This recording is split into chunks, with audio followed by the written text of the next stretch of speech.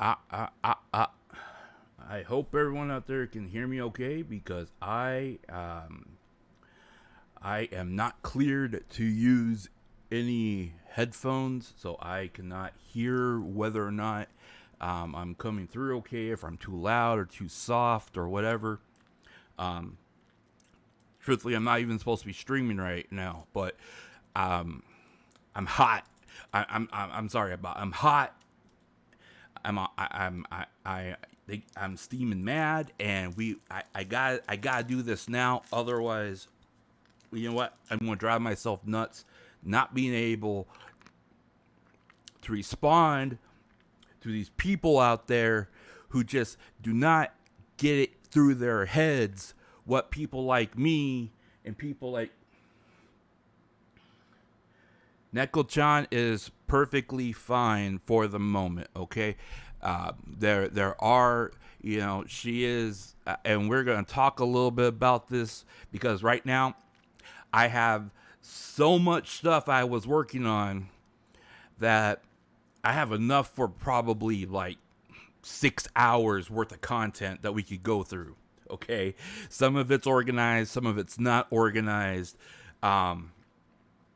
Depending on how many people show up right now, I can go for 6 hours, 8 hours. I mean, I got plenty of energy drinks here.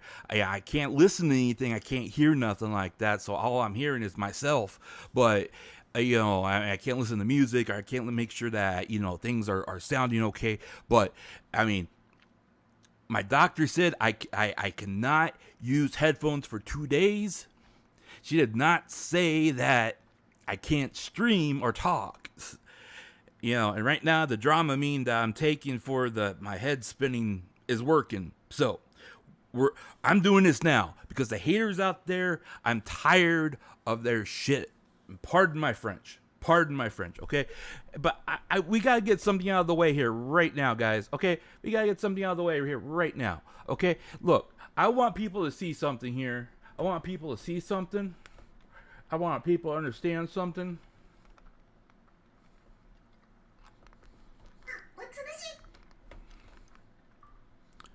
This is Russia, okay? We're going to start with the basics, guys. We're going to start with the very basics of the basics. This is Russia, okay? And for you haters out there that decide to come in here and send me DMs and send me emails and send me all these things and post everywhere, say you should stop talking about her, because Russia is the one that did something wrong. This is Russia, okay? She is a 2D model that's owned by Covercore. Do you understand that, haters, antis? This here is Russia, okay? Now there's a voice actor, there's a talent behind this that voices this avatar, okay? But even then, as Russia, it is property, the recordings and the videos and the pictures and everything else is property of Covercore. Okay? What people like me are fighting for is to save them from destroying the property that they're threatening to destroy, to wipe off the internet. Is that so hard for you to understand, haters? Annies, is that so hard for you to understand?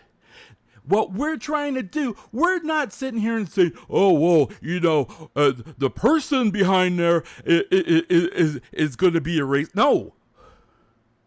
We're trying to save the data that has already been recorded, that is property of Covercore that they're threatening to delete. How hard is that for you to understand? You want to talk about somebody who did something wrong and should be punished for it. It's the voice talent behind this character has lost her job. She is now currently being hated on by people like you. She is currently being harassed online, offline, through her email, through social media, every single avenue that's possibly available that you guys have dug up. You guys are harassing her on. That is public stigma. She is paying for what you think she did. Not the character, not this right here, not the recordings that have been happening for the last 2.5 years. Okay, now we will get to the talent here in a second, okay? So hold on to your thoughts there about, well, what about Mickey Nico? Okay, we will get to that. But right now, I want it completely clear within the first 10 minutes of my stream. This is what we're trying to save. Not because we're infatuated, not because we're having some parasocial relationship, not because, well, we're going to lose our waifu. It's because the talent that is there is gone, but yet the character is a fundamental building block of Hololive. You do not knock out one of your core pillars as the foundation of a building and say, well, the building's still going to stand. You don't do that.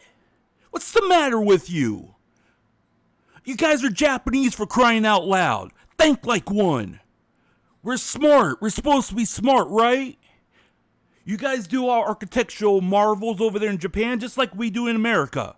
Use your freaking brain. Yes, I'm hot. I'm hot because I sit here and I have all these guys that are sending me messages. You should stop talking about her. Why? Give me a reason why. Because you know what? The only reason why you know I'm talking about her is because you're in my stream right now. Or you come look later. And guess what? You're giving me views. You know what? You want me to stop talking about her? Stop clicking on my links. Then maybe I'll stop talking about her. Because people are not going to be interested in what I have to say. But no, you guys come in here and you bully every single person who supports her because we want to support her. If we're wasting our time, why are you wasting your time coming to us and hating on us? You spend more time hating on her and hating on us when you could be doing something productive with your life.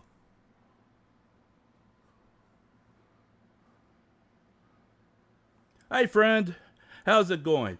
I am hot right now because I'm just telling the chat right now that look, I'm getting people that are constantly sending me messages saying, you should stop talking about Russia. It's in the past, okay? She did something bad and she's being punished for it. It's over with. No, this right here on the screen is Russia. A 2D VTuber model that is owned by Covercore. All the voice acting that happened with this model is property of Covercore. It is not Miki Nico. She may have voiced it, but guess what? Covercore can still make money off of this. They still make money off of Coco. They make at least $16,000 off of Coco just on that ad revenue. And people still go to her channel and watch her streams. Okay? So you cannot tell me that leaving up her channel would be a waste of time when Covercore can still profit off of her channel. Okay? And matter of fact, let me prove that to you. Let me prove that, because everyone else seems to say that this site here is, you can swear by it. Okay, well, if people over here say we can swear by this, the number 2 person right now in Super Chat revenue is still Coco. Okay, let's go look at her. Let's go look at her stats. Okay. Yeah, it's on a downward trend because you know what? She's no longer active. She hasn't been active for a couple years now. People are clearing out, people that are no longer active. So they're her subscription is going to go down. But let's go look at her views. Oh my gosh, look at this. She is still getting on average anywhere from 16 to 22,000, 39,000 views on her channel per day. You cannot tell me that they are not profiting off of this abandoned channel because it's still part of their company. It's still part of their property. Anywhere on average, this channel gets anywhere from 16,000 hits a day. Okay? Now, with ad revenue alone, they make 16 grand at least per year. Okay, and that may be pocket change, but you know what? That's pocket change that they don't even have to pay somebody to do anything with. Okay, now let's go back. We're going to go back because I'm hot. I'm sorry, chat. I know I see you guys talking, but right now I am hot and I'm not going to completely answer anybody yet until I'm done ranting, okay? Now, we're going to go. Who got insulted? I got this, okay? No, I didn't just get this. Every single person out there that supports Mickey Nico and supports the cause to saving this channel got this. I am hot. Okay, I am hot. Look at this. Right now, 84,000, 83,000, 108,000. Okay, this is after she has stopped streaming, guys. After. She hasn't streamed since back down here. Okay? She has not streamed. But yet, look at the numbers. The numbers are still up there. 80 some odd thousand. Right now, Covercore still makes, on average, right now, based on these numbers, they still make around 80 grand of ad revenue. Okay? They still have membership and member-only streams that are locked behind a paywall that people still pay for. That's another $4.99 a month. How many people still have their membership? I do. So don't come tell me, oh, it's a waste of time. Well, you know what? I am trying to figure out, and I will actually show you guys exactly right now, because I was waiting until Thursday, but right now I'm freaking hot. I will show you exactly why Covercore is caving to this right now. You guys want to see it? You guys want to see it? Okay, we're going to show you right now why they're caving to this, okay? Now, obviously, I mean, hey, let's look at the numbers here, okay? I want you guys to see this, okay? Look at this. I want you guys to see this. Actually, hang on. I got this all in slideshow format because it'll make it a little easier to navigate. So hang on.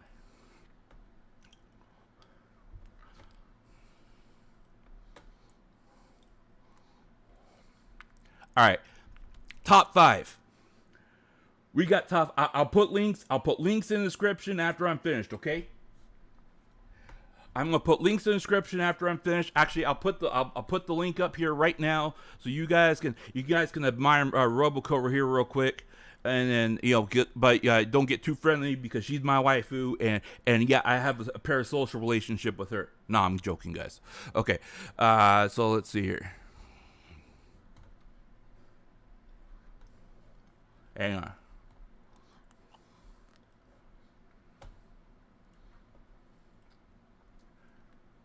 Yeah, you clippers out there, you go, oh, look at that. Look at this guy ain't sitting there saying that he's protecting Russia likes Roboco. Yeah, clip that. Clip that.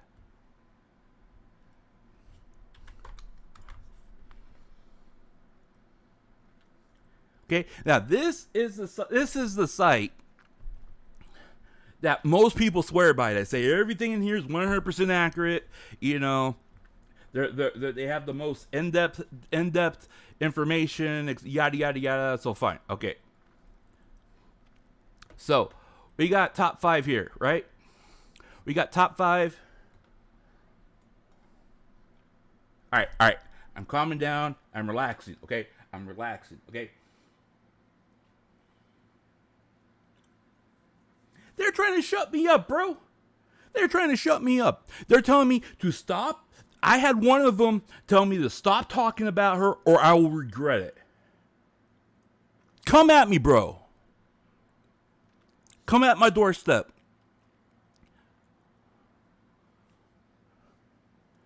You want to come at me? Come at me. You know what? I built this channel from scratch. I can build another one from scratch. It's not that hard.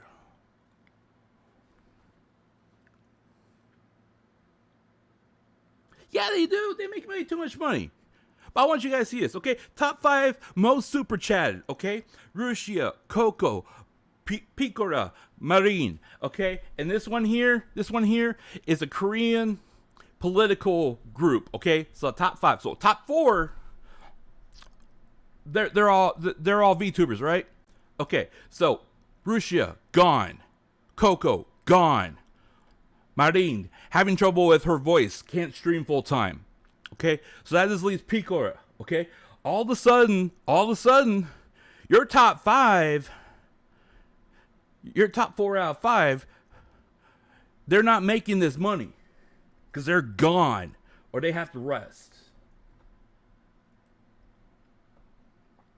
I'm hot because people are coming around and dissing everyone who is supporting Mikiniko and they're dissing Russia. They're dissing anyone who is trying to save her channel. And they're bringing it at me. And you know what? You can keep bringing it at me because I'll just keep talking. Because you know what? You can come you can come diss me. But you know what? I got a voice.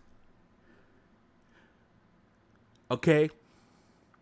I still got a voice. I still got a mic. And guess what? I can talk about this. But you cowards out there, you cowards go after Mikiniko, who you know cannot talk about this and cannot respond to you. So you cowards out there go after her. But you know what? You bring it. Now throw it right back in your face. Because I'm sick and tired of watching all you little spineless weasels out there. Oh, yeah, she broke my heart. You know what? It was healthy for her to break your heart. Because now you're back in reality, but you can't handle it. Get a grip. Do something with yourself. If you hate her that much, become a next Corey. And then guess what? I'll talk trash about you too. Hell, he makes enough money ruining people's lives. Go out there and make a YouTube channel. Don't sit there and bully a 20-year-old girl and think, oh, I accomplished something with my life. What? No. Not cover all the Annies out there, all the haters out there. All the haters out there, all the Annies and haters, they are sending me messages left and right saying, oh, you need to stop about her, or you need to stop talking about her, or you're going to regret it. I ain't going to regret nothing. This is my time. I choose to do what I want with my time. I ain't obsessed with her. You know why I talk about her so much? It's because people like you don't let me talk about nothing else. You know what? I would sit here right now and I would have everyone in chat sit here and tell me to shut up about how I'm gushing over Roboco. I want to talk about her. You know why? Because she's my number one. Okay? I love her to death. I ain't like in no parasocial relationship with her, but I love her content. I love watching her. You know why? Because she's different. She's different from all the other Hololive girls. Same with Mel. I'd rather be talking about her. Not because of some trash that's going on. Not because of you guys. Not because of the Annies out there. I want to talk about them because of their content. But instead, I have to sit here and explain to you morons out there exactly why your hate towards Meek and Nico is so stupid. And I ain't hating on chat. Chat out here, it feels the exact same way. We're tired of you guys. Leave the girl alone. You want to see how much she's losing? Let's talk about how much she's missing out on, okay? Top 10. Everyone, look at this. Top 10 super chats, okay? How alive? In Korea. How alive? And then we got the odd man out here who's chilling with all the women, okay? And how alive? All right? Top 10, all Hall Life. Okay? Now, I bring this up for a reason. And we're going to talk about this right now because I might as well. It's 2 a.m. My ear is hurting like hell. But you know what? I am hot. Okay? So we look at this. All right? We got, top 10. Hall Life's doing pretty good. Everyone out there thinks Hall Life is doing pretty good. Okay? Everyone out there thinks All Life's doing pretty good. Okay, yeah, it looks pretty good from the chart, right? Okay, yeah, so we're going to move along here. Okay, yeah, everything's good. Everything's happy. Everyone's doing just fine. We're going to be smiling and grinning just like Russia, just like Russia here on the screen. And, and then we move along.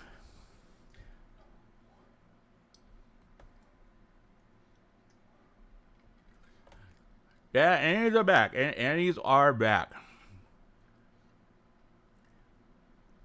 And I'm waiting for my screen here to refresh because I think that I got lag going on here on my screen. So hang on. Okay.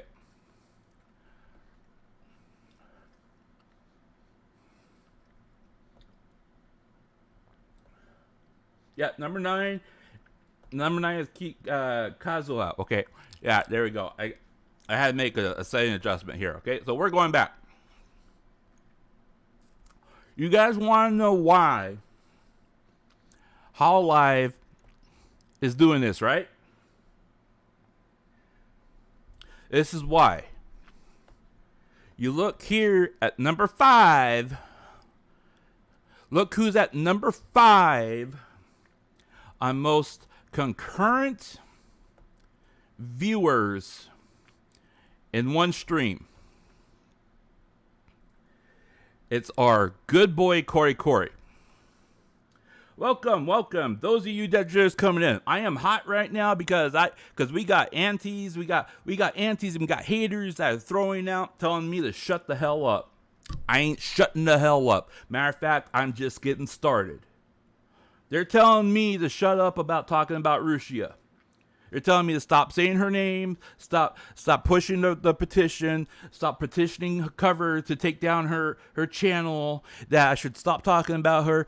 And one of them even said that I'm going to regret it if I don't stop talking about her. So we're going to talk about it. We're going to talk about it until either my throat is dry or I pass out. Or I decide to call it a day. One of the two. Okay? So yeah, our boy Corey. 481,000 concurrent viewers. This is what Covercore is afraid of, guys. This is what Covercore is afraid of. Okay? You guys want to know exactly why Covercore is so insistent on trying to make this hush-hush. It's because this moron here who destroys lives gets this many people bottom feeding on gossip. What a surprise here. Sorry you're late. For those of you who are just coming in, we are talking about the haters and Annies that are trying to silence me. Somebody who barely gets 31 concurrent viewers.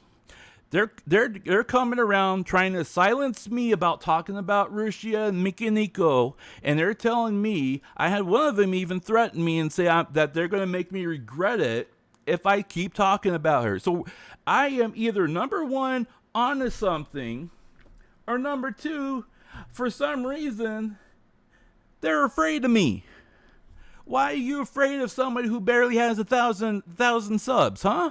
Why are you afraid? This is why they're afraid. Because I dig down to the bottom, I find the information, and I bring it forward. Okay? That's exactly why. They told me to stop digging. This is why they're telling me to stop digging, folks. Because this guy, this bottom feeder right here, this bottom feeder who barely got out of the entire...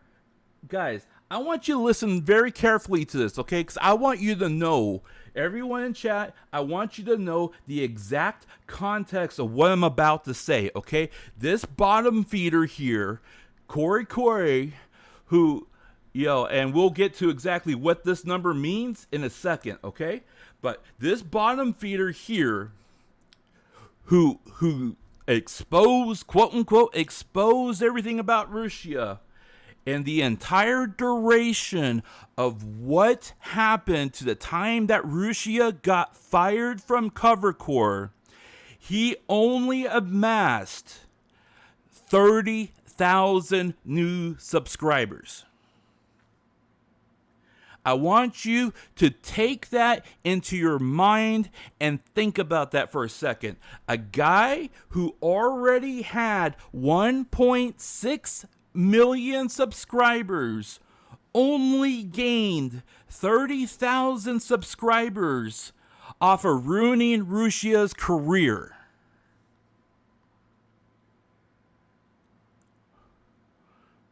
Okay, Covercore, and we'll go through the numbers. I'm going to show you the numbers here in a second, okay?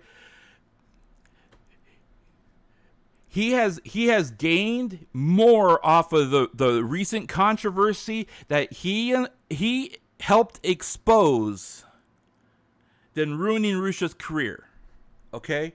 He gained 30,000 from that. He gained almost 400,000 off of this recent controversy that he exposed.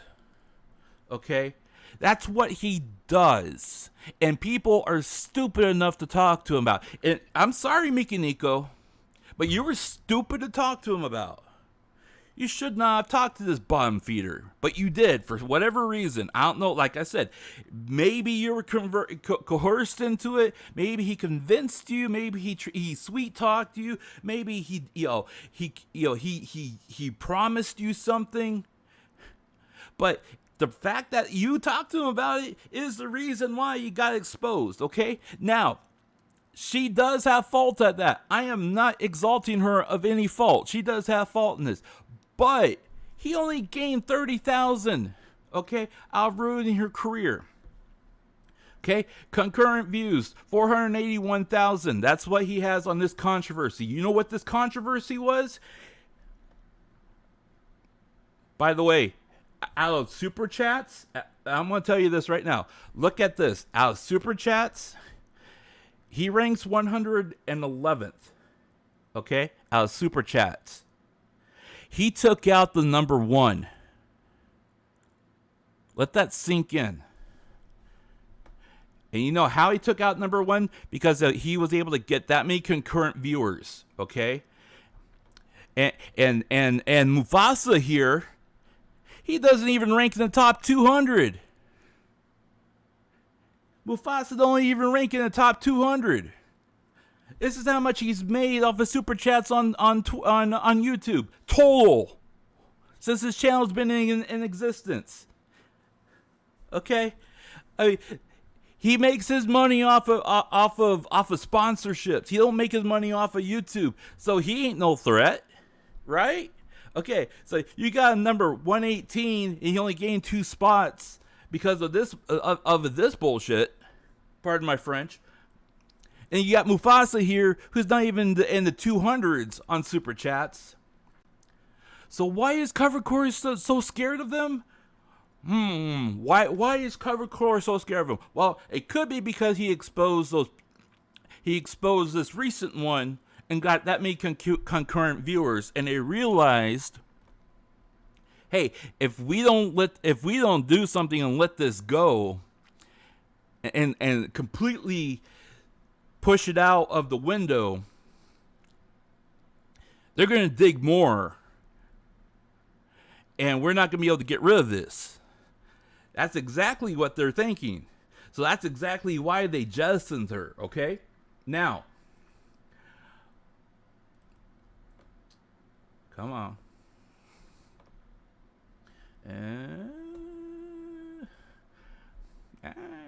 Close. Stop it.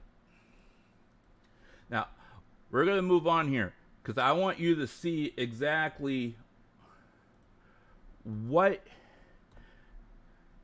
they are going to lose because of this.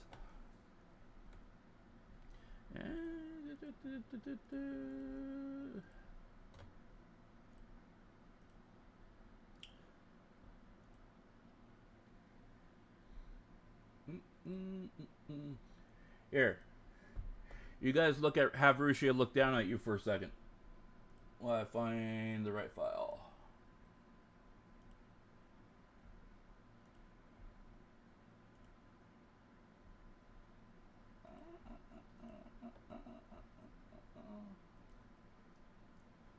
Oh, there it is.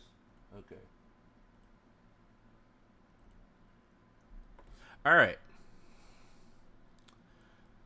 So this is exactly what's going to happen, okay?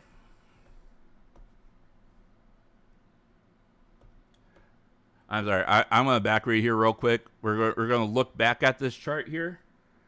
Now that we've gone through all that. G to the U saying give up to the hairs. Yeah, exactly. What kind of grid? Okay. I don't get why the company is getting hate. What is what they did wrong? Okay, so if the company doesn't get rid of Rusia, basically what ends up happening is Corey, who claims that he isn't stirring up the haters and antis, which he is, continues to feed them information that they can use against Rusia and the company, saying, you're letting this immoral person portray all this stuff and saying that they love us and they're taking advantage of us and she's taking our money. And it just so happened that she put out her birthday celebration commemoration, which had a quote unquote engagement ring in it. So, supposedly she was making money off of this fake engagement promise that she was feeding to her fans. And of course, you have so many people eating it up, and they're in this parasocial relationship. Oh, I'm getting a slight little sliver of a promise from Rusia that she's going to be forever bonded with me. Okay, that's the fantasy that they are feeding off of, and then they're digging into those people that have this parasocial relationship, saying that Covercore and Rusia used you and they betrayed you and she was unfaithful to you, so you should hate her for being unfaithful. That's what it amounts to. Okay, they're hating on her for, number one, a relationship that didn't happen. Number two, with a relationship that as far back as 11 years, people, Mafu proved that even 11 years ago, he wasn't in a relationship with her. Okay? Look. I want you guys to see this. I know we're segueing here a bit, but I want you guys to see this. This is, you guys have all seen this, or most of you guys might have seen this, okay? This is a screen capture of Mafu when he was supposedly trying to prove his innocence about what that him and Rusia weren't in a relationship, okay? This is a screenshot, okay? Now, this is what everyone's running with. They're like, oh, they've been talking since 2018, okay? So, yeah, this screen capture is from 2018. And this whole thing here even confirms what was going on right now. That somewhere, somehow, somebody said or accused Mafu being in a relationship with her, and she was apologizing for the inconvenience. And he's like, don't worry about it. We're friends. I'm your friend. That's all we are. And I'm going to make a post and clear this up. This happened in 2018, guys. Okay, now if you even go back into the gossip columns, you know, and they do digging. Okay, look at this one here. I want you guys to look at this. This one here, which everyone says, oh, look at this. They've been talking since 2011. They've been friends since 2011. And if you look at the evidence, people, that everyone is saying is, this is the smoking gun on that, how unfaithful she is. This tweet here was sent in 2011 when she was supposedly dating someone else. But everyone was saying, no, she's been in a relationship with Mafu since 2011. Then how could she have been dating him and dating this other guy? Because he knew about that. He knew about that other guy. And they were all friends. This is how stupid it is. And this is their proof, people. There's no proof in here. I love you. You know what? The proof that is the other smoking gun, and I know I'm segueing really, really far, but we got to talk about this right now. The other smoking gun out there is that she supposedly sent this hateful message to this other guy that, you know, I'm going to ruin your life. I have this important boyfriend and all this other stuff. Okay. Now, at the surface, people are like, oh, that's the smoking gun, guys. She said she has a boyfriend. But the guy waited 3 months to tweet, I'm fearing for my life now. But he used a message from 3 months ago. You know what happened? He was this really, really, really small musician that was out there that happened to know her. Okay? And you guys know as well as I do, when there's a girl that you like, but she don't want to either hurt your feelings or she does just not interested, what do they say? I got a boyfriend. Even if they don't. I mean, come on. How narrow-minded do you have to be to not recognize she didn't offer any proof? She just said, I have someone very important to me. I have a boyfriend. You know, that's code for leave me alone and stop asking me out. But you know what? I bet you anything he kept on insisting and he kept on getting rejected. And that was the exact reason why he released it, because he was so mad that she wouldn't go out with him. You want conspiracy theories, Annies? You want conspiracy theories? There you go. Use your brain. Because that's exactly what people do when they don't want to hurt somebody's feelings. They make up excuses. Hell, you know how many women I have told no to? And I said, no, I'm sorry, I'm taken. Oh, who you dating? No one you know.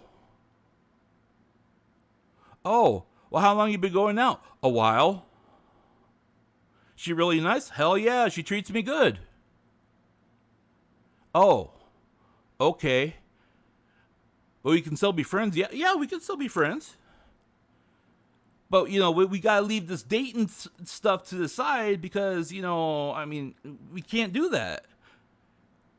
And then she wants to keep talking to me. She keeps talking to me. She's going to have her feelings hurt. But she ain't going to go psycho like these guys are. That's exactly what happened. There's my conspiracy theory. Prove me wrong. Annie's haters, prove me wrong. You can't. You can't with the evidence out there. Because my theory is just as solid as yours. Actually, it's more solid. Because I can connect all of the stuff out there together and still prove that my theory holds more water than yours.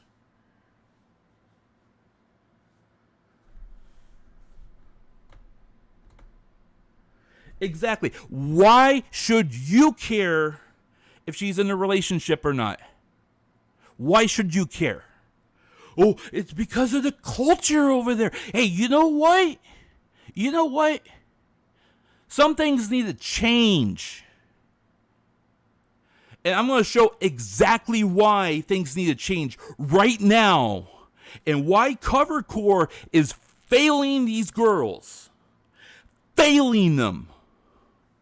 Okay, we got top 10 here. We got Mr. Bishop down here, Bishop Bruno Leonardo. I'm sorry, my man. I know you're up there in the top 10, but when you look at your numbers, all that money there is from one donation, and that's why you're there, okay? So unfortunately, you're going to have to make room for number 11 here, which happens to be our Hall Life girl, okay? So this is top 10 in Super Chats, excluding this is top 10 Super Chats minus Mr. Bishop here and the other guy from the other agency, okay? Now, I want you to take a look at this, okay? We take him out, she moves up to number 10, right? Okay, so we take him out, she moves up to number 10, okay? But wait a minute, Coco ain't here, okay? Coco ain't here, so we take that out, right? So we're going to have to replace Coco, right? Okay, so we're going to have to find someone to replace Coco. But wait, next year, Rushia is gone, right? So we can look at Gura. Gura is number 14. Guys, I want you to let this sink in. Gura is only number 14 in Super Chats. And she has how many members? Okay, let that sink in for a second. Okay, Gura has what, 4 million, going on 5 million maybe, and this is all that she's made in Super Chats, and she has 3 to 4 times the audience of Russia. Okay.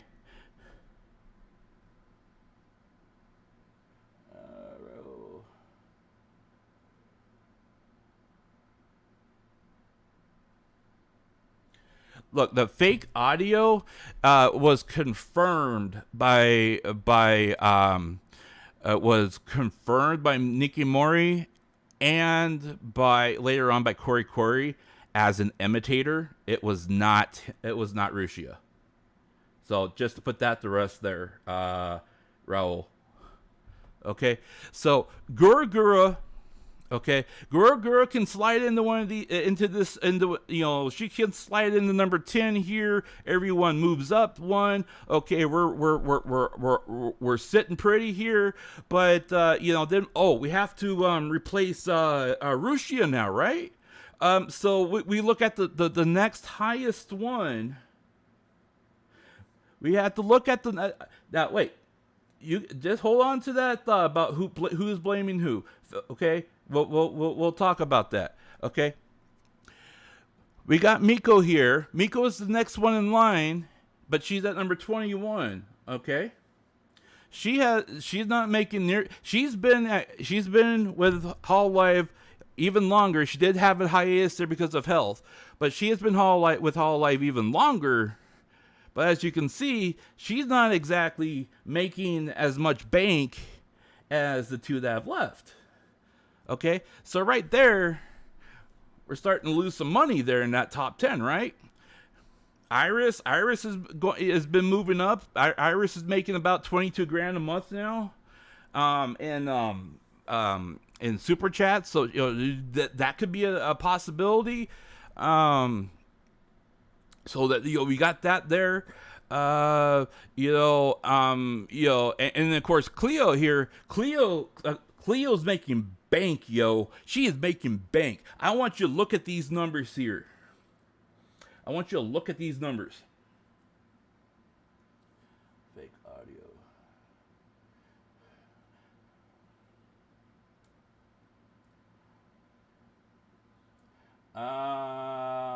Alvin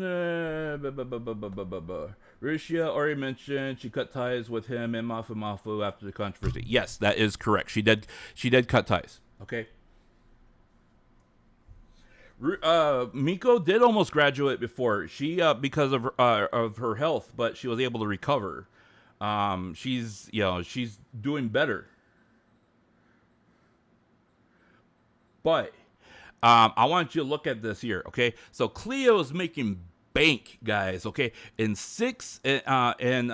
the 4 months that she's been with Hololive, she is averaging $137,000 a month. Okay? So if she keeps up her current momentum, she'll make $1.6 million per year for Hololive, okay? But you guys got to look at this. Hey, Wiley, how's it going? But you got to look at this here, guys, okay? She's streaming 6 times a week, okay? She's only taking 1 day off a week. So, how long can she keep that up for, right? She can't keep up 6 streams a week. I mean, look at Gura. Gura was trying to do 6 streams a week, and she got burned out quick, okay? Now, there's nothing to say that she can't keep this up and make that much money in a year. But at the rate that they're going right now, we'll get to that, Adrian. We'll get to that in a second, okay? At the rate they're going right now, for every person that they fire or that they let go or they have to have graduate on them, they're going to have somebody doing this kind of product of this type of quality to replace the ones that they're losing. Otherwise, they start losing money because they have to hire more people just to compensate for what they're losing, guys. Okay, so you have to hire more people, which means you have to pay a base salary more than what you're paying, and hope you can recoup that cost in what their product is. Okay. And when you start saturating the market the way the market is currently saturated, and you start saturating even more and more and more, pretty soon people stop watching because there's so much out there. There's not enough people to watch to compensate for how much content you're putting out there, right? So you either have to get people that are doing Chloe type of streams I want to do a comparison, guys, okay? Because Chloe, she is currently streaming 6 times a week to make this much money, to make that per year, okay? And we'll move along here, and then we'll come back. Miko's dropping, okay? So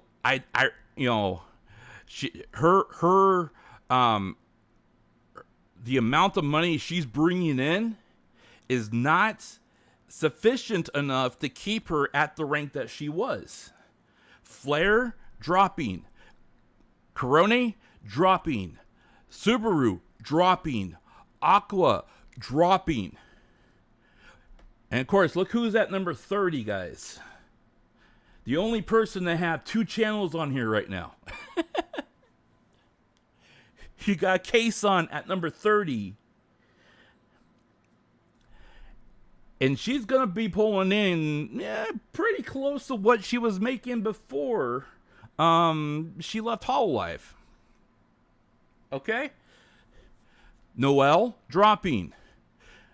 Okayu, she's climbing, so that's a good sign. We got we got Ayami. She's climbing, so which is good, but their numbers aren't anywhere near what they were, or what they're losing. I mean, Noel, Okayu, and Ayami, they've been with the company for a while, and their numbers aren't even matching what they've lost with Coco or with Rushia, right?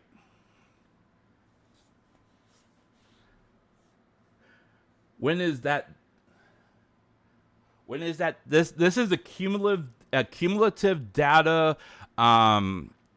This is a cumulative data of the total cumulative data based upon yesterday's date, all the way back to as far as they can pull. So it's lifetime. It's all lifetime that they can pull. It's based on all the data that they can pull. Okay? So Amelia Watson, she's climbed up 41 spots. Okay? So she's climbed up 41 spots. But even her, she's this number here does not count what she has what she was able to pull in with her fundraiser. That metric and algorithm discounts what goes into her total here. It goes into a nonprofit fund, so it does not register here. Okay, so that number is not included. Okay, so if you look at Kason here, from the moment that she debuted, her subscriber rank went all the way up, and then she's on an upward trend, right? Now, based on the 6 months of data, she'll be able to get 1.3 million a year off of the 6-month sample that is currently in here. Okay, so not too bad. All right.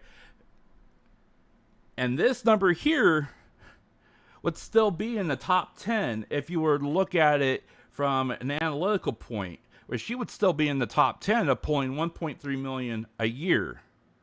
Okay, she wouldn't be, I don't think she would still be number 1 or number 2, but she would probably be somewhere in the top 5.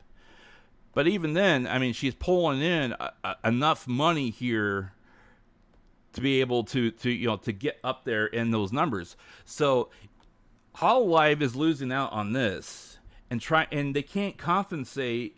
They have to either compensate with more people under their employment, which means they're spreading out their subscriber base even further because they're all streaming at the same exact time. That means that they either have to continue to expand their viewer base, or they risk shrinking their viewer base because they have more talent out there than what they're trying to pull in. Okay, and that's what we're starting to see, guys. Ho! Thank you for the donation. I appreciate that. I that's the first time I've actually heard the donation live on my channel. So thank you. I don't even ask for donations, guys. So I appreciate that. Even if it's just $2, I appreciate that. That's great, guys. That's great. Okay, so I'll have to edit that out. But I'll have to edit that picture out, but let's see here. So let's go back into our deal here, okay? Rushia's subscriber base is still on an upward trend, even though she hasn't been with the company for over a month now, guys.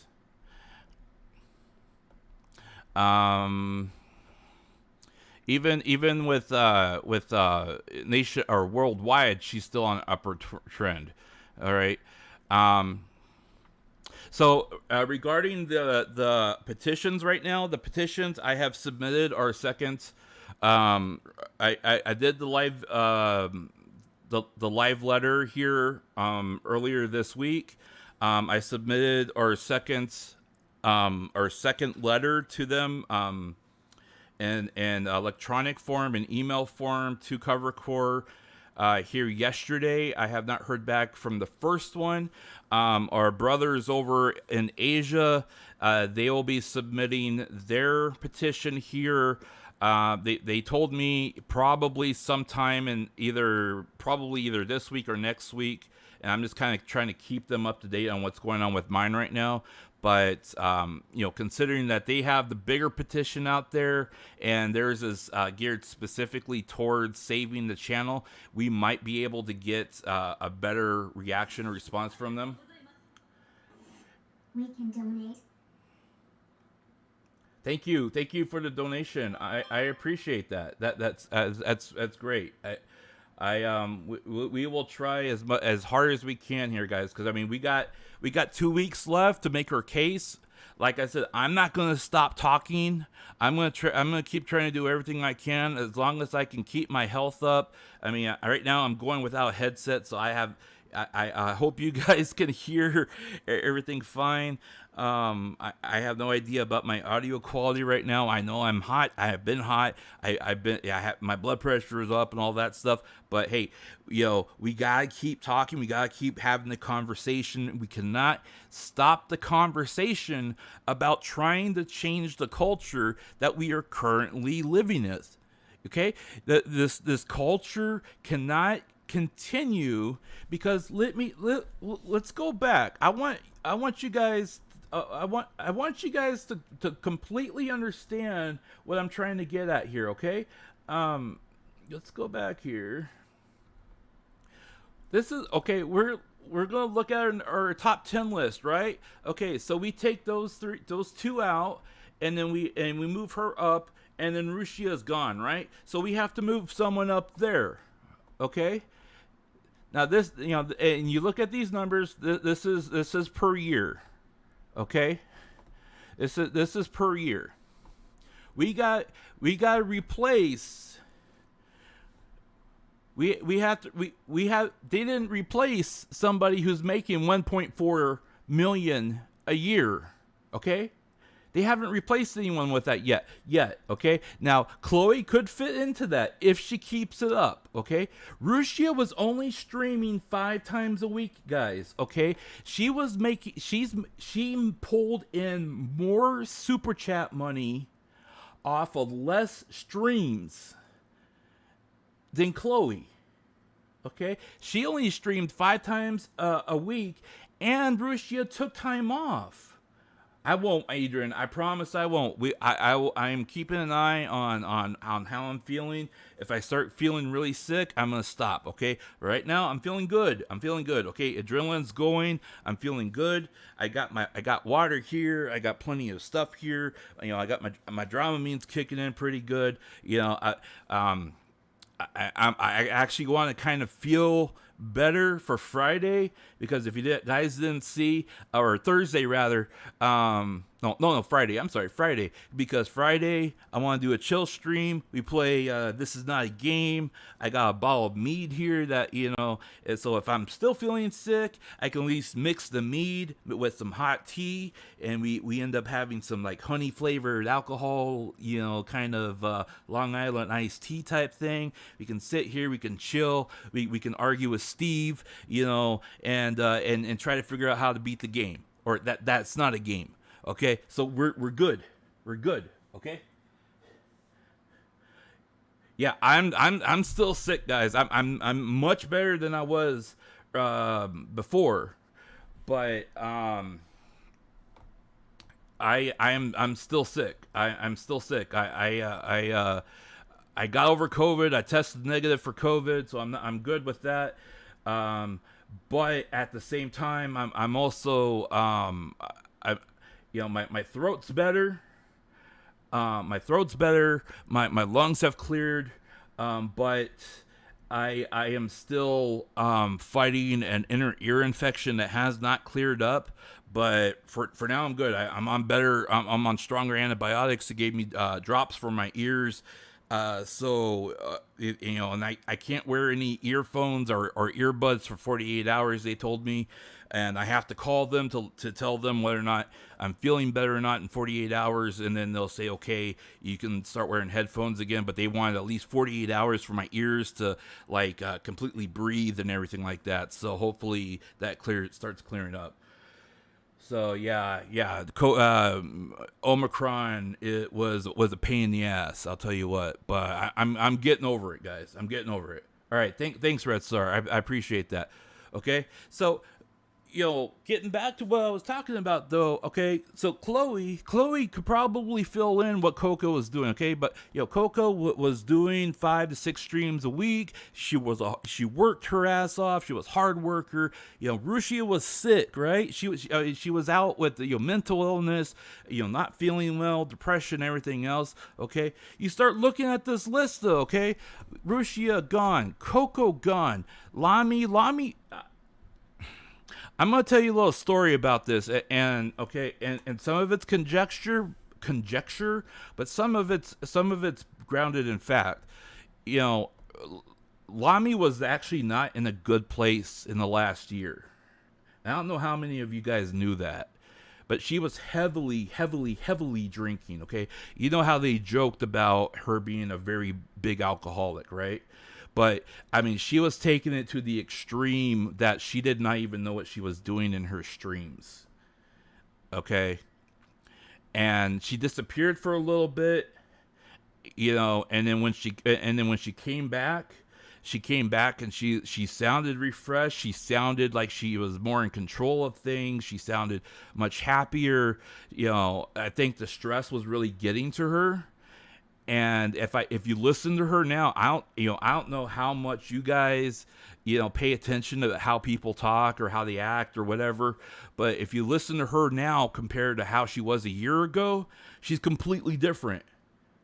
She was completely different, guys. She sounded like she was completely either like stressed or depressed or something like that. Okay. So, and she was working her butt off, I mean, she's still working her butt off. Look at what she's doing here with her performance. If we go look at her data here, see if I can pull her data up here real quick.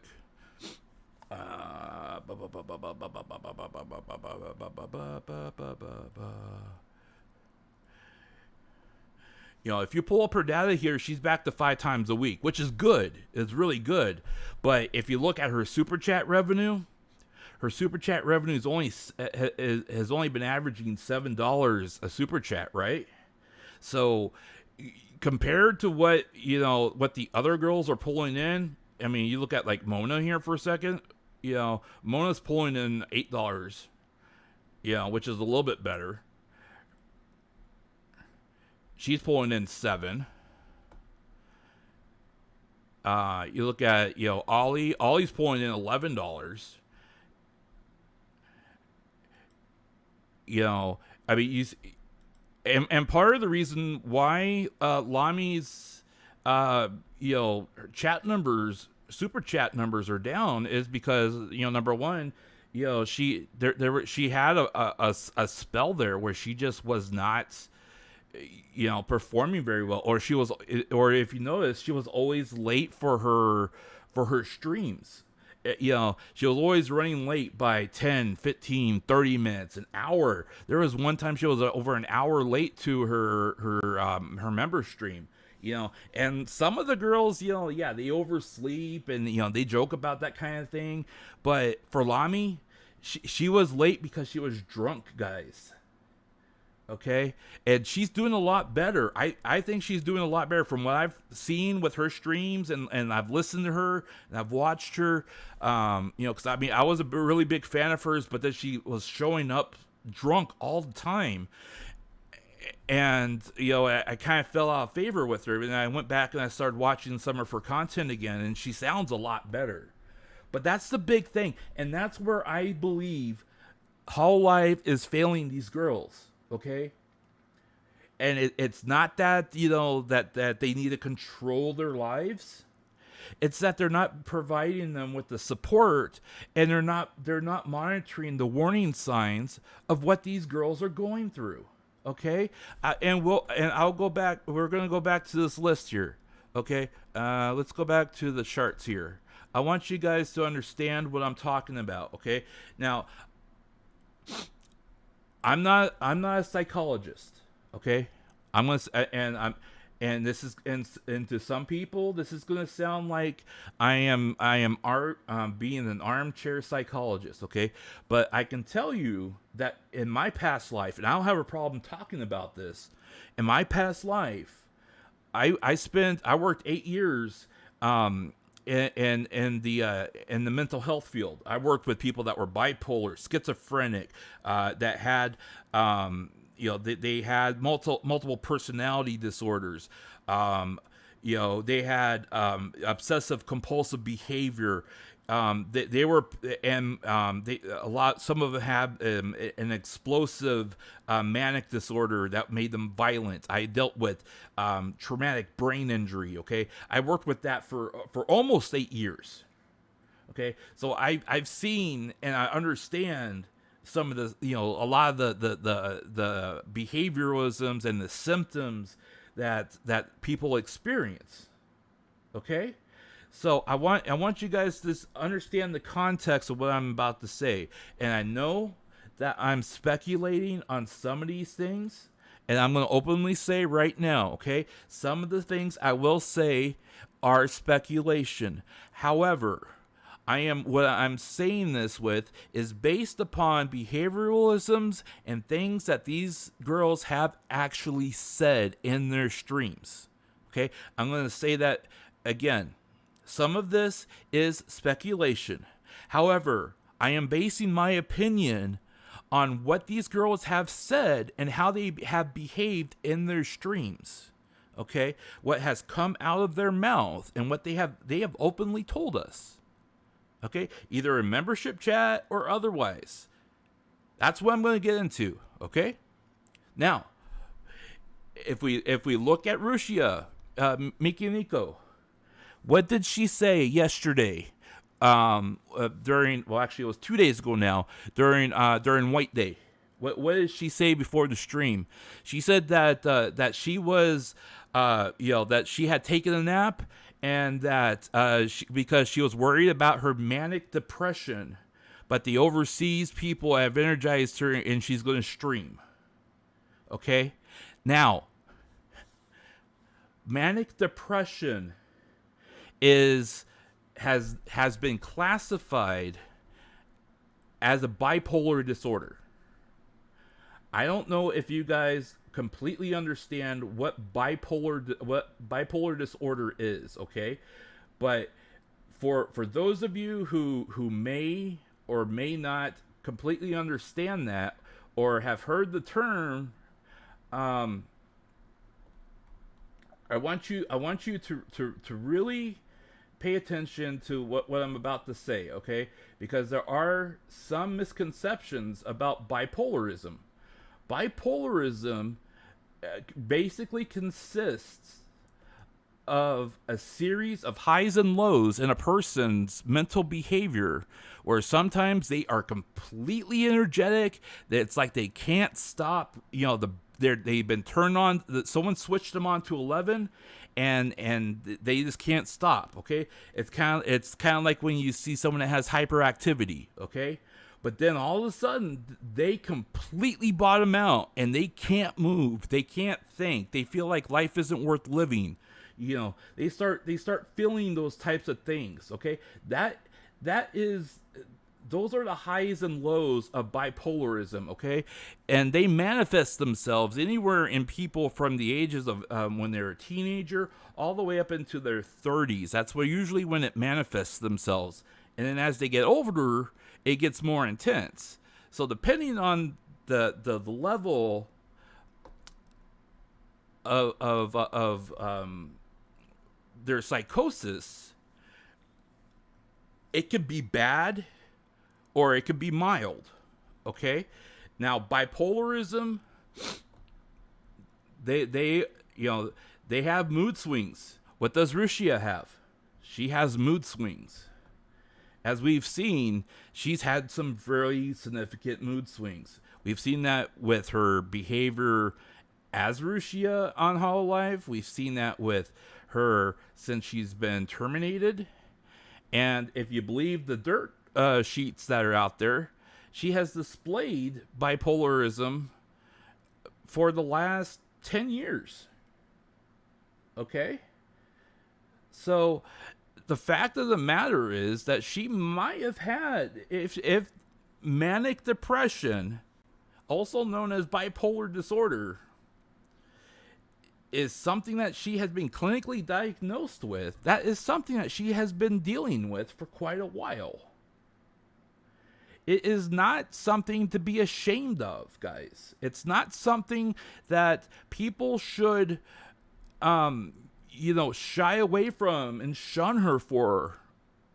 And the fact that she has gone through all this stuff and that she has done, what she has done, whether or not she did it out of desperation or because she felt desperate, has a lot to do with what she's going through in her head. And people need to understand that and not victimize her because of it. Okay? She has highs and lows. If she threatened that guy, she could have been threatening that guy while she was very emotional, while she was having one of those highs or a manic episode. And that could have really affected what she was thinking. So yes, she's going to lash out. Okay? Now, I want you guys to understand this too, okay? And this is all this info here on the side, this all comes from the Mayo Clinic, okay? This is not coming from me. This is from the Mayo Clinic, okay? People with bipolarism or manic depression have depressive episodes that may include things as low energy, low motivation, loss of interest in daily activities. Mood episodes last for days or months at a time and may be associated with suicidal thoughts. What are the things that these Annies have been blaming her from and saying, oh, look, she's just trying to get you to sympathize with her, and she has said this before. People with manic depression go through these things when they have traumatic experiences. You know why? Because and what is associated with manic depression is post-traumatic stress. It's a related condition. Okay? Other related conditions include psychosis, schizophrenia, clinical depression, post-traumatic stress disorder, postpartum depression, and anxiety disorder. What was she talking about this morning? She was trying to remember whether or not she had taken her medication because of her anxiety. And then you start getting into eating disorders, and then you start getting into premenstrual disorders and postmenstrual disorders. There are many things that are related to that can be triggers for bipolar disorder. It is not something that you can rationally think about. They do tend to start having a pattern where if they have if they have cycles, if they can identify the cycles, they can be aware of their cycles, so they can start managing it better by managing their life. But until they work with a psychologist and a psychiatrist for medication and to examine the disorder in detail and be able to monitor it, they can maybe figure out a pattern. So, okay, she has 10 days where she is either good or high. And then she has 5 days where she starts crashing. So those 5 days, she needs to start preparing for the however many days where she's at those lows. And when she's at those lows, she has to be able to have a support system in place to get her through those lows. Otherwise, you end up with people that are victimized. You have people that end up having relationships outside of what they should be having, out of desperation, because they need to feel wanted. They need to feel like someone cares. And that's it, maybe exactly where she was at. Perhaps that's why she was reaching out of Hololive. Because she was looking for someone to actually support her. Right now, we're all scattered. Everyone is scattered. Everyone's broadcasting from home. We're just now starting to be able to start doing things together. You know, they're starting to be able to have off collabs and get together for those things. But for a while, everyone was scattered.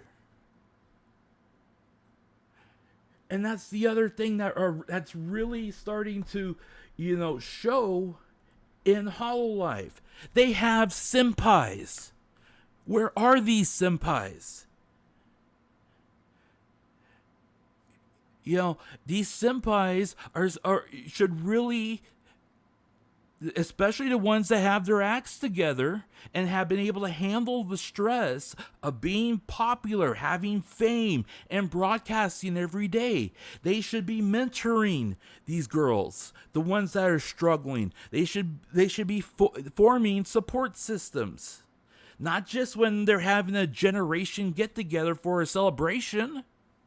Where is it? How come Hololive isn't encouraging that? Why do they keep letting their biggest money stars go through these things alone? Let's go back to this list, guys. I want you to look back at this list. Rushia, she has depression, manic depression. Coco, she's gone because she had to deal with all the hate, okay? Picora, she seems to be okay. June, I'm sorry, my man, but you got married. You got 1.8 million for your marriage. I'm happy for you, but you're not Hololive, okay?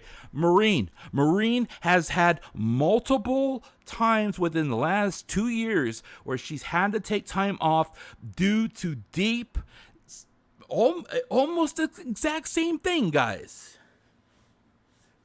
Marine has taken more time off because of depression than her throat. Think about that. She literally said on stream, and this might have been a member stream, but I don't remember off the top of my head. She literally said, guys, I cannot get out of bed. I'm talking to you on my phone.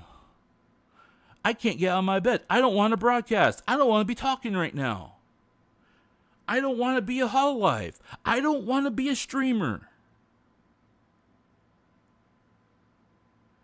Because she was so depressed. She was so burned out.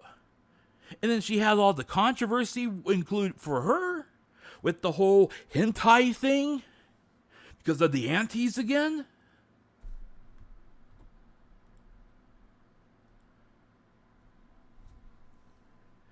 Tell me something, guys.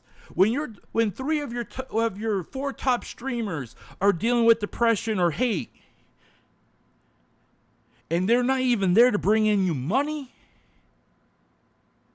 you can't tell me that Hololive is doing a good job.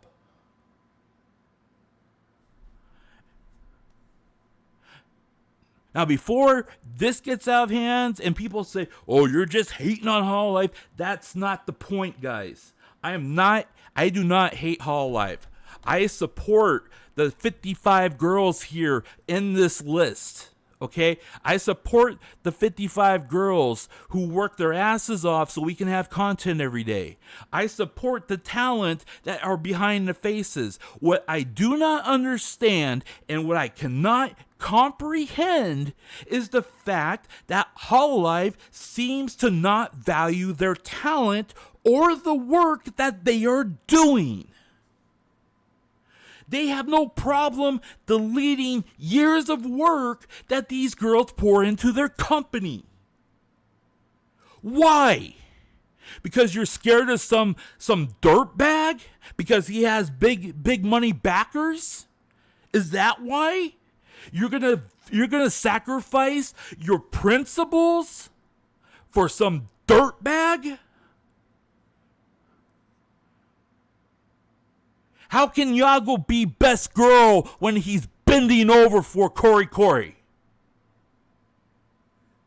I'm sorry, Yago. It's the truth.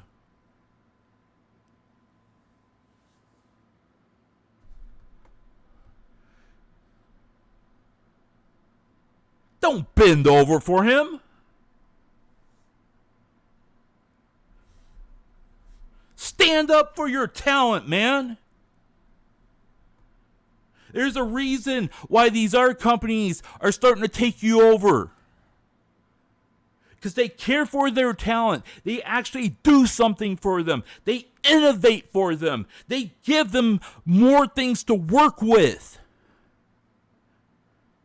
You leave these girls out on their own. Why do you think these girls flourish once they leave Hololive and make just as much money without your brand? Because they do it themselves.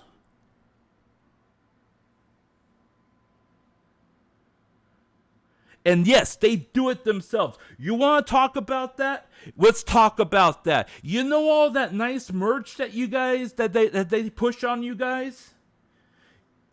I want you to know this. You know all that nice merch that they put out for you guys. The merch, all that merch that it costs a couple $100 if you want the whole set. They have it up on their streams every day. They keep reminding you of it.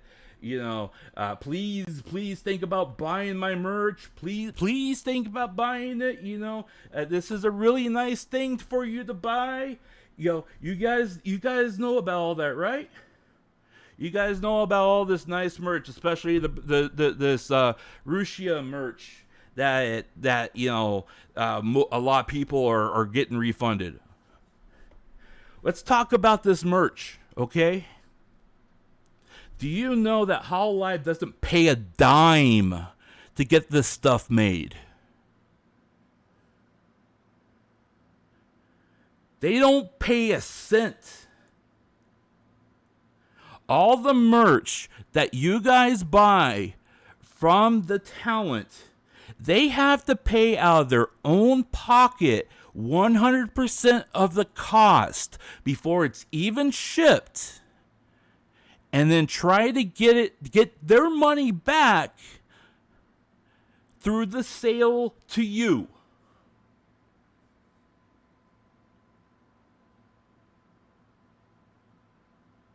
Think about that, guys.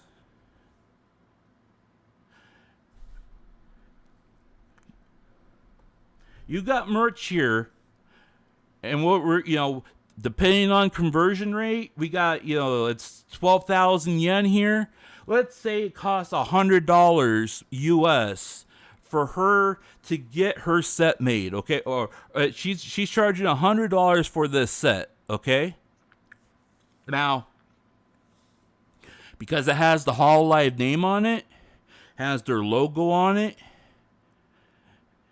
Hololive gets roughly about a 25% cut right off the top, okay?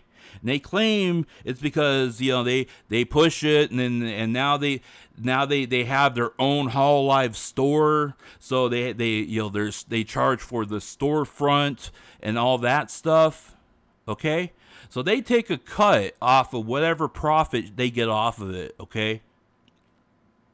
Now, depending on the quality and depending on what they're selling, they only get maybe a 10, maybe a 15% profit off of whatever they sell, okay? And that's after everyone else gets their own cut, and they recoup the cost of the manufacturing of the product. That does not count the fact that they have to pay artists to design said product. And these people are, they have to pay a commission just to get the art done. Okay? Now, you'll see a lot of people now, especially in Japan, a lot of, they went from doing 3D models to doing these acrylic 2Ds. That's one way. That's one of the ways that they're able to cut down the cost because of the material, the quality, and the fact that the artwork only has to have two sides developed and drawn. Okay, but when they were doing 3D stuff, that stuff, they were paying a boatload of money just to get that made. And then when you listen to Ina had to really try to find somebody to be able to do her big ass mascot. And she couldn't find anybody that could do it at a decent price. So the price was really extraordinary. And they have to pay for this out of their pocket. They have to guesstimate how much you guys are going to buy into what they're pushing here. All right? That's why they give a window of opportunity for you to purchase before they close the window. But they still have to put a down payment on to the manufacturer for said product before they will even agree to it. And then they have to pay the rest of it just to get it made. And then recoup the costs later. So if you have, say, 1,000 people buying this, she may have had to pay, 6,000 yen, 6,000 yen per 1,000. So that's 600,000 yen that she had to pay out of her own pocket just to get it made and then try to recoup the cost.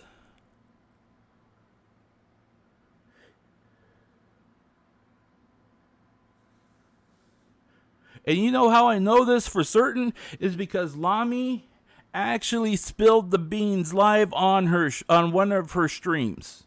One of her drunk streams, by the way. She was sitting there.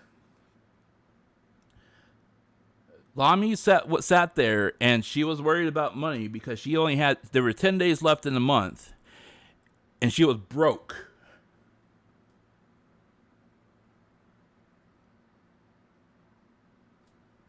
All right, she was broke. She didn't have no money. Everyone was asking her why she didn't have any money, and she spilled the beans. She said, "Well, I had to make the final payment for my merch today." Everyone's like, "Wait, what? Make your final payment? What do you mean final payment?" And she said, "Well, we have to pay everything up front, the manufacturing and cost for everything that we." For all of our merch before they make it, so it's in the warehouse for it to ship, and then we get our payment after it's shipped. So we have to wait for it to be shipped so we can get our money back. So until then, she didn't have that money. She didn't have all the money that she spent on the merch. So people started sending her super chats, and she's like, "Guys, don't send me the super chats because I'm not going to see that money till next month anyways. I'm still going to be broke."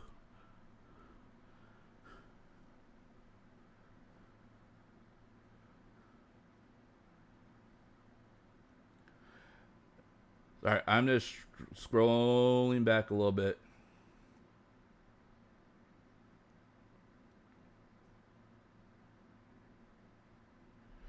I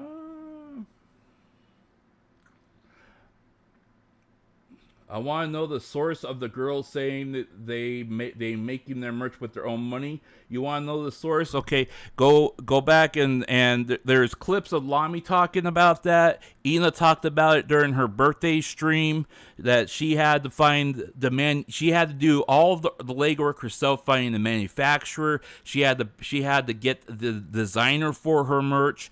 She had to pick out the designer. She had to pick out the manufacturer for the merch. She had to get it approved through Cover before they could even okay it for her birthday celebration package. So you can look at those two specifically. There are clips of Lami, and you can look at Ina's birthday stream.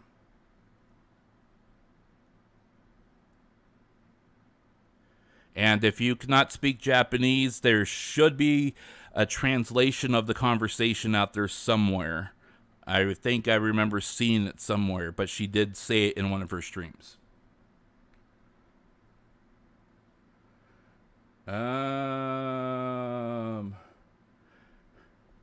There's a sales period, so like, let's look here.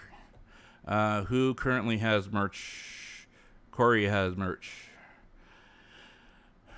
Kayori. Yeah, see how there's an order period here? This order period, she had to pay a certain amount of money up front to get her birthday package the manufacturer reserved for making all the stuff in here, except probably like the whatever the audio clip is. She probably does that in-house, but she has to put up money up front just to get this stuff made and make sure that the materials are ordered. And then once this period ends here, then they get a final count. And then if there's any additional money that needs to be paid, then she has to pay the rest of it. That's why there's, an order period here, and then there's an estimated shipping period here, because the order is just to confirm that they what they need to make. And then once the order is submitted, then it goes into a queue for it to be made. And then once it's made, it has to go to the warehouse. And then once it goes from the warehouse, then it finally gets shipped. So that's why there's like from April all the way to August, there is such a gap there. It's not, none of this stuff is made, guys. It's all concepted out, and the orders have been put in there, and the reservations for this stuff and the orders for all the materials have been made, but she has to pay a certain amount up front before they will even consider filling this order, and then they wait for the final count.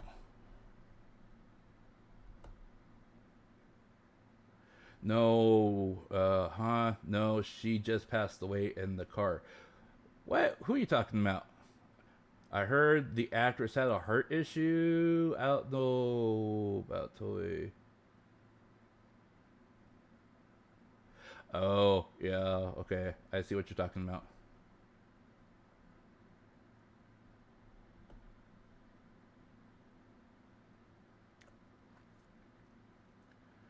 Yeah, Hololive doesn't pay anything in there. The only thing that Hololive does is it has to be company approved and okayed by them, so they put their official Hololive sticker or tag on there, and then they sell it in their storefront. Okay, now there is an argument to be made that the way they do it is the process they do it is a lot more efficient in a way than having to do like all the financial stuff in the background, because there is a lot of like logistics that go on with like the ordering process, setting up the storefront and all that other stuff, financial transactions, etc., etc., etc. But there's kind of a cost benefit there, because see, if Hololive has a bigger stake in their merchandise itself, they have more creative control, which means the talent has less say into the artistic details of what goes into their merch. So it's kind of a cost trade benefit where they could give up some of that creative control, so Hololive has more control over it, but then Hololive will be able to have a larger stake in what actually happens with that merch, or what it looks like, or what goes into it, or what doesn't go into it. So there's kind of a trade benefit, but in my opinion, there's just not enough of a benefit for Hololive to be even involved in this stuff.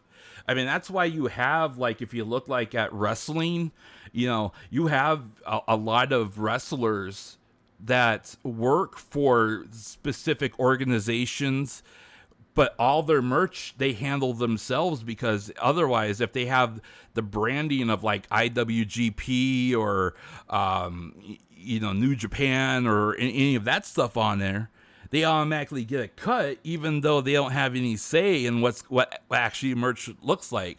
The only difference is that their brand is on there somewhere, and why pay them for that branding if that all they're going to do is just slap a logo on it? I mean, that's why you think WWE, all their wrestling stuff looks like crap compared to like everyone else's stuff, or so generic. It's because it's all corporate. It's all managed by a corporate office. And that's what you would end up seeing if Covercore had more control over their merch. What keeps them from doing the costs? Who? Are you talking Hololive or...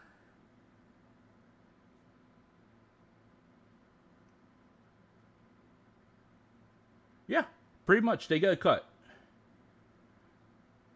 It's all, they're a Hololive girl. You're buying the brand. You're buying the brand, so Hololive gets a cut. They get a cut, and they get a cut for the merch being on their storefront and the brand. That's it.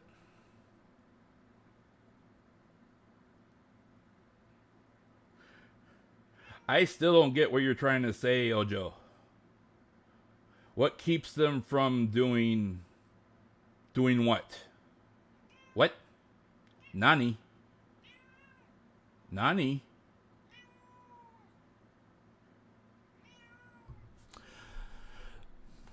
So anyways, guys, let's go back. I want to go back. Let's rewind this just a bit, okay?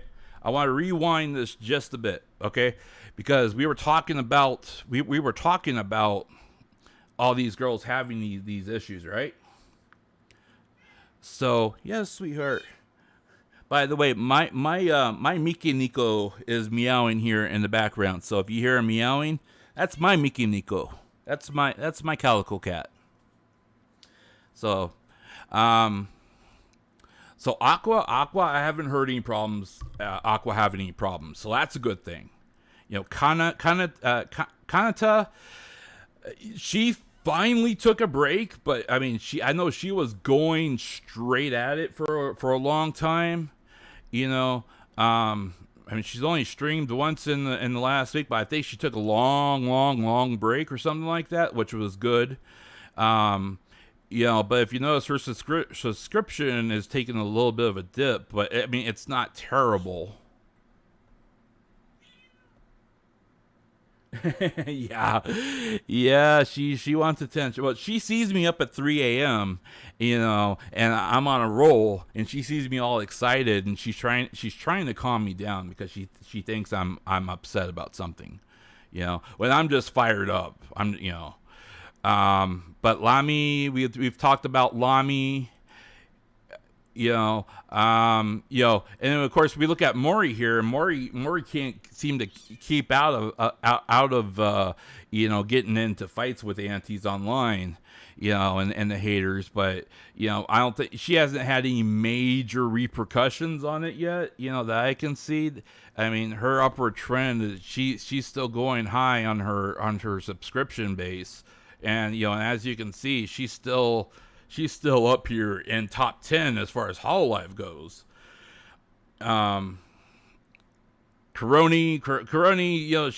she pretty much goes straight on, but this is what's concerning about Doggo here. If you look at Doggo's subscription rank, she is on a downward trend, guys. Oh yeah, that's right. That's right. I was looking at Kanata's thighs, and that's how I got COVID. So, I don't know if you saw the meme I posted on Twitter. But apparently Kanata got slapped with where was it?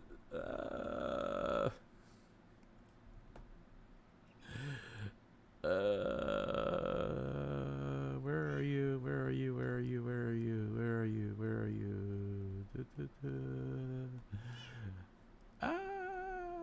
There it is. Yeah. So apparently on YouTube that cracked me up. I went and I looked at Kanata's stream, you know, and YouTube tagged her with a COVID-19 warning. Get the latest get the latest information on COVID-19, and then of course there's a big picture of Kanata's thighs. And I'm sitting there going, okay, I know where I got my COVID from.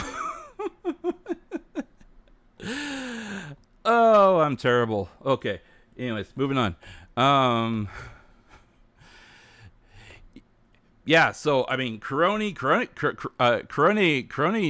subscription is going down, which is concerning, in a lot of ways, because I mean she's she hit kind of a peak there, especially when a lot of her stuff became memes online. Yeah, COVID got memic, yeah. But then she took a downward trend here, unfortunately, and that's concerning, because when you look at the chart here, you start crossing off people here who haven't been on, and you start looking at the people that have been on. I mean, Miko is hanging in there pretty good. She always seems to be an upper trend. She streams on 2 platforms, which is good. Noelle, she's been hanging in there at her deal, but bro, yeah. Hey, I mean, not to simp or anything like that, but I mean, she don't got bad thighs for a gorilla, I mean, so I mean there are better ones out there, but I mean, there are far worse thighs that you could get COVID from, is what I'm saying. So once you start going through the list here, guys, though, it starts getting concerning, because when you start looking at these ladies here in the middle, that I mean, their numbers are still up there. They're still doing very well for themselves. However, they're people that have been with Hololive for a while. And Matsuri, I mean, Matsuri is just like Kuroni, she's starting to see a downward trend on her subscription rank here, and it shows, to me, it seems to show that there is,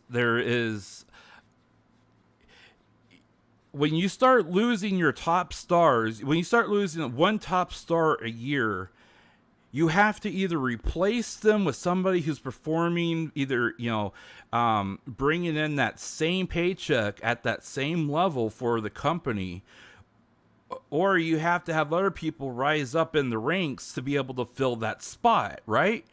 You can't just have these voids that come and go. And if Rushia or, Miki Nico goes out there after controversy and is able to succeed at the same level as Coco has, as Keisan has, it will prove, beyond anything else, that Hololive is turning into nothing more than a stepping stone for people to go from being semi-known to famous to working on their own. And unless Hololive starts replacing these people, with another person that can perform at that same level, the product is going to start declining. And without innovation, tell me, when has Hololive innovated? When has Hololive innovated something that is beyond what they're doing now, or beyond what they did a year ago, or 2 years ago? They finally started doing the live shows, which is good. But the live shows can only take you so far, and again, you're only addressing the Japanese audience. you know, and the problem with the business model that they have is that you can only saturate your audience to so far before you have to push beyond your barriers, your borders. The borders right now are China, Indonesia, Philippines, and the United States. I think we won't see the rise of spending due to world issues. Yes, exactly, and that's the other thing. How they cannot, how can they insulate themselves with what they're doing now based on their product? I mean, if you look at if you look at the models that they're using now, they're at least a year, if not 2 years behind some of the other companies that have innovated further with their model technology. I mean, how many companies out there now have 2D models where they can actually move their hands freely? That they can actually do more than just stand there in one pose and, like me, just move her head and make different facial features with their face.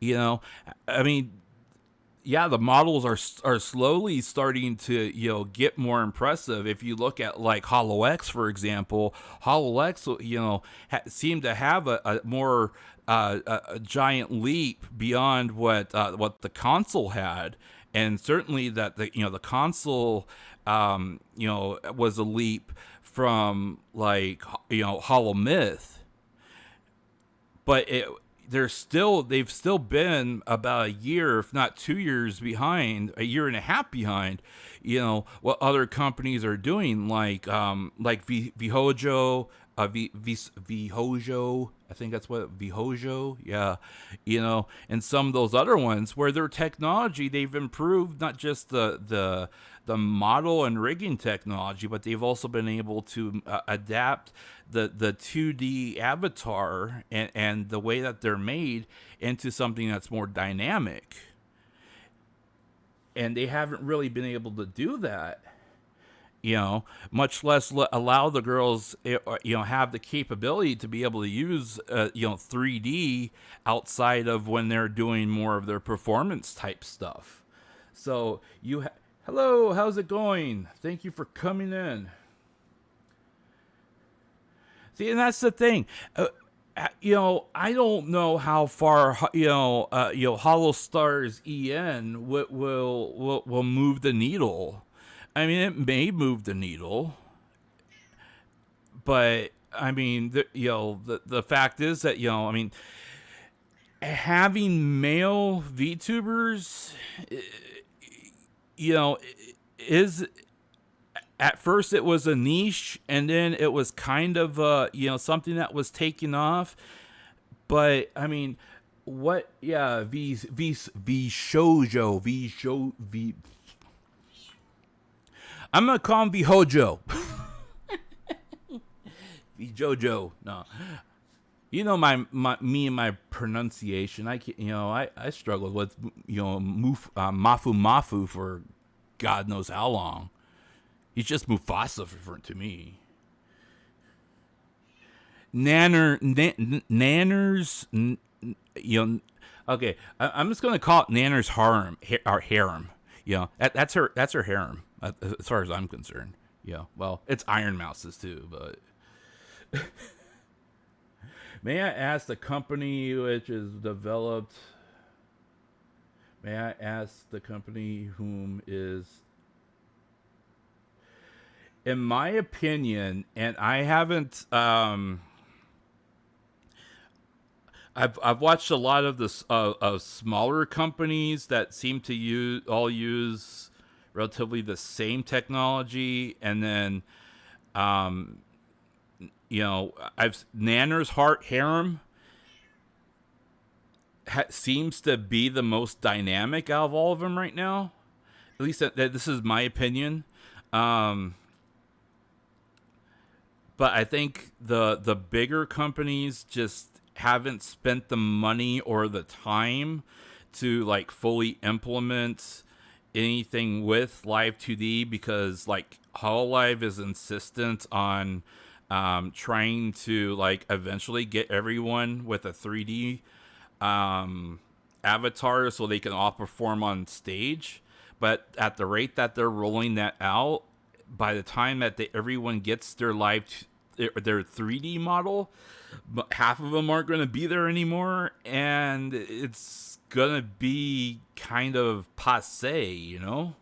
I mean, that's just my opinion. They just seem to, they seem to have such a long turnaround time in development with all this stuff that it doesn't make sense to me. If they're pulling in all this money, you would think that they would have the ability to either innovate in a quicker fashion and not just rely on an aging engine that doesn't seem to really be doing anything more than what it's been doing for the last 2.5 years.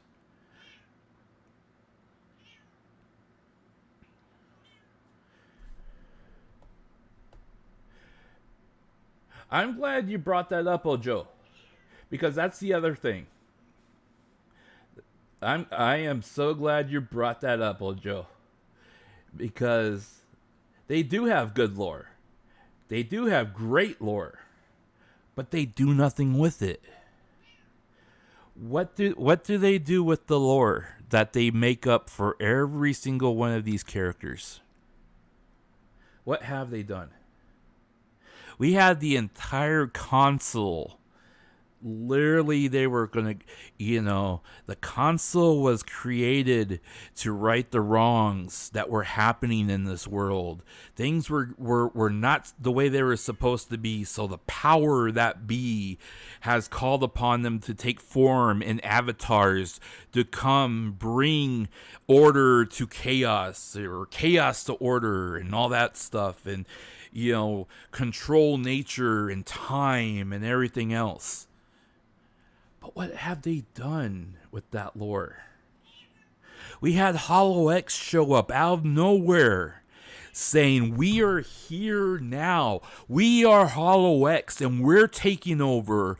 This is our agency now. We are Hololive. This is Hollow X, and everyone has to answer to us. You know what they could have done with that, folks? What could have they done with that? You had the console on one side. You had Hollow X on the other side. Guys, we literally almost could have had our own Avengers, Armageddon war against each other. It could have been the console versus Hollow X. They could have gone at it for a month of a month of collaboration when they all first started, where they could have done like Hollow X versus the console. Who's gonna win? Everyone would have turned in for that. Everyone. Look how many people tune in when they do Mario Kart. They could have done collaboration between all of them, and it wouldn't have had them all been at the same time. But they could have done something where it would, you had Coroni versus, La Plus. They could have done fighting tournaments with like Street Fighter 5. They could have raced with Mario Kart. They could have done all these things. And they do nothing with it, guys. And that's what pisses me off. More than anything else, guys. I'm sorry, my voice is going a little bit. Let me get a drink of water because I haven't drank any water. But, I mean, you have Hollow Myth. You have Hollow Myth versus you could have had them against Gen 3. You could have had Gen 0 playing like as free agents. Who wants to take me? You could have all of this stuff going on with all this lore. What you guys remember? You gotta remember. Okay, when when Russia's and Marine's group, when they debuted, what did they do? What was their well, I think it was like their first year. They had all of those shorts. They're like, you know, those like 5-minute shorts of it was almost like an anime where they were like interacting with each other, and they were just doing skits. You know, and then they introduced their 3D models, and Marine was showing off her model, and this is my cabin, and this is where I hang out when I'm not sailing the world, and all that stuff. You had Mel come out with her 3D model, and everyone was trying to seduce her, you know, because they're like ara ara, you know, and like I see that you're boing boing and all that stuff, you know, and then Russia was like, well, what about me? And like, oh, I still love you. They had all the skits going. What happened to all that? None of that's happening anymore. They have these little shorts now, where sometimes they play games, but then they have these like little 1-minute shorts. But what are you doing with their lore? They have lost so much because of that, guys.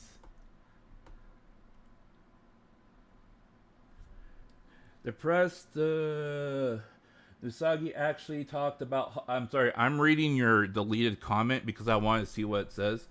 Depressed, Nosagi actually talked that Hololive barely did anything.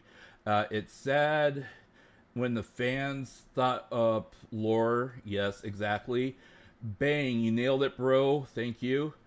And I apologize that my automod bot deleted your stuff. I don't see anything wrong with what you typed. Hachima did something. Yes, Hachima did something. And you know what, guys? It was brilliant. Even though I didn't like where it was going, it was still brilliant, and it was innovative. I think she did take it a little too far because it got really, really dark. And I really started fearing for where her brain was going with this. Okay, even though everyone was telling me it's just an act, it's just this, it's just that, but I'm sorry, but it started getting very dark. Okay, and it really worried me because some of the psychological signs that she was showing was going way too deep for me. And it was like, okay, you're going like beyond Yandere, you're going beyond like emo, and you're like really starting to go into like, beyond, you're going into like level 5 sadistic territory that, you know, but I mean, even then, she reinvented herself. I mean, when I started watching Hololive, guys, I could not tell the difference between her and Aki Rose. I'm sorry, because their clothes looked exactly the same. They were both blonde. They both sang. The only difference was one was taller and one was shorter. But when I first started, I didn't know the difference between them. I didn't, you know, and it wasn't until she started inventing her personality that, you know, and her alter ego that she started actually defining herself. That was innovation. But they don't have that anymore. None of the girls have that anymore. They're all literally just playing games. And there's nothing inherently wrong with that, but they're not growing.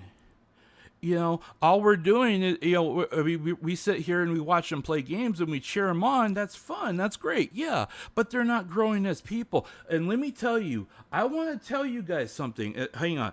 It's a hydration break. We're taking 10 seconds for hydration break. If you haven't taken the hydration break, take one now with me so we can move on.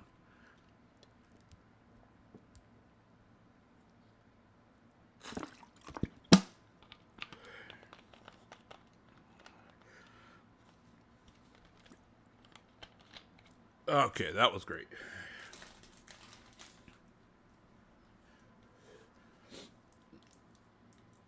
Untamed. At what point were Cover planning on releasing the statement saying Mafu Mafu and Rushia weren't in a relationship? Quelling the chaos from Rushia's fan base. So, going to that topic real quick, they never released a statement saying they weren't in a relationship. They released a statement saying that they don't interfere with talent relationships and they don't interfere with their personal lives, which was business speak for saying we don't want any part of this. This is not our problem. It's the talent's problem, and what they do in their personal lives is their business. That was their statement. They basically said that at that point they did support Rusia, and that they support her activities, but her private life and her activities outside the company were her own. But that didn't fly very well because she got a personal message while she was streaming for Hollow Live, which means it happened on company time. And then with everything else that was going on, and then Corey is stirring the pot of, all this relationship stuff, and then him prying, digging and prying, and trying to interconnect pieces together a lot. And if you notice, Mufasa, Mafu didn't even had very little repercussion coming out of this, guys. And if you look, he's even streamed after this whole incident, even though he was taking some time off. And his streams still get the same amount of hits as before.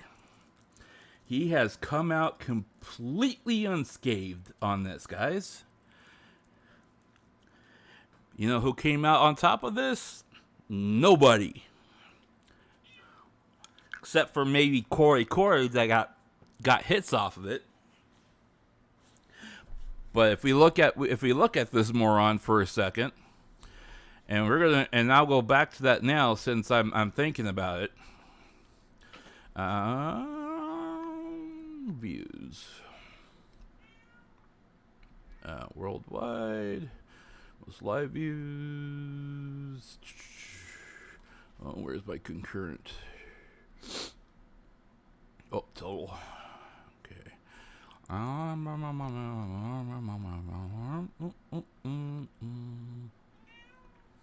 Sweetheart.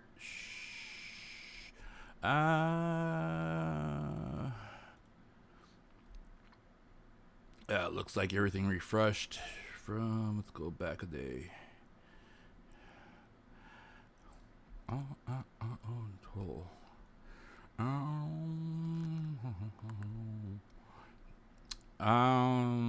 Where was I?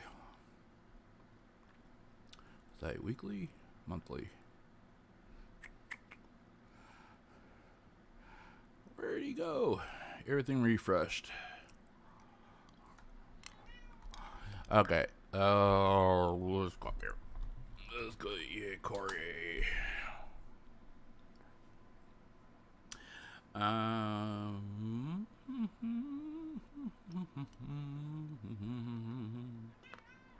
Sweetheart, I hear you.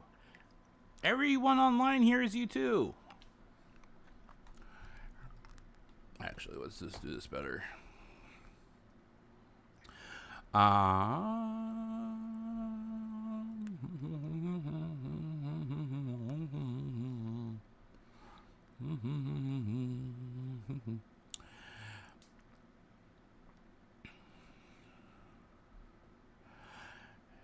Yeah, his streams that got him the most popular at this point, he actually exposed there's the dumbass.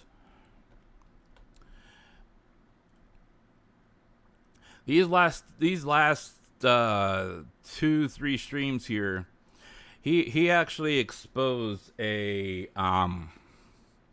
and I just love how he puts this is an emergency live broadcast. It's an emergency that he's ruining someone's lives, by the way, guys.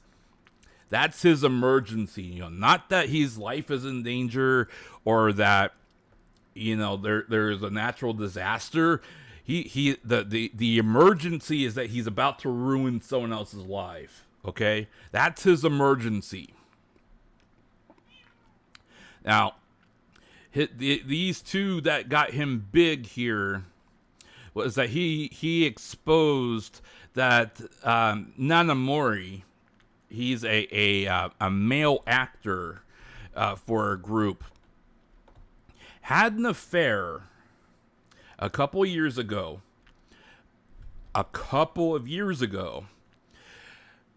with a woman while he was involved, and had a kid.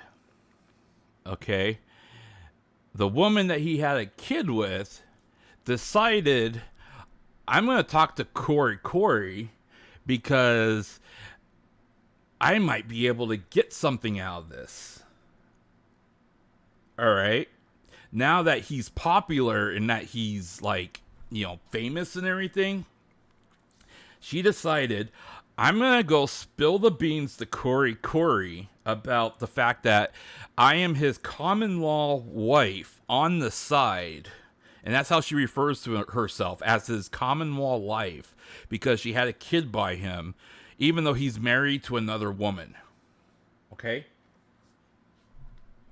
Yeah, we're talking about Corey right now. Okay?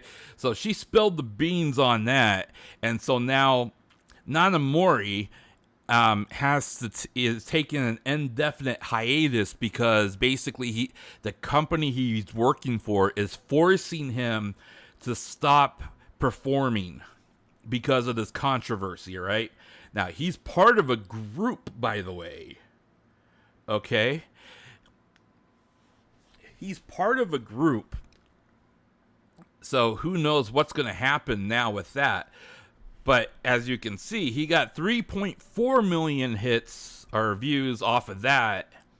And then he got 3.2 when she was on his show and she was talking about it. All right. So he got ad revenue from this. Not only that, he got over $6,000 off of that. So for ruining a guy's life because he had an affair that he had since thought he had handled and settled with her, after having the kid, she went and tried to ruin his life to get more money. So Corey went out and basically ruined his life for $6,000 and then whatever ad revenue he gets. That's how scummy this guy is. Do I have to say any more about that? And these people eat it up. 3.4, 3.2. He literally, these guys and these people here, all the people that watched, were literally calling for blood because this guy had an affair, which they don't even need to worry about because it doesn't involve them. But they were calling for blood. They were calling for him to stop performing because he had an affair. Okay?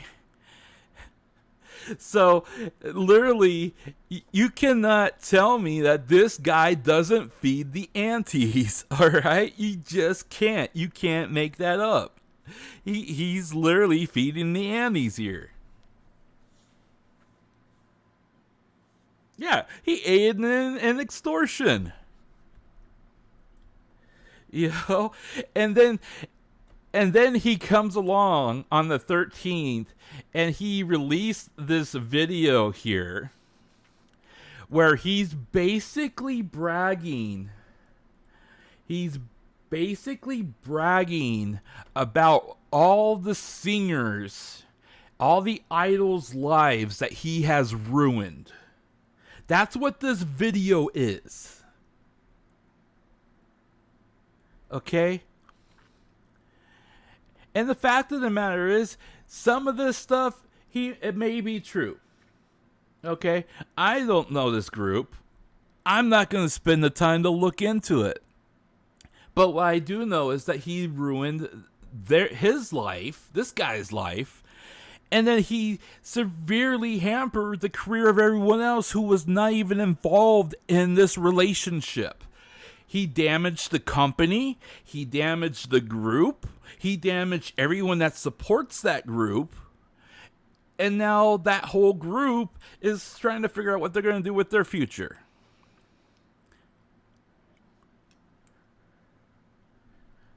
I mean, what else do I have to say? Actually, I do know what else I can say.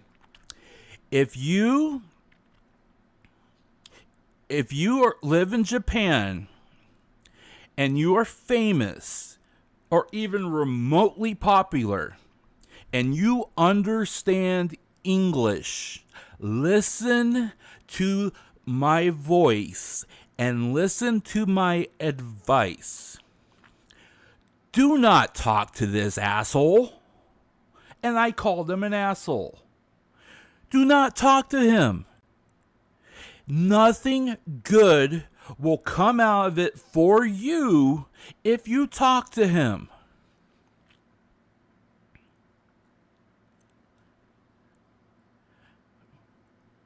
And if you don't understand English, please learn it so you can understand that. At least that much. Do not talk to Corey.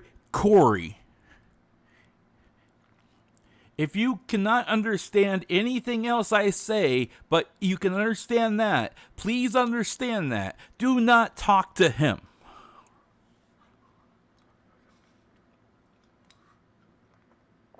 Didi, I appreciate the fact that you are here, that you listened to me, and that you talk to my crew here. You have a great night, man. I appreciate you being in the chat. Anyone else that is leaving or is thinking that they have to leave pretty soon, if I don't see you saying goodbye, I do appreciate you being here. If people are coming in, you just got here or you've been here for the last a little bit, thank you for being here. I want you guys to understand something, that we have segued from Russia quite a bit. However, this is all relevant to her, guys, because I'm telling you without a shadow of a doubt, okay, all this stuff, and I think we even started talking about this, when we were looking at her super chats.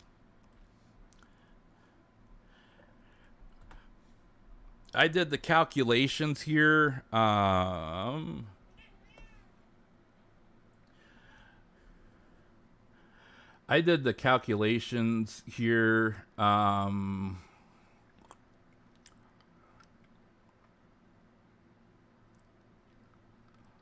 See here.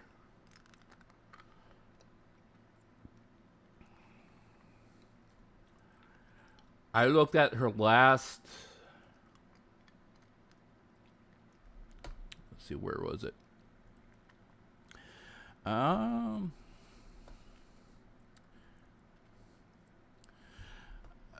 can't find that screen that I had of hers.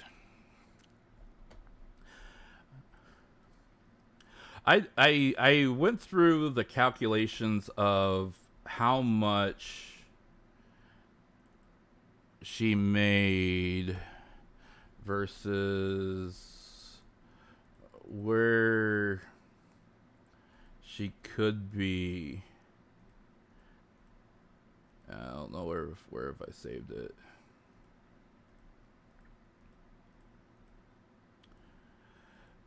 But the numbers were actually very impressive. What it amounts to is, I can't find the exact number off the top here, but if she were to eventually get back into a 5-day stream, work stream,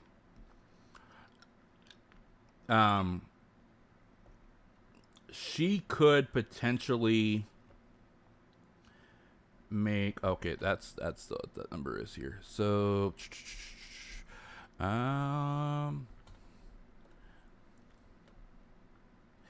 Okay, so she worked in the last month that she worked, that she worked for Hall Live.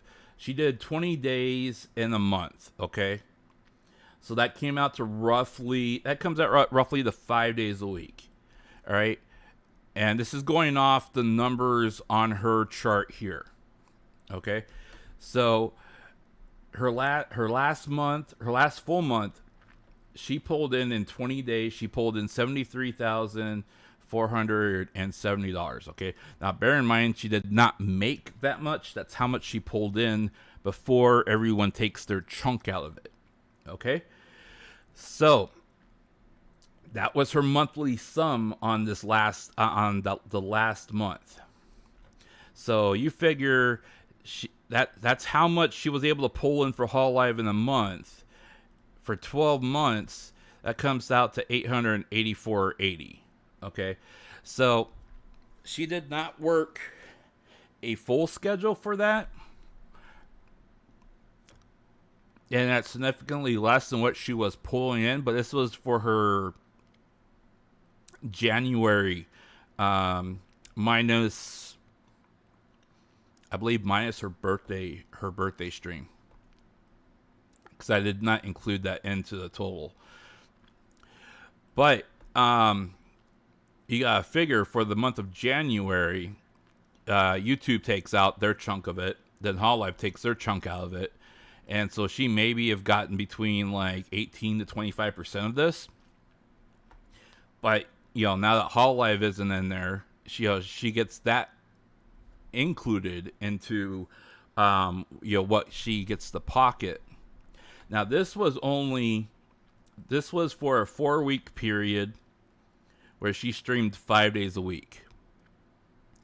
Now she could possibly manage that eventually when she's able to become more, mentally stable, and she's able to establish herself and everything else. And if anything, we've seen a tremendous amount of outpouring from the fans themselves regarding her. And one other thing that we can do, just to kind of glean what might the future hold for her. Do I still have that on? Yes, I do. Is we can look at what her super chat is for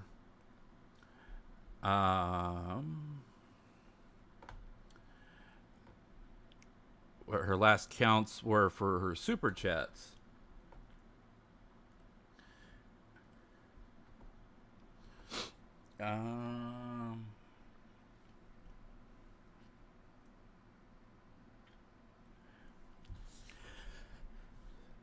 So if we look at her revenue for her last super chats, she was getting, she got between $14 and $16 per chat.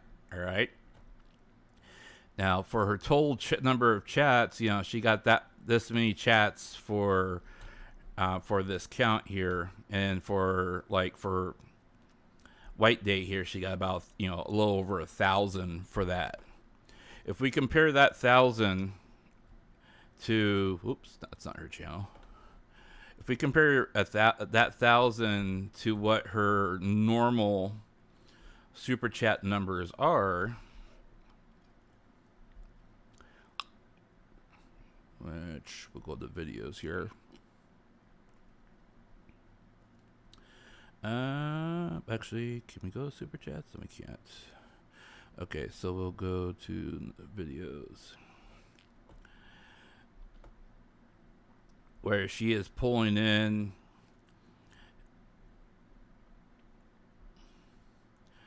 she 9,000, 3,000.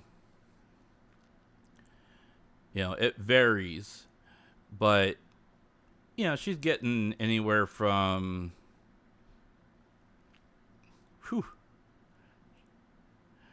she got quite a bit. I mean, she'll probably get just as much as she was getting off of these super chats. I mean, if you look at the numbers, she's getting anywhere from 284 up to 12 grand per per day for super chats. So, I mean, the numbers that she's currently at are not that far off when you look at her current channel and just the small sample that you have here off of this one video. I mean, you got 79 off of that one, and then you got 15 for that one. So you're looking at anywhere from the numbers are not that far off as far as what she currently is earning. Off this 3 sample here. So I think she's gonna do just fine. I mean, she'll probably do even better for herself without Hololive taking their cut off of it. She'll have to pay to have legal services, or if she's able to find somebody to handle her finances or expenses or something like that, like an accountant or what have you. But the fact that you're cutting out Hololive from actually taking any of her profit is going to be rather significant for her. So, the biggest thing for her is whether or not she is able to mentally be able to get herself stable and recover from from this entire situation. Because let's dive into a little bit more of the conspiracy here, guys.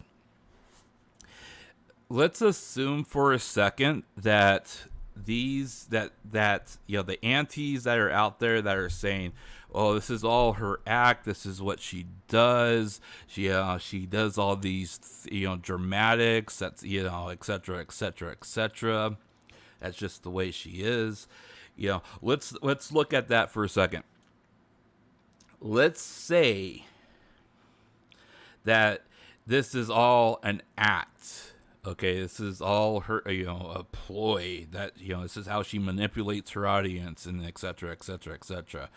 The fact that she has literally alienated her native speaking language, a large segment of her native speaking language, means that she would literally have to, rely more on her overseas fans, right?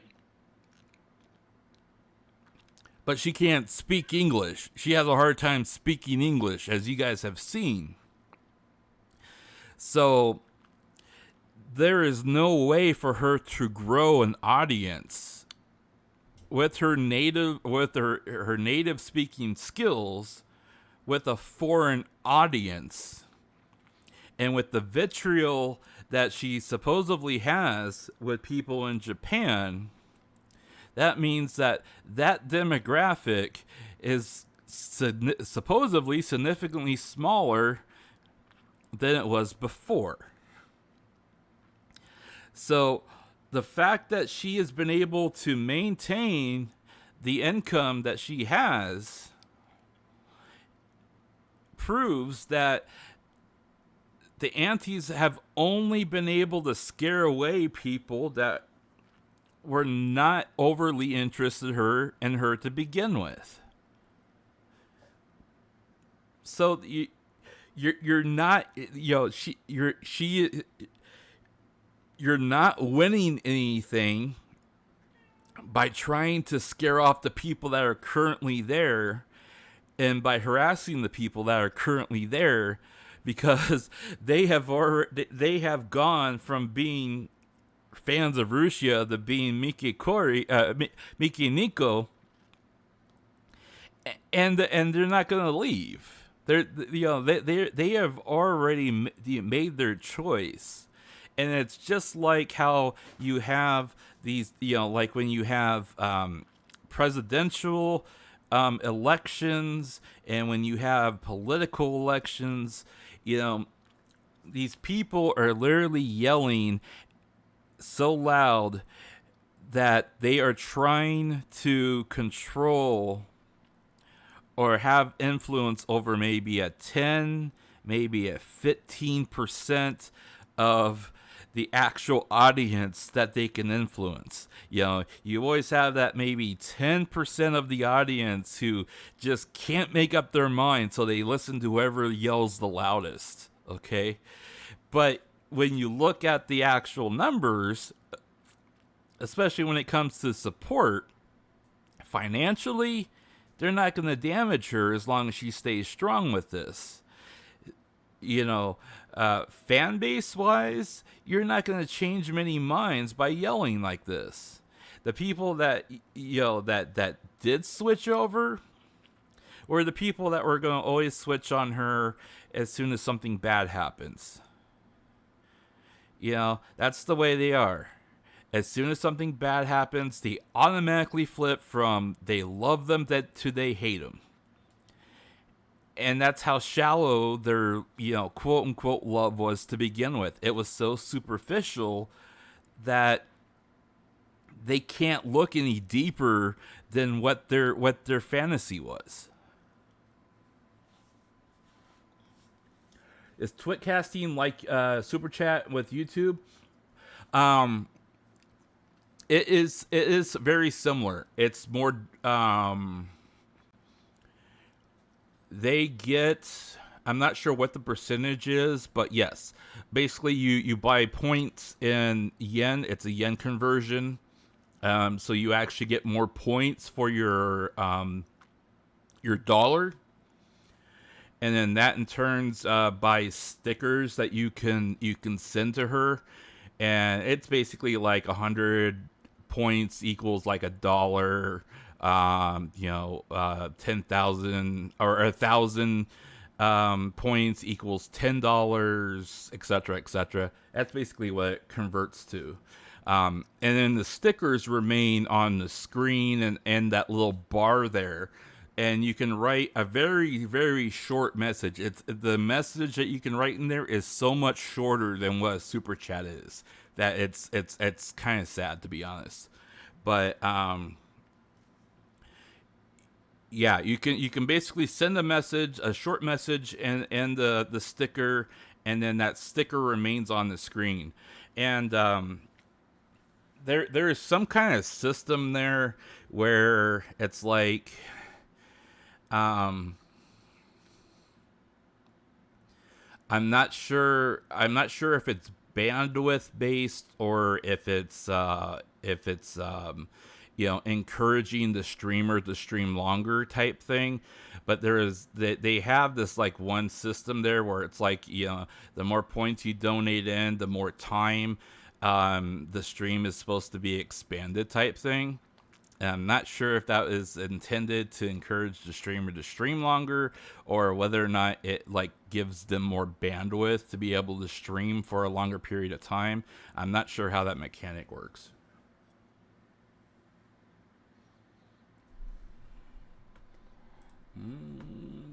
What you doing here, Dicky Hart?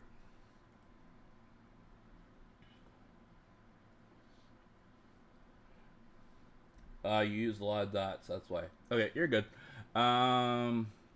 Is good but bad is YouTube is problem. A lot of stuff. Yeah, YouTube does have a lot.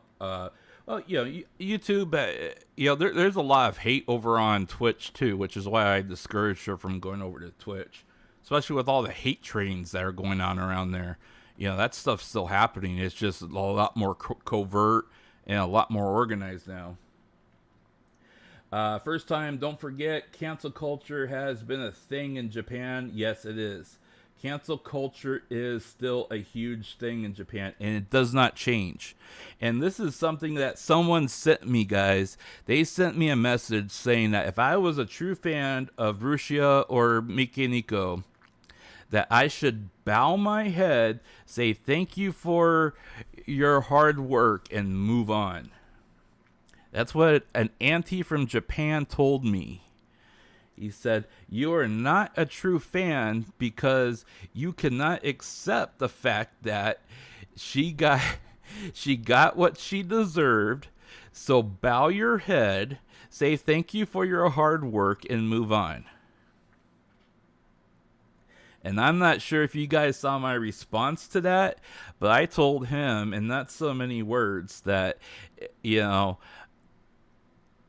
if he was a true fan, once he decides to stop cowering like a chicken in the corner, maybe he could stand up like a man, stand next to her like the men and women in my chat do every single day, and defend her honor like a true person would when they see someone getting bullied over a simple mistake. And ladies and gentlemen, that pissed him off. And that's one of the reasons why I decided, screw it, I'm streaming tonight.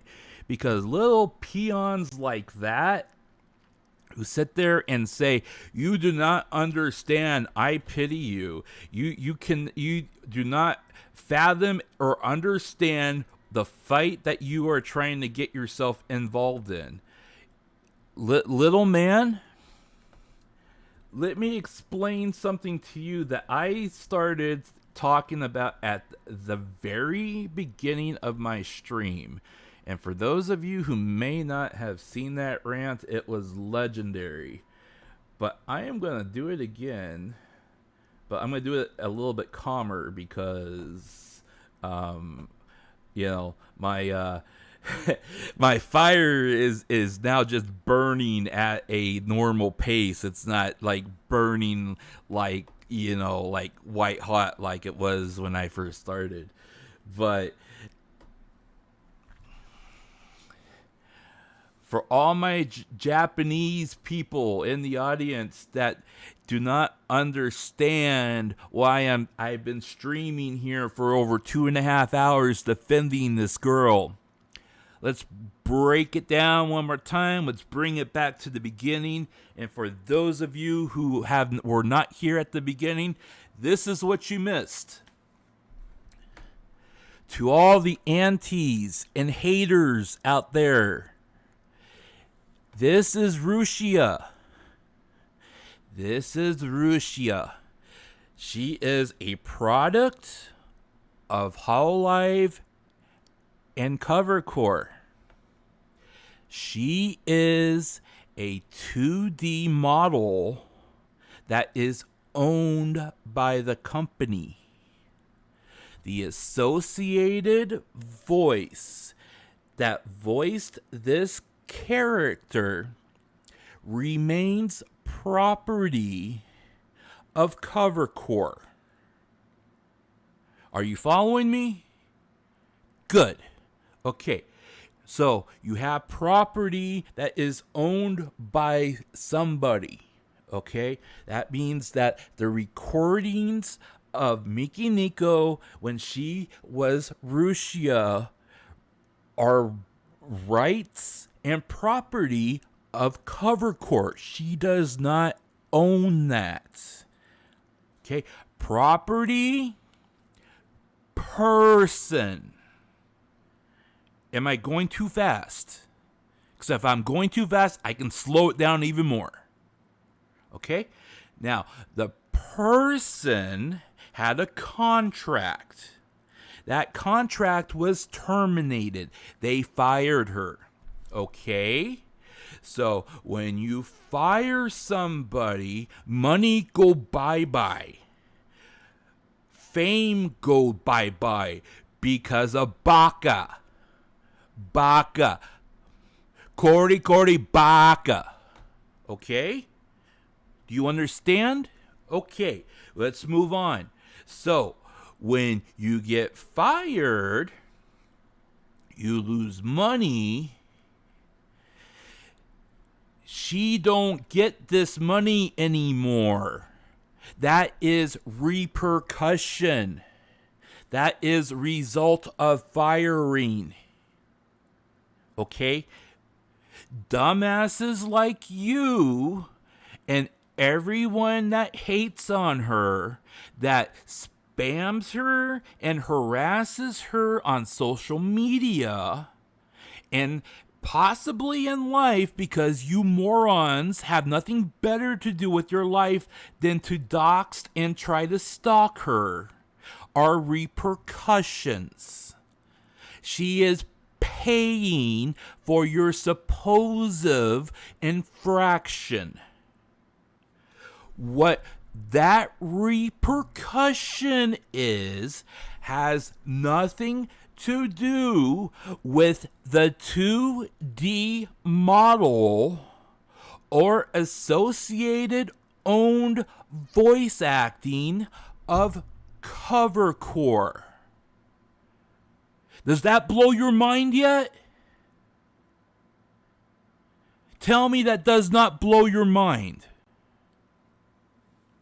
What we are fighting for, and if I'm talking too fast, I will slow down. What we are fighting for is to save the property that is online, that is owned and operated by covercore.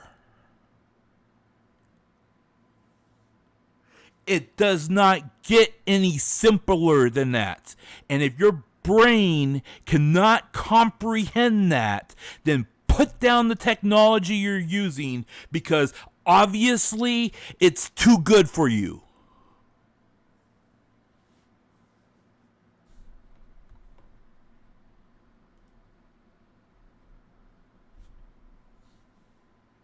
Yes, common sense does not compute with these people.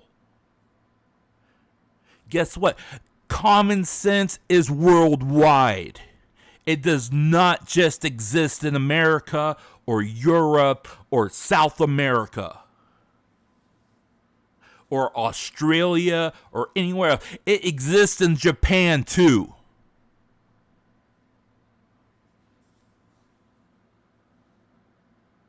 My God. What's the matter with you people? We have people here in the audience right now who are sitting here and they're like, you know, I got some of these guys that are like, okay, so, you know, in 14 days when that channel disappears, how are we going to get a hold of, you know, if we want to watch this one stream that she did? We got over 25,000 people who had the balls to sign a petition saying we don't want that stuff down.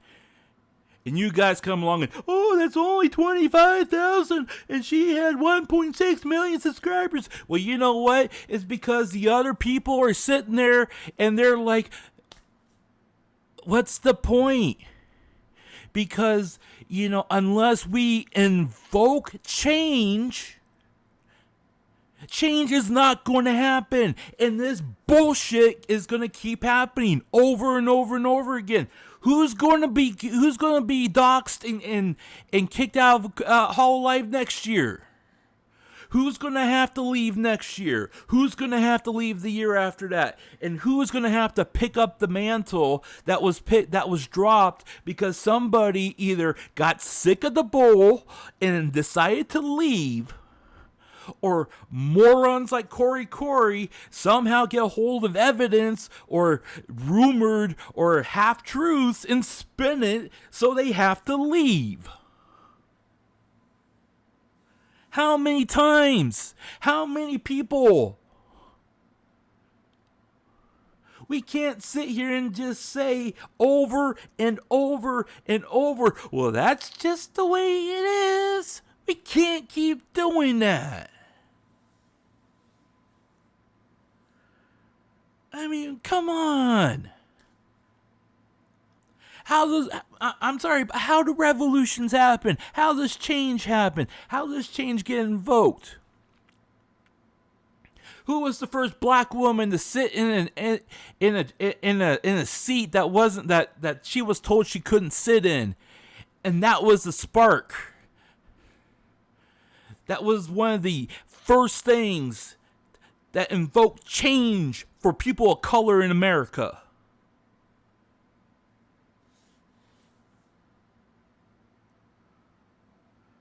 Who were the people that decided we don't want your... I'm sorry for my brothers and sisters in Britain. I am sorry I'm going to have to bring this up.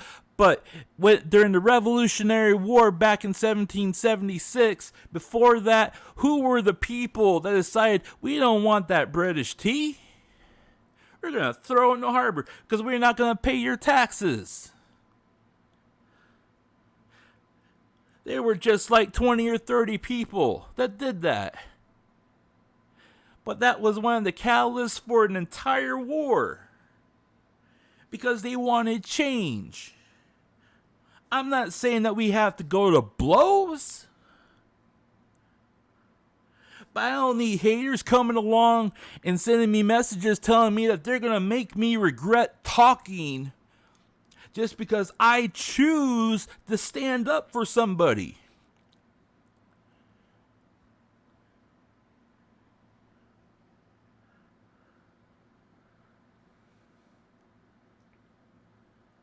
Do you know how many Chinese bros have signed that Asian petition?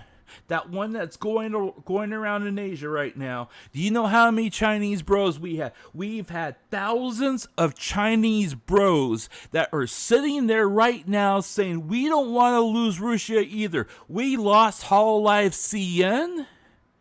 We watched Coco get doxxed and get bullied out of Hololive because of morons that are over there in China.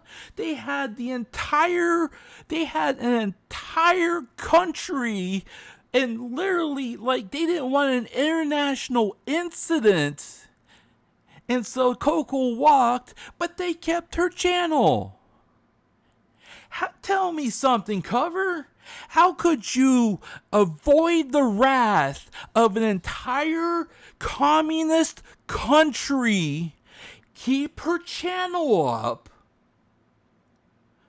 despite the fact that you were trying to avoid an international incident, but can't keep Russia's channel up just because she was supposedly dating a boy? Tell me something. Tell me, Cover. Yago. Tell me. I want to know. You sat there and had every single Japanese VTuber in your company. We don't want to start an international incident, so please refrain from all the stuff regarding possible tensions between the supposed country or not country, and do not mutter whether or not it is one.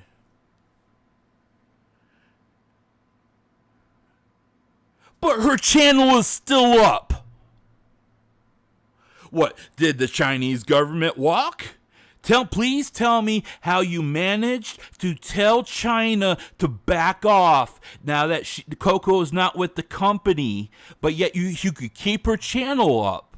How did you keep all the antis and haters from raising hell over that? But yet you can't keep Russia's channel up. Tell me, what is the difference? Is it PR? Are you worried that the entire Japanese community is going to turn on you because her channel isn't up? Or her channel's up? Are you afraid that you're going to lose your entire country? You're not going to lose your... Look how many subscribers she has. My God, look at all the super chat money that came in the last couple days. Do you realize how much money you have just lost in super chats, in money and donations and stickers on Twitcasting.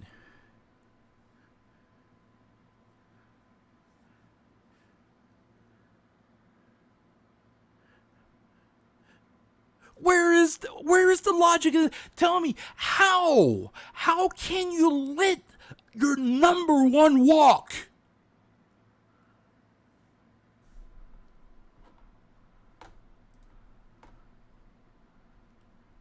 You can let your number one walk, and she talks to a lowly guy like me who barely had 500 followers, thanking me for spreading the word of truth to all of her English audiences because she did not know how. Yes, she did. Hey, how's it going, Amin? I'm sorry, I'm on fire, man. So if you come in here and you see me yelling and you see me on a roll right now, I'm fired back up because these guys lit a fire back under me. You cannot tell me.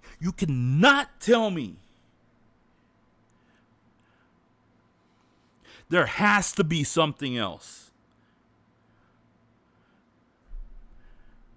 Yes. I know she broke her non-disclosure agreement. I understand that. Okay? I know she broke that NDA. I understand that.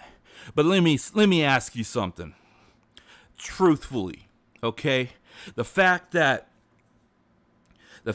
Coco, the incident with Coco, along with having to close HoloCN, and the nonstop hate and harassment that Hololive had to endure the entire time while they protected her and allowed her to stay with the company, and the fact that even after she left, that channel is still in existence, despite the fact that literally every single one of their streamers were affected months after she left. You cannot tell me that there wasn't any possibility of anything less to keep her with the company. The only thing I can think of, there's two things that I can think of. Okay?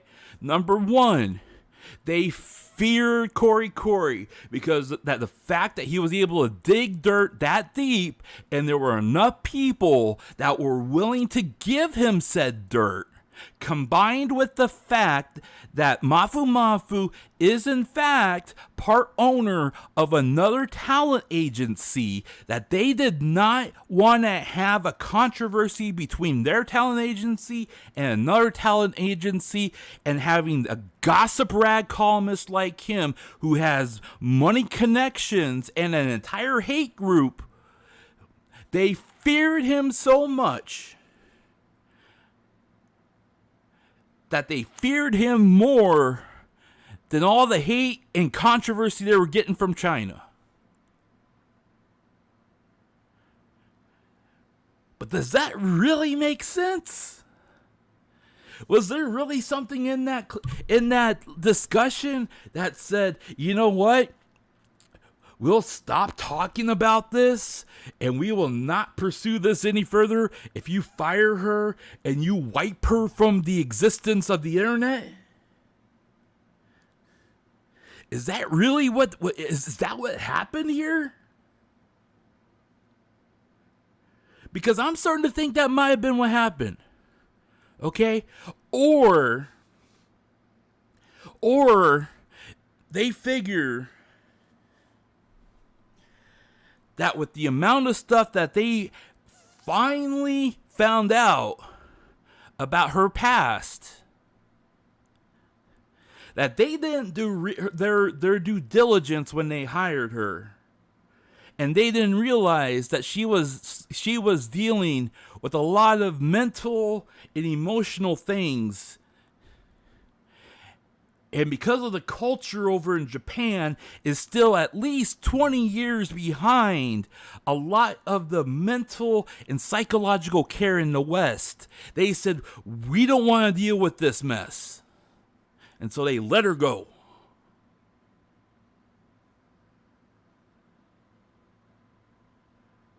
We can't say her name anymore because I got aunties that are threatening me, telling me to stop saying her name. And if I keep digging and I keep talking about her, they're telling me I'm going to regret it.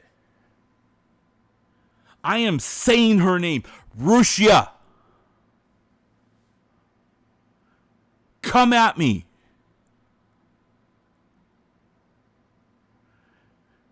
Welcome, by the way. I appreciate you being here. I really do.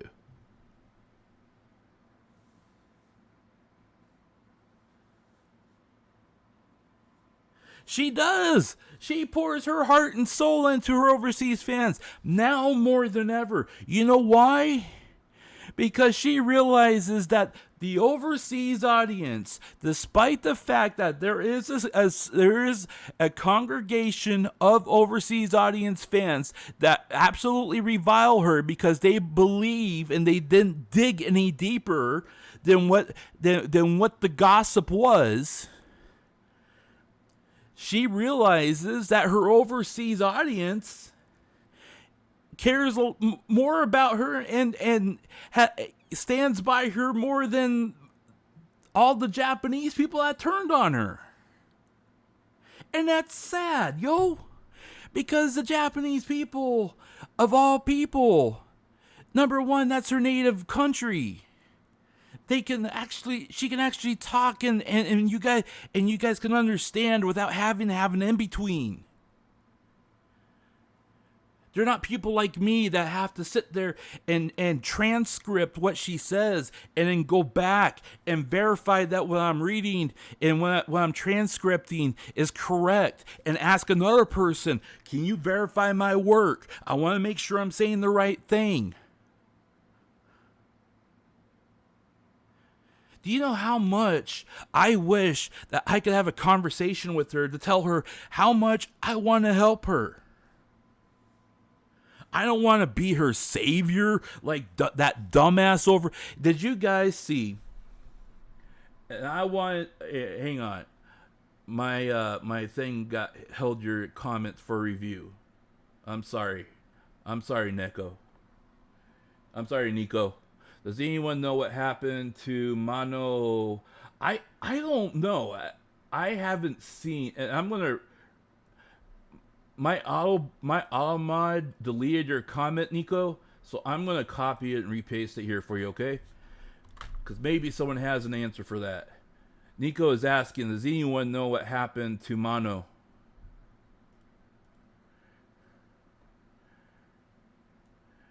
I need to change that cap. Hang on.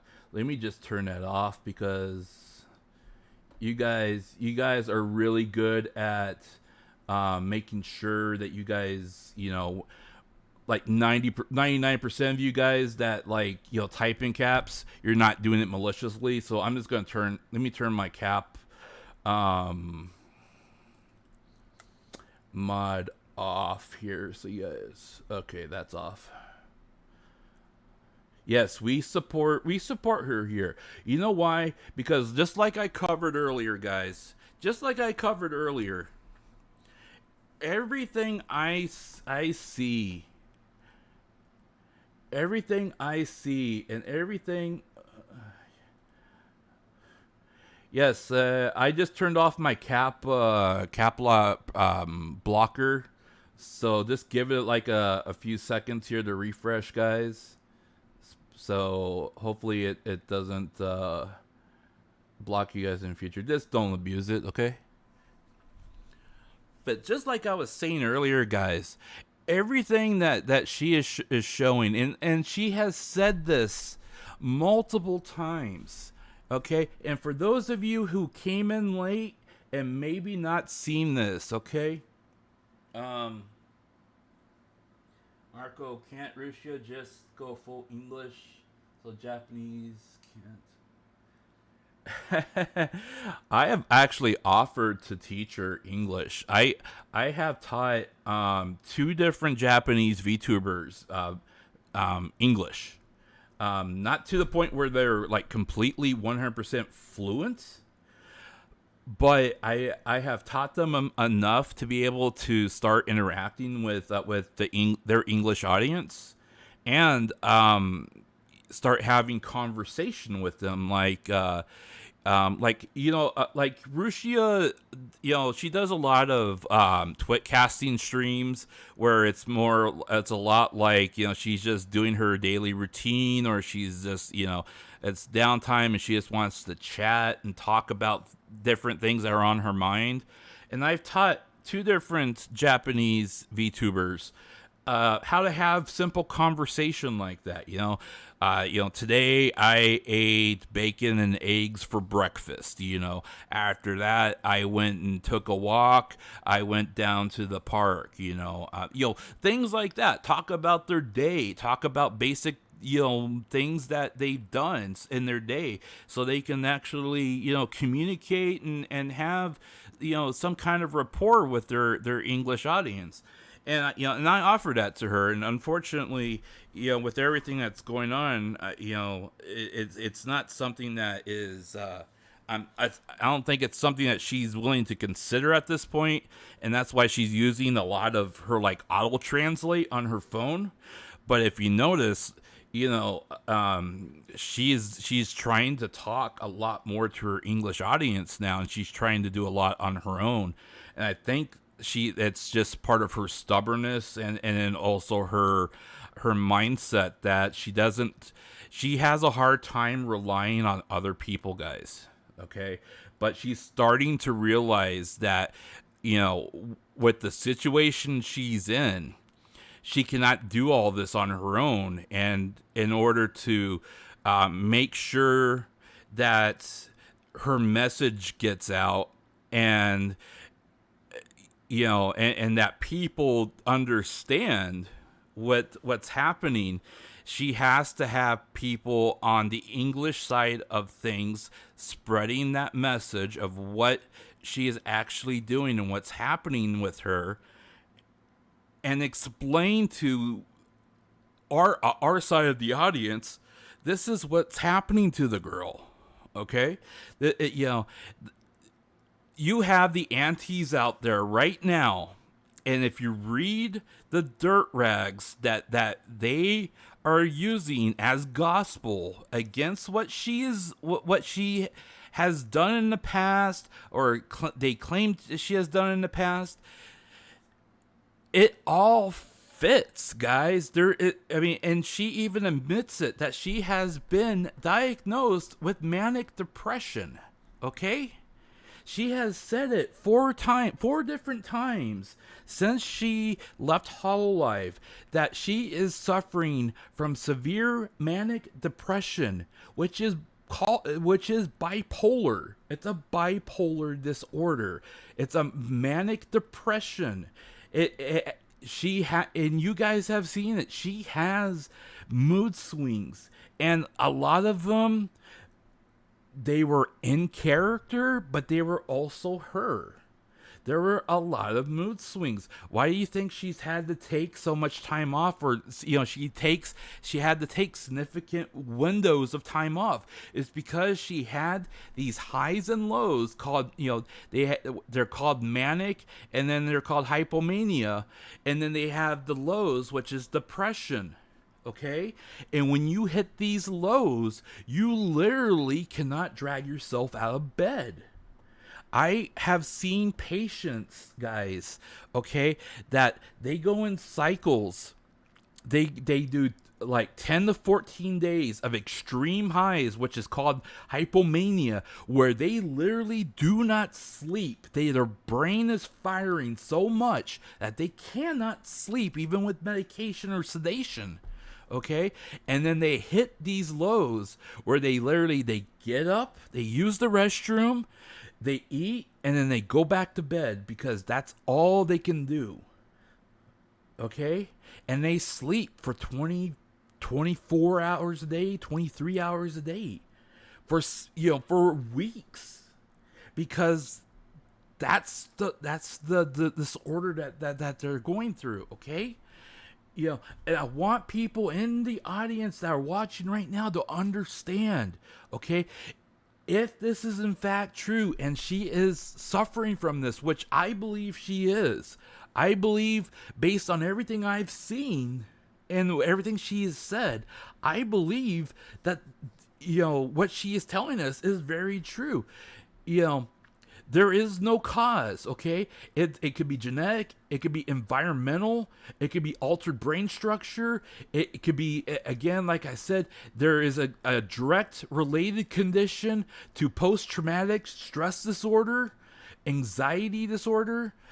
The symptoms include manic episodes of high energy, reduced sleep. Like right now, what she is saying, she is telling us, okay, guys, listen to this very closely, because I want you guys to understand what she is saying when she is broadcasting in her twitcasting. That she had the first thing people ask her is, have you slept? And she says no. Okay?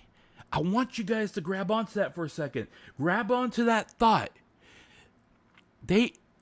Every single time on twitcasting, every single membership, if you are not a member there, okay, the first thing her Japanese audience asked her, did you sleep?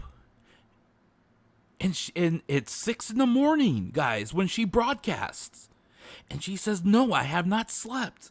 I have not slept yet. And they're like, well, have you tried? And they're like, she's like, yeah, I've tried, but I can't sleep. The doctors have given her medication to try to calm her down, okay? And part of that hyperactivity is anxiety. And anxiety disorder is a related condition. It's called a second axis diagnosis when you are diagnosing bipolar disorder, okay? So when you get into those manic episodes, you have that reduced sleep, that high energy, that loss of touch with reality. Guys, I want you guys to think about this for a second. Okay, loss of touch with reality. What was she talking about in her member stream a few days ago? Her entire conversation evolved around time leap. The entire conversation, she was trying to make up a story about her being able to go back in time where none of this happened. And that's all she focused on. And then once they finally talked her out of that, she went on about a 20-minute talk about, well, if I make a new character, maybe I could merge it between a rabbit and an octopus. Okay? And she ran with that for 20 minutes. And then she went right back to wanting to go back in time.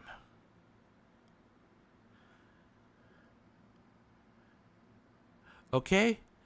So I don't want you guys for 1 minute to think that what these Annies are going out there and spreading is just her being malicious. They're saying that's just who she is. Yes, that is who she is. This girl is suffering from a disorder. And if all the dirt that they have digging up on her is true, she has been suffering with an undiagnosed disorder for almost a decade, guys. Because that's how far their dirt goes.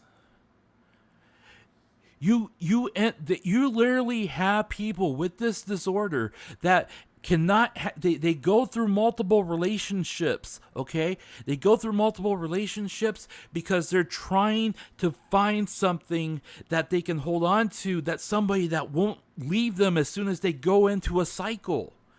And then once they go into a manic cycle, that supposedly she had a fight with her boyfriend and they got violence. But if you read the article and you read the story surrounding that, if it really was her, she was in a manic episode. Once you start looking at all the evidence, you start realizing that there's correlations between what they accuse her of and episodes of manic and depressive association.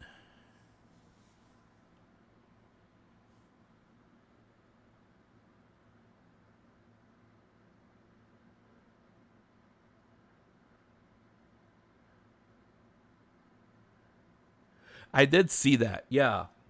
But she also was talking about, she was also talking about wanting to go back in time where none of the mess happened.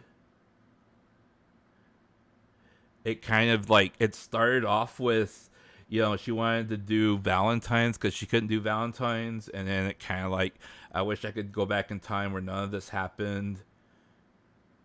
And then she was trying to ask the English audience, can anyone time slip or time leap so we can all go back together?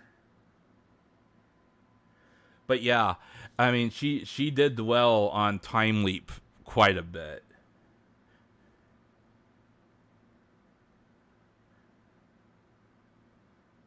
But yeah, that's a good point there.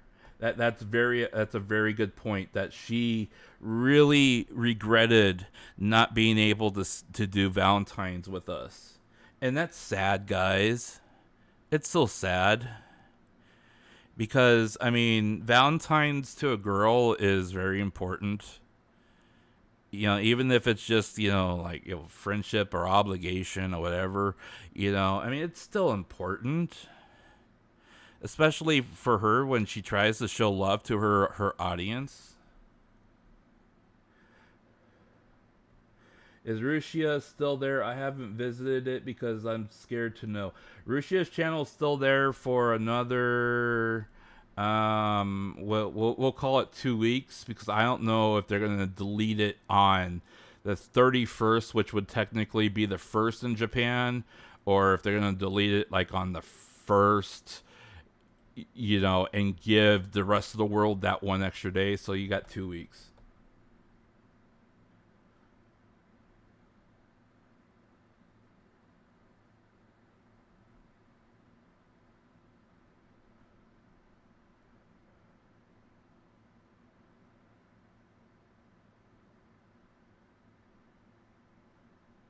And that's the other thing, and that's a good point, Beavers. Um, I've said it over and over and over again. And I've said it to Callie too, in super chats, and I think I actually kind of annoyed her at some point by saying it. Because Callie was going through a lot of stuff, and I said, and I sent her a couple of super chats. I said, Callie, don't you have senpais that can help you with this, to get advice from? I mean, where are your senpais? And and she never responded to them, and never, she just thanked me for the super chat, but she didn't reply to them. So I don't know if she's kind of stubborn, just like Callie is, because. All right. I've had a few people.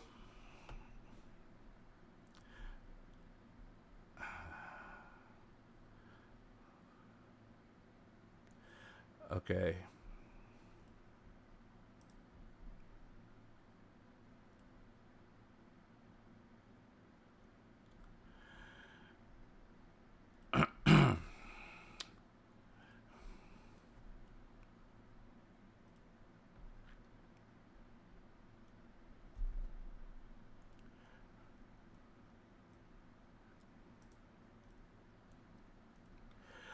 I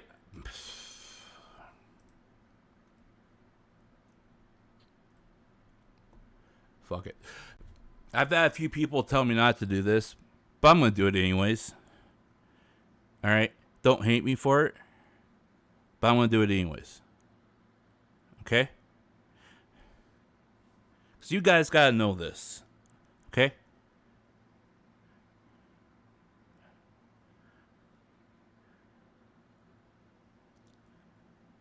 A cute girl in 2021 wrote, "This year, what I was so excited about our anniversary concert in the summer that I overdid it. And I had to cut back on my number of performances. And after that, I worked hard on various lessons and visited the studios many times to record. I thought those days were very stormy, very dark. In the beginning, I felt worn down and defeated. I was always supported by my friends who told me it would be okay and that I would make it through okay. But at first I thought, no, I gotta do this right. I gotta be perfect. And she broke down because of it. She tried to accept everyone's words and advice, but she was very stubborn at first. But slowly her body and mind became comfortable with accepting that kindness. But it only happened recently.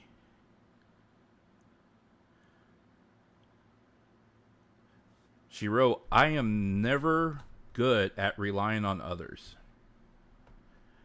I realized how stubborn I was. And then I decided to value everyone's words and everyone's presence. Because of that, I became a more rounded person. I had really changed because of it."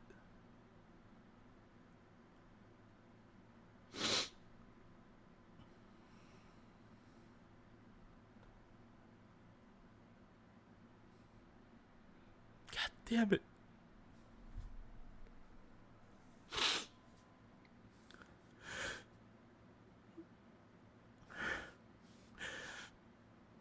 Thank you for saving me from suffering. Thank you for reassuring me.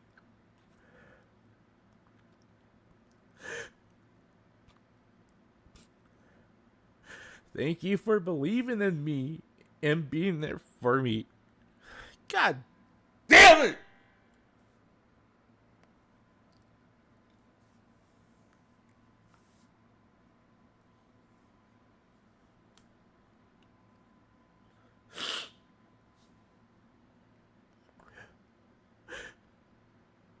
I'm really, really glad to have met you all.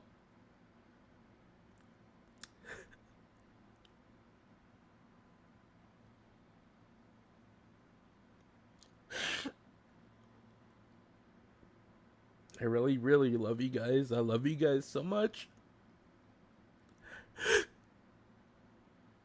Let's be together next year too. Let's laugh a lot. And let me be with you when you're sad.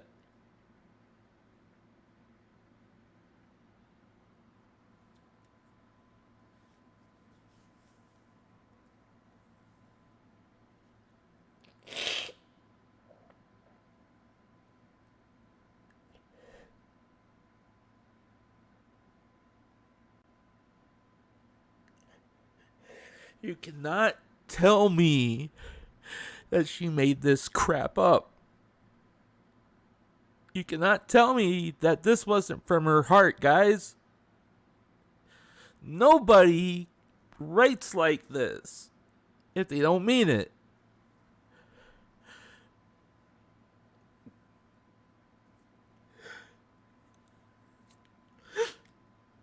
God damn it.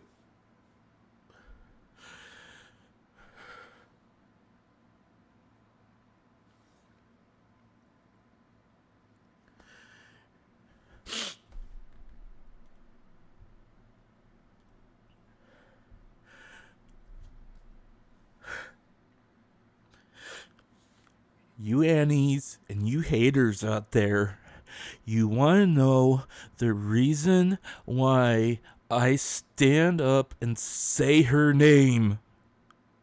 That's why. And all you puny little men out there, oh, you broke my heart. Well, screw you. You didn't really love her to begin with.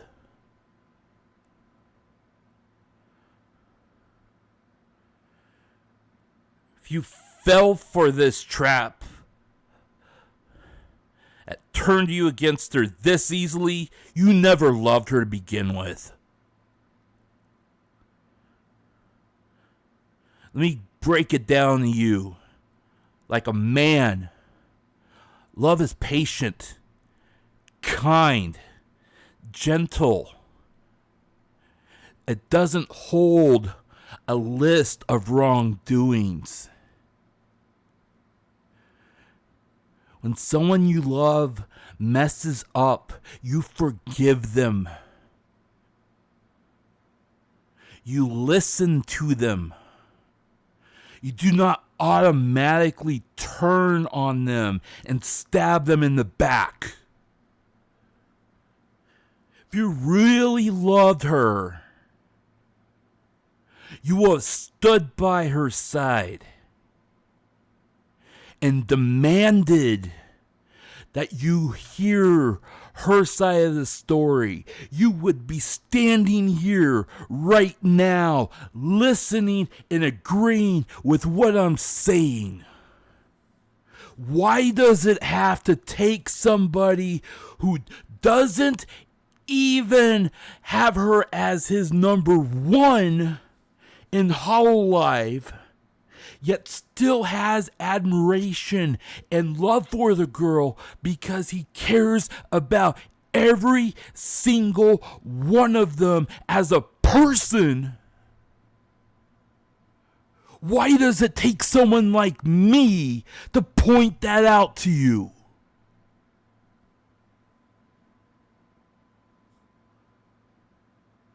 The real people that care and support her are the ones that are standing next to her right now.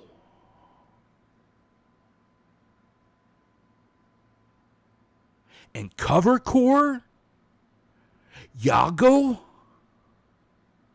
let me say something to you, bro.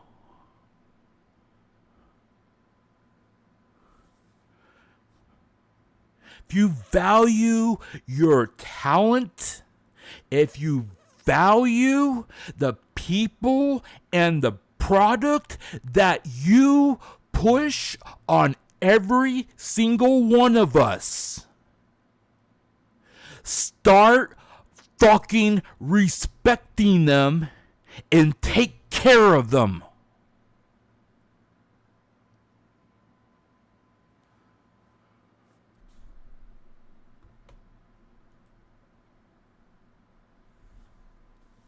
You got so many of your top talent right now that are suffering from mental and psychological problems, and they are dealing with it on their own, and yet you insist that they go out there and earn you money.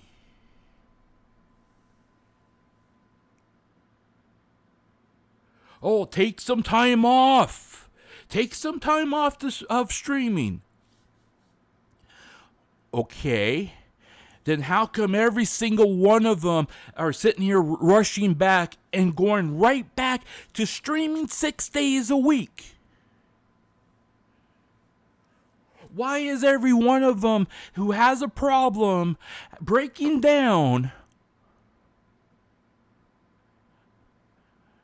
and the cycle keeps repeating? Where is the support? It's not that hard. I know companies that make less than you that offer employee support. I'm not saying to go out there and hire them a shrink, but at least have an avenue for them. So if they need to talk about things, or that you see that your talent is stressed out, or that they're depressed, or that their performance is down,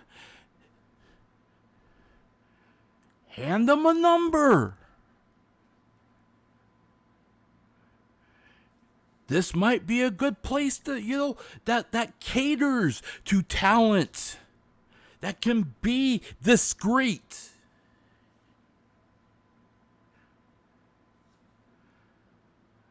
It's not that hard. You spend less money supporting them in this fashion, so they can maintain their productivity, than you spend when they are off and they're not bringing you income. It's not that hard. I'm not even an economic major, and I know this. I don't have a business degree, but I know this.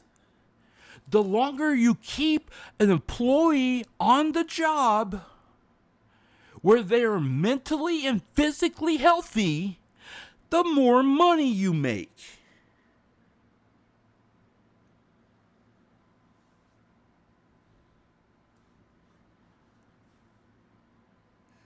You want to talk crunch culture? I mean, hell, this is the crunch culture of VTubing. How hard is it?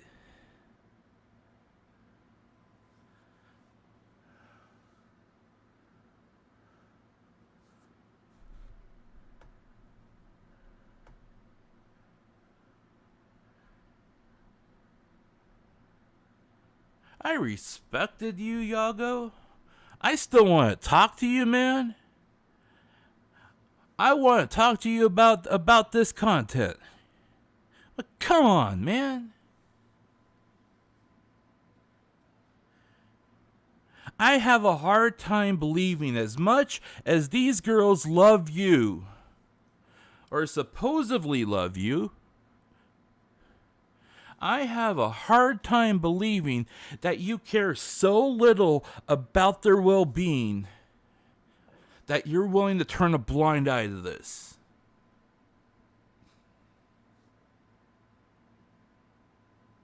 So let's put this on the list. Antis, haters, Yago, I'm calling all three of you out. I'm right here. Yago, you can email me anytime. My email address is wide open to you. My DMs on Twitter are wide open to you. I have already done an open letter to you in Covercore.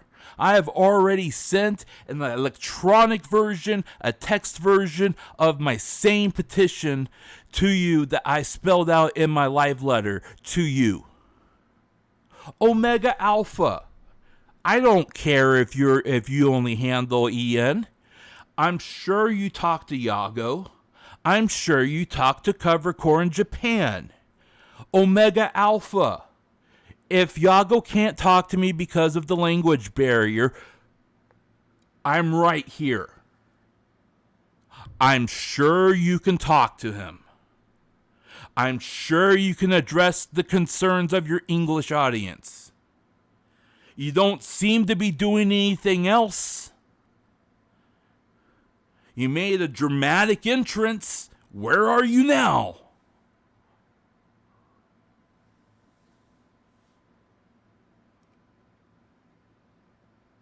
Yeah, she's real. She's supposedly the Yago of EN. Of course, no one's ever seen her since. Where did she go? She disappeared just like the mythos of the console as soon as the hype wore down.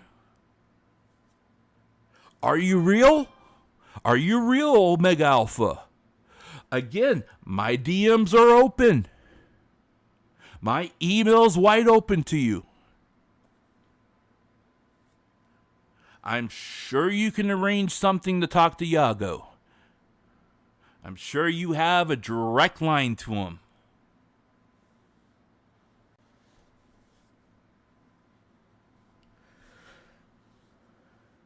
No, she's real. She's supposedly the head honcho of Halloween. If you look at several, there's at least one or two music videos of Callie's. If you look in the credits, she is credited as a producer.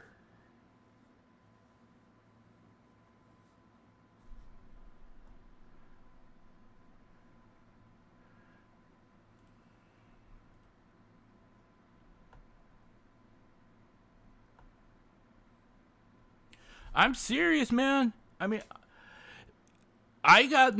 you know what? I got nothing to gain from this. Okay? And I've said it from day one, even to the Annies out there, even to the haters out there. I got no stake in this other than being somebody who sees a girl that is in trouble, that is dealing with something that is beyond what is being presented at the surface. And I'm not going to put up with it. You're bullying the hell out of her. All you Annies out there, all you haters out there, everyone's saying, you know what, she's a problem. She's a problem. She's a problem to society. We should shun her just like a leper. Mental health issues are not something you turn a blind eye to. And let's say that this is all an act. You know what that's called? That's called a multiple personality disorder and a narcissist attitude and a narcissist disorder. Okay? There is actually a disorder where you have a narcissist attitude towards everything. Okay? And it's borderline personality disorder. That's still a mental issue. You still do not turn a blind eye to that. It's not that she's full of herself. It's that her brain can't process anything else other than me.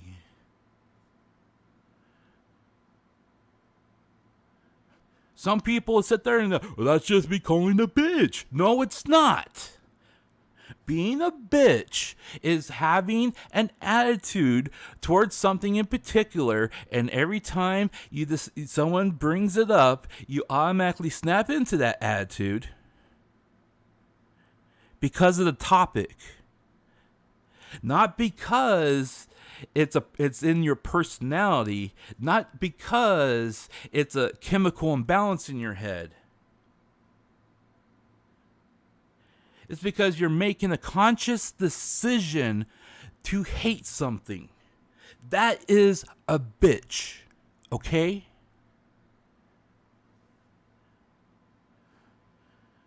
I mean, come on.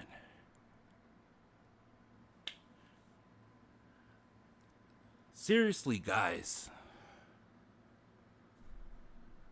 Who the bitch? The aunties. That's who they are. And I'm glad I tagged this not for kids.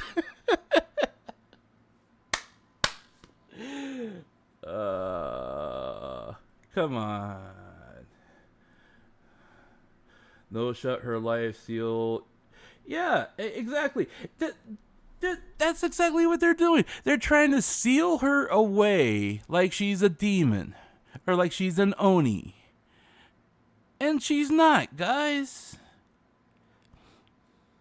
Okay? She's had drama in her life. She's not even 20. As far as I know, she's like, at oldest, I think she's probably around 27, but I'm pretty sure she's younger than that, okay? So the fact that she is younger than me, and that she is, what the, show that. The fact that she is under 30, guys, okay? You Man, I know girls that were drama queens from the time that they were a teenager all the way till they were 30. I have a friend I graduated with. She's had 4 kids by 4 different men. None of them, she's not married to any of them. And she's a year older than me. Okay? That's drama. She had 4 kids by 4 different men, and each of them were anywhere from about like 2 to 3 years apart. So you do the math on that. That's drama. Okay? But she ain't a bitch. Hell, she ain't. She's a decent person. You talk to her, she's very friendly. She'd be your best bud. You have a problem, you can call her up, you can talk to her about it. She keeps a secret. That don't mean she needs to be shunned by society because she has 4 kids by 4 different guys.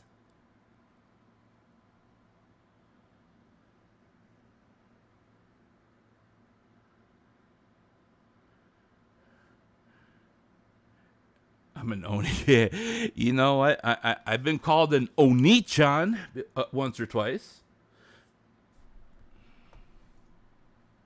Exactly.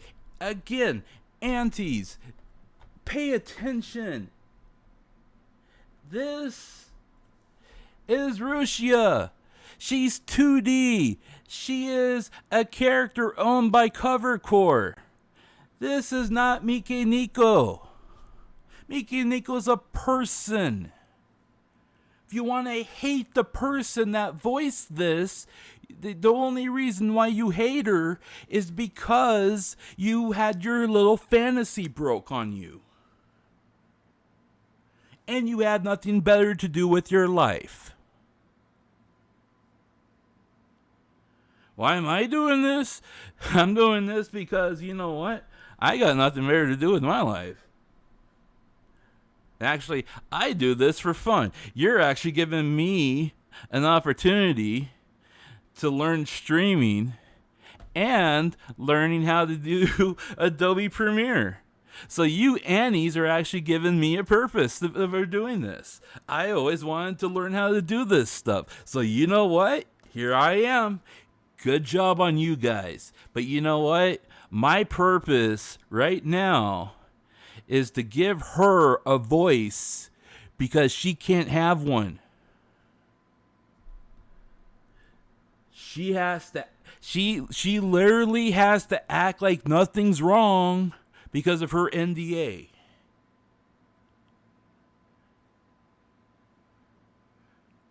And you guys are too chicken.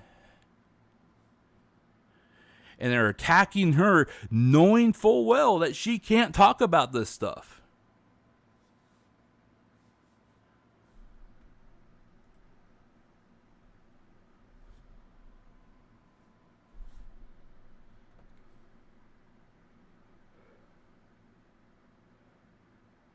No, I ain't no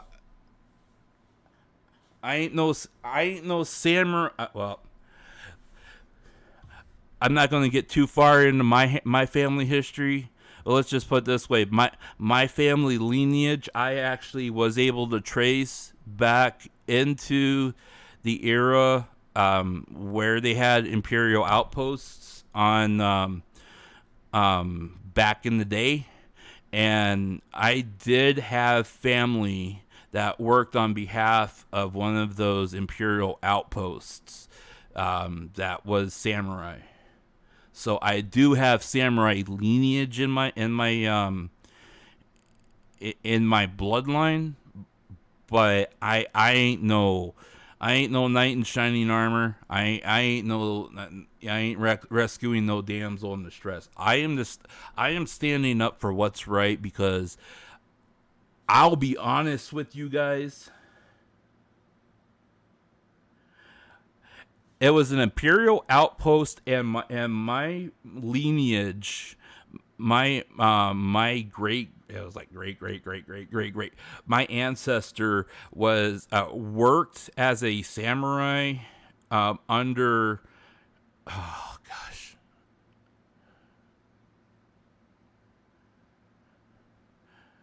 I can't remember what the outpost name was off the top of my head. I have to re-look it back up on the family tree.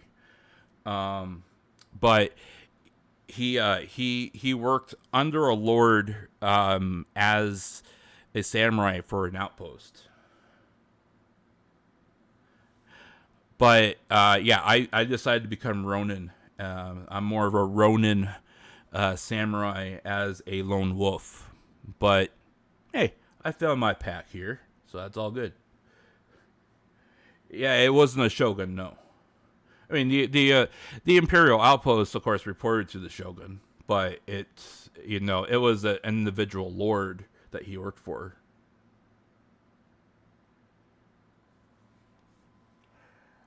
What was I saying?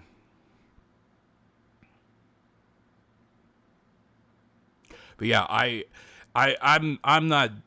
I know that there are many of us that are basically working on behalf of trying to at least protect her honor above anything else. And that's why I want you guys to understand is that I worked what I'm doing.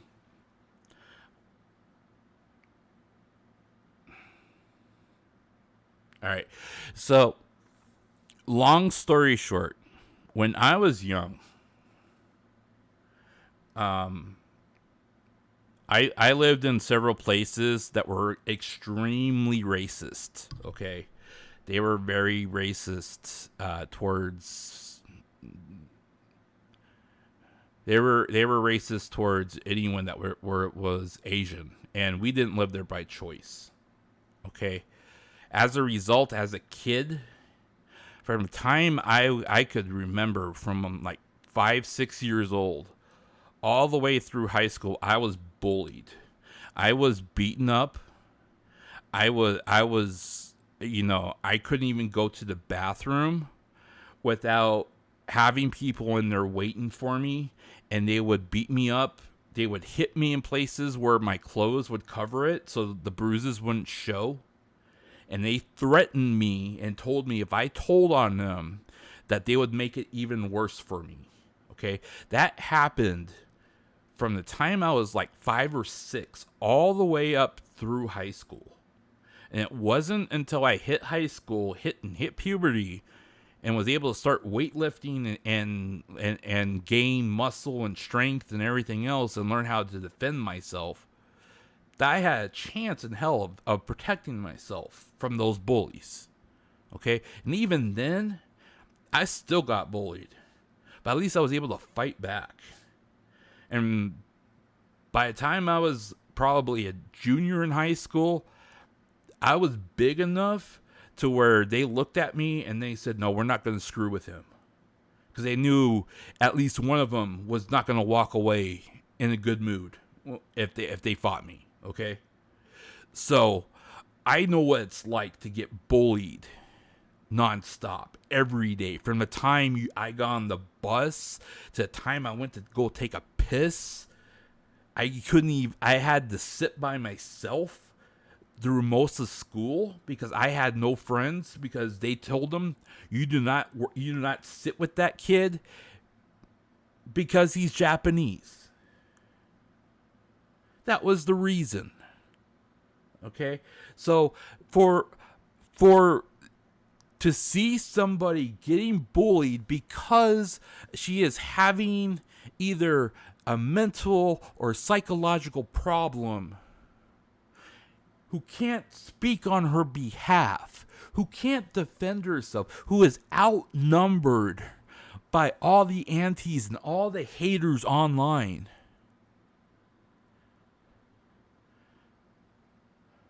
I'm not going to stand for that. The girl messed up. She's sorry. What else can she say? She lost her main meal ticket. She was pulling in $1 million before everyone else took their cuts anyways. She was pulling in 6 figures. She finally made it big. She finally got the job she wanted. If those Annies, if you are an auntie, if you are a hater out there, the reason why you hate on her is because she was successful and you aren't.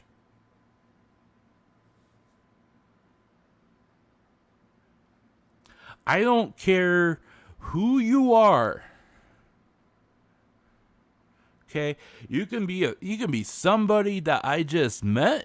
You can be a great friend of mine. You could be a childhood friend or a friend from high school or a friend from college, whatever. If they're making 6 figures, I'm happy for them. What, are you jealous? Go do something with yourself. Every single person in existence, if you work, if you do a job, if you get paid to do something, you are literally performing an action for something or someone else to make a product that is going to be consumed by another person. That is called work. It doesn't matter if you are a content creator, a singer, or whatever. If you work for the government, guess what? You are a civil servant. You work for the civilians. You work for the population. The paperwork you do processes things so the population can get what they need. You are doing something for someone else and getting paid for it. All you guys are a bunch of jealous nobodies who think because a girl is making 6 figures that she doesn't deserve it.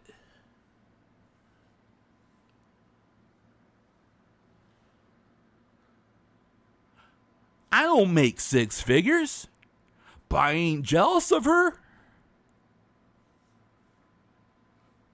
Are you going to come after me because I make 5 figures? And I probably make at least 3 to 4 times more than all you Annies out there. You going to come after me for that?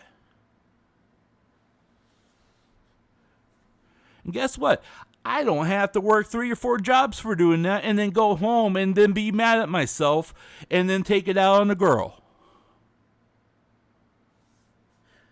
And that's what all you guys are doing out there that hate on her and sending me bullshit like that. Oh, we're going to come after you. Come at me, bro. I'm right here. I've been talking for 3 hours. Where you at? You hiding because I'm calling you out. Hey, Untamed, how you doing? What are you confused about?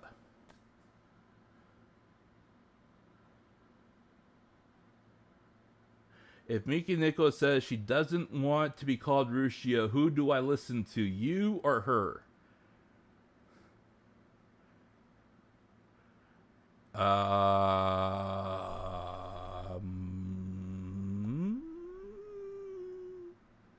Who are you asking that question to, Untamed?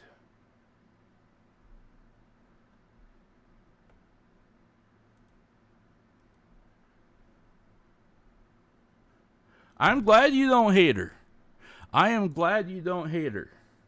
Because you know what? You know what? The whole thing that set this off, that made me start streaming in the first place, was the fact that I was checking my emails and DMs before I went to sleep. I actually met 2 very nice people on Twitter that liked both of the petitions that we had out there, and so I sent them a message. I looked at their profile, and I on one of them I saw said, unfortunately, I'm not gonna be able to talk about Rushia on this Twitter handle anymore. So I sent them a message and I said, are you still gonna support her even though she's not Rushia anymore? And of course they said, of course I will. I don't want to mention it on this handle because every time I mention her name, they start getting hate. And they're Japanese. They write and they're in Japan. And I told them, I said, I'm very sorry to hear that, and that I am, that's why myself and these other people are making these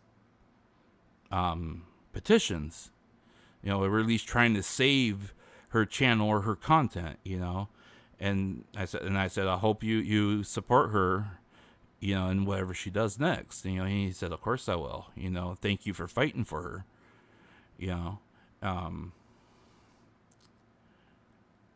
And so I was going through the rest of my DMs and my emails, and then of course I start finding all this hate. Stop talking about her.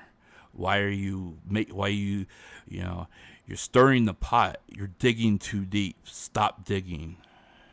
Stop looking. There's nothing else to find. Everyone knows already. You keep talking about her, you're gonna be sorry. When I saw that pissed me off. I'm like, I'm gonna be sorry? Tell me I'm gonna be sorry. You're gonna tell me I'm gonna be sorry. Stop saying her name. Stop talking about her. I am going to talk about Rushia anytime I feel like it. And if people don't want to listen, they won't tune in. And if people don't like it, there's literally millions of other people out there that are making content you can go watch and listen to.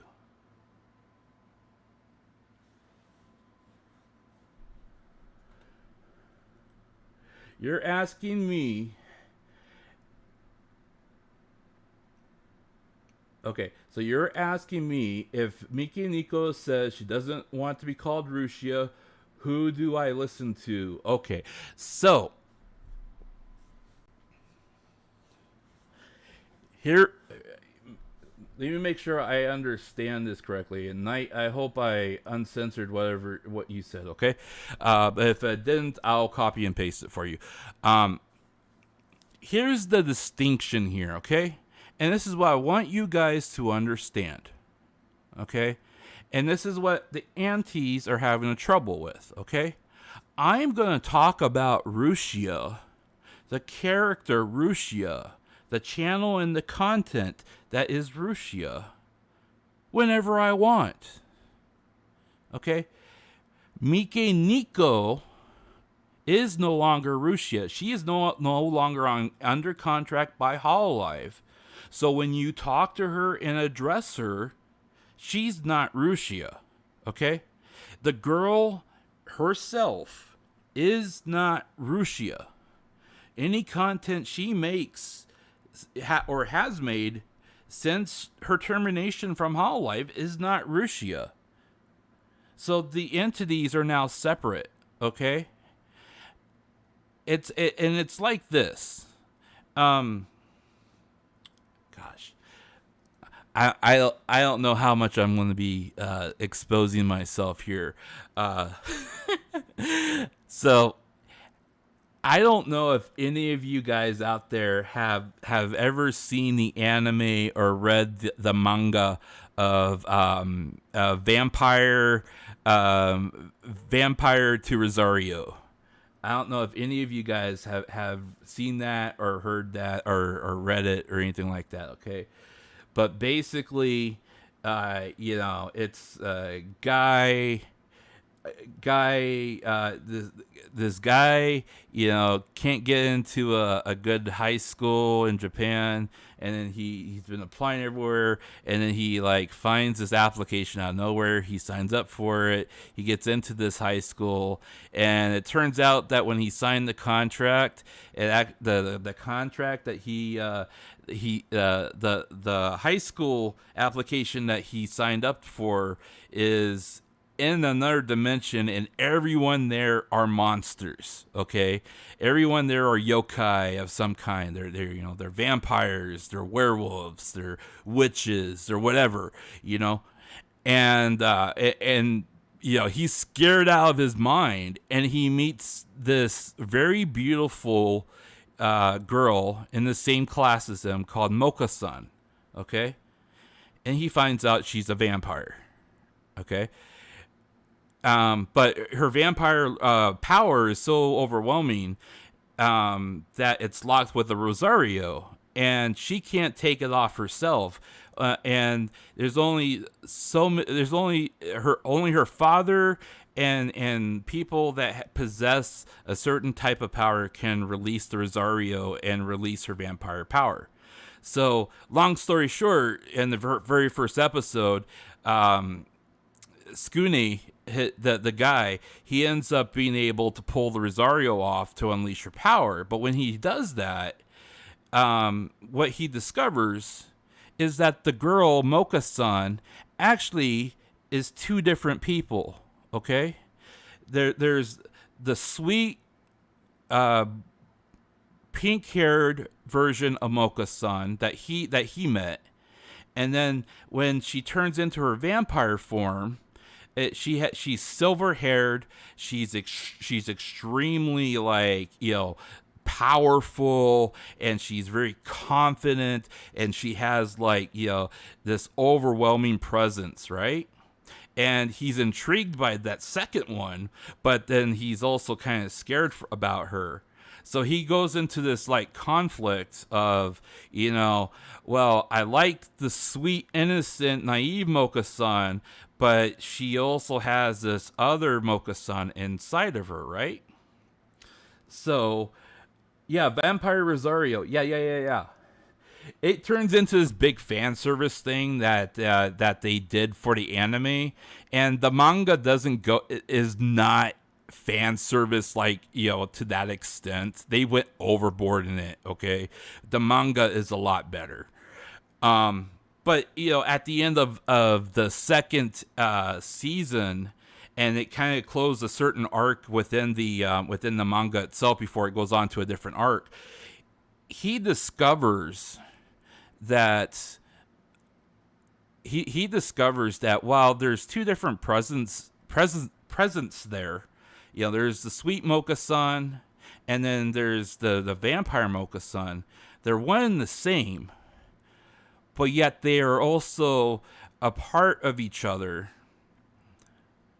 that can be separately identified. Okay, so when you look at Mike Nico, the thing you have to remember is that she has played a part in Rusia. She has played a part in the current incarnation that she is now, that she presents to us. And those are parts of the whole. They're separate, but yet they're a part of her. Unfortunately, Rusia is locked behind a Rosario that is called Cover Core. And that lock is probably never going to get unlocked again. Okay, it's sealed.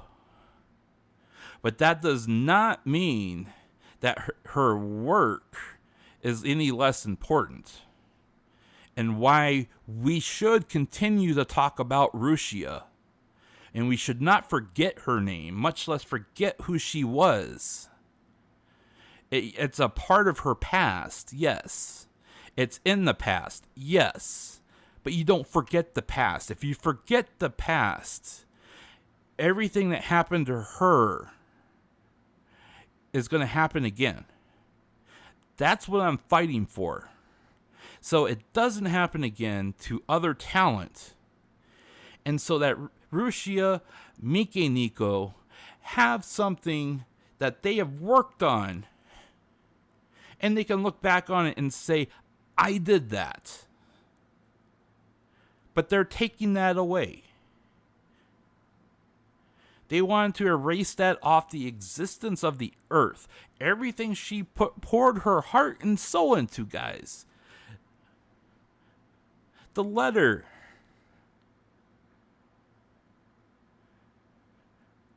It's going to be gone in 14 days. And that was a reflection of everything she felt over an entire year. Of what she did for you. What she did for cover. They're separate, though. They are separate because she's Mike and Nico now. But in the end, they're still part of a whole. And we gotta support and love and protect the whole. Even if that means standing up for the past. So if we don't protect the whole, that includes her past. Every time she looks back on it, it's going to be a pain. It's going to be a hurt. But at least if we fought for it, she can be reassured that the people that are standing shoulder to shoulder with her were there for her, even in defeat, because that will give her strength to move forward. Too many people now are just resigned to say, well, that's just the way it is. But those same people make fun of old boomers for saying the same thing. And they go, we want change. We want change. We want change. But as soon as something like this comes up, well, that's just the way it is. No. If you want change, you fight for the change regardless of what it is. If it's wrong, you need to stand up for it. I understand that there are people out there that either can't, or they're too scared to, or they don't want to put themselves in the line of fire. That's fine. That's fine. That is why I'm here. That's why I've been talking for almost 4 hours now. Because, hey, if you're in my chat and you put a like up there, that reaffirms to me that what I'm saying, there are people there that back me up on that agree with me. If you've been sitting here in chat for however long in the last 4 hours, I appreciate you. Yeah, I appreciate the fact that you're talking to each other. And that reassures me that what I'm saying and what I've been fighting for and what I've been pushing and what I constantly, say and present to you guys matters. It matters to somebody. Because the more that we remember that something like this matters, the better we can be to protect the girl that is there now that needs us when she needs us the most. Even if we were just sitting there telling her that we love her. That's good enough. You don't have to give her money. I'm sure that some of you guys would like to be able to, have memberships. Hell, I wish YouTube told us this year that YouTube told content creators this year they were supposedly going to be rolling out gifted membership, a gifted membership system for streamers to gift to people in the audience and for people that are members of channels to be able to gift each other or gift non-members. They still haven't done it, and it's already halfway through March. I wish they would put the system in place. I mean, Twitch had no problem with it.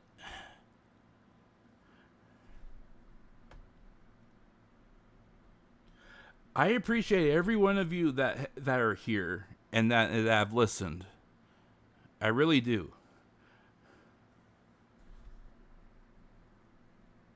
I really do, because I mean, the more the more people I can reach, the more people that hear me, the more opportunity at least I can make the case for her that she can't make herself. Because she has too many people that are not advocating for her out there. There's too few of us that are advocating for her out there. And there's too many people that just say, let's not talk about it and it'll go away. Well, her mental problems are not going to go away, guys. And if we don't support her and give her the support she needs during these episodes, I mean, we're not doing her any favors by just ignoring it. We really aren't.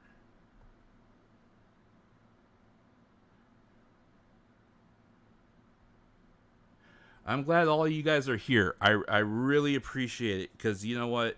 It makes all the work and preparation and all the things I've been trying to do in the background, it makes me realize that what I look into, what I research, and what I try to put together for you guys is worth it, because I'm giving you guys something useful to walk away from.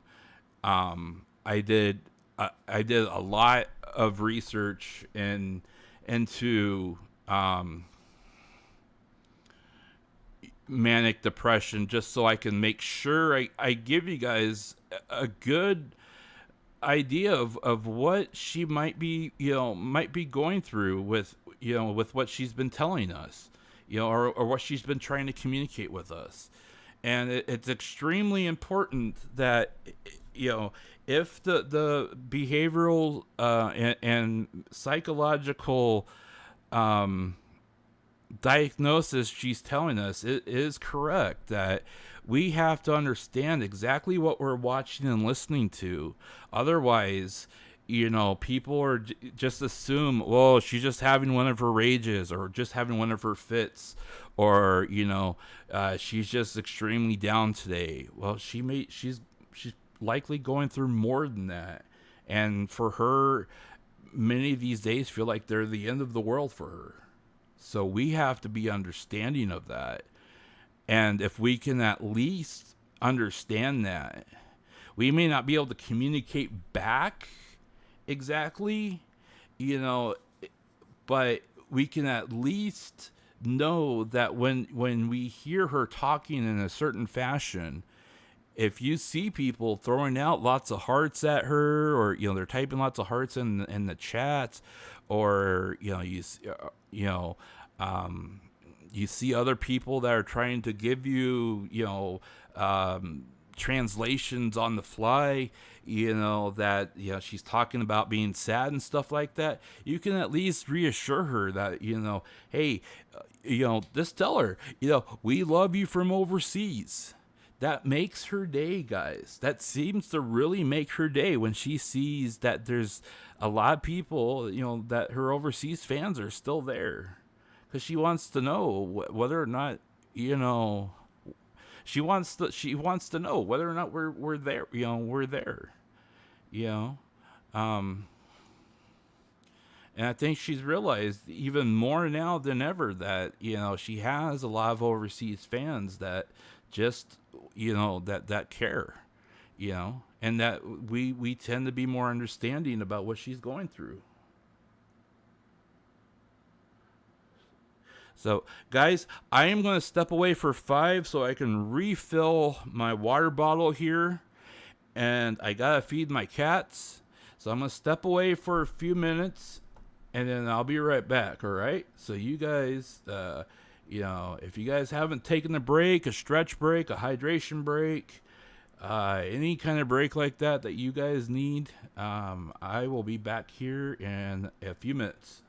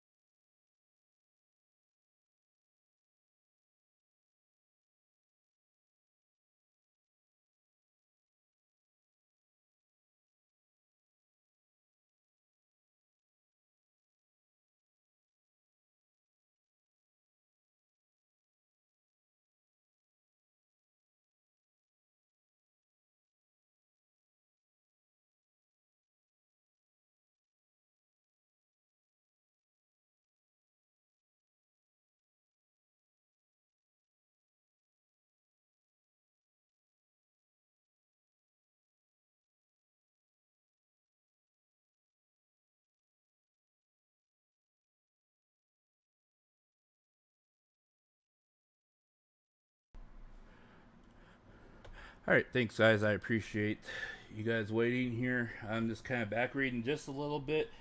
Um,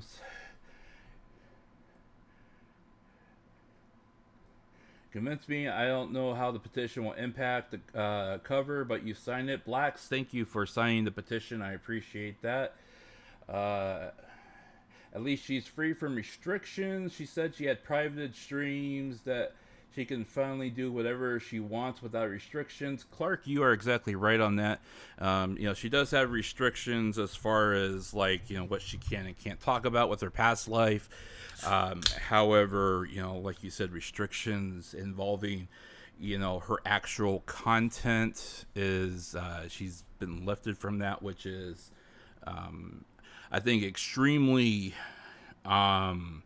liberating. If you look at like Kason for an example, Kason seems to feel or at least look extremely liberated after she left Hololive, because they were having her do things that she didn't exactly want to do, and then she was also having to be within their guidelines. So I agree with that.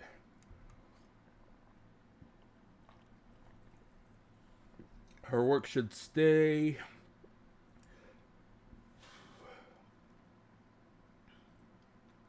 Thank you, Ojo. I do see that you had to leave. Thank you for being here. If you are still in attendance, if you're not, I do want to thank you on stream here for being here and listening.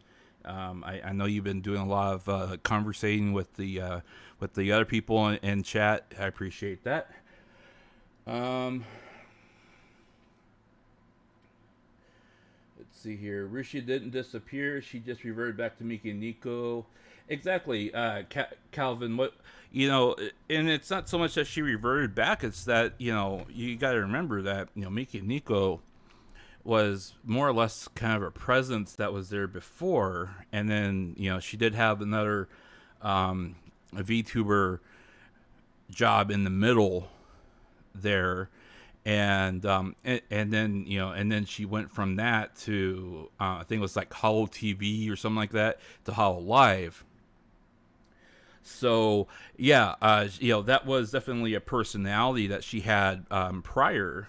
And if you, according to her conversations that she's had recently, she really kind of wants to break away from the whole Miki and Nico, since that itself also has baggage apparently, dating back like I said, over a decade. So she kind of wants to maybe shed that personality and then have a new one. And that's where a lot of translators seem to really get this weird idea and that kind of fed into the whole fake personality thing at one point, where a lot of translators for some reason were misinterpreting the translation person in the middle and the fake Rushia voice actress as one and the same. And they were trying to say that Miki Nico and the fake voice actress were one and the same, and that quote unquote the person in the middle was the fake voice actress that was covering for Rushia while she was having a nervous breakdown. Okay, that's how far the rumor mill spread with all this garbage. Okay, and that's why Miki and Nico, asked her audience on Twitcasting. She goes, you guys can tell a difference between me and the fake one, right? And everyone was like, of course, the fake one was the one on Cordy's stream. You're not the fake one. We can tell a difference in your voice and the way you talk, and if you play it back, you can definitely tell the difference between who the fake one is and who the fake one isn't. Even if you compare her voice now to like some of those leaked videos that are out in circulation right now. You can tell which ones are fake, and then which ones were, which ones were actually from her, and which ones people tried to also pass off as her. Because there's a couple of those floating around too that I've seen on Twitch, or not Twitch, on Twitter.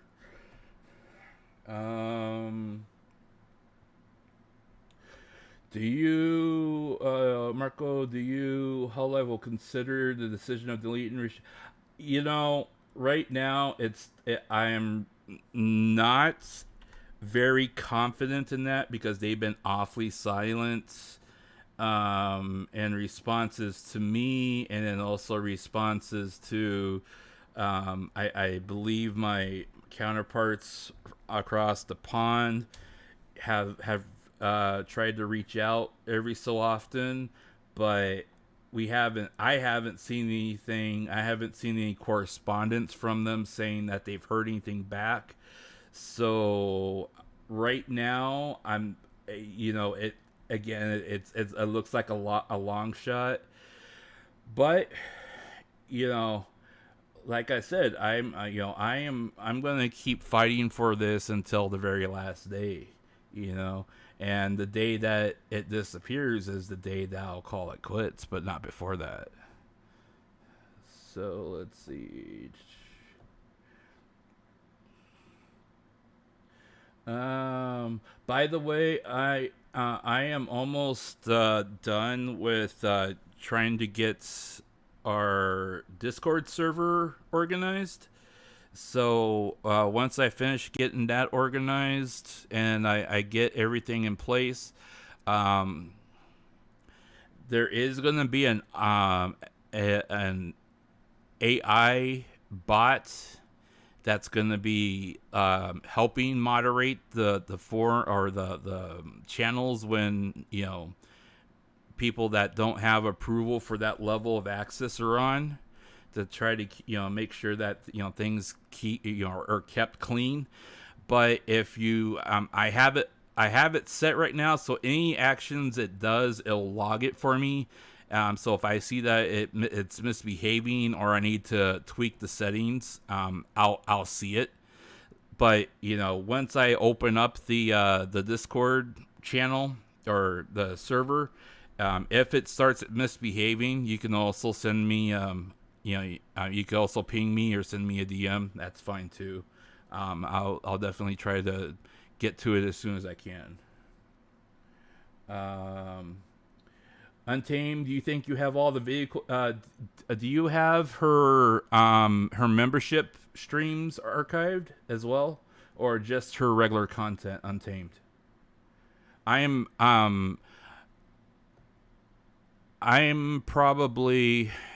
behind on her membership videos. I've been having trouble getting those archived.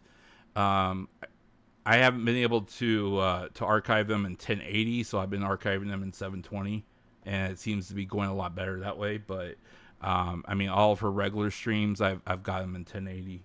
So,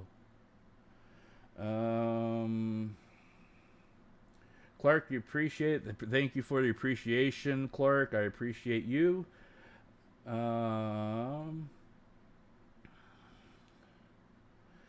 Marko, there's not a lot of people that stand for Rushia on streams because they're scared. Yes, I know, and that's the thing. I'm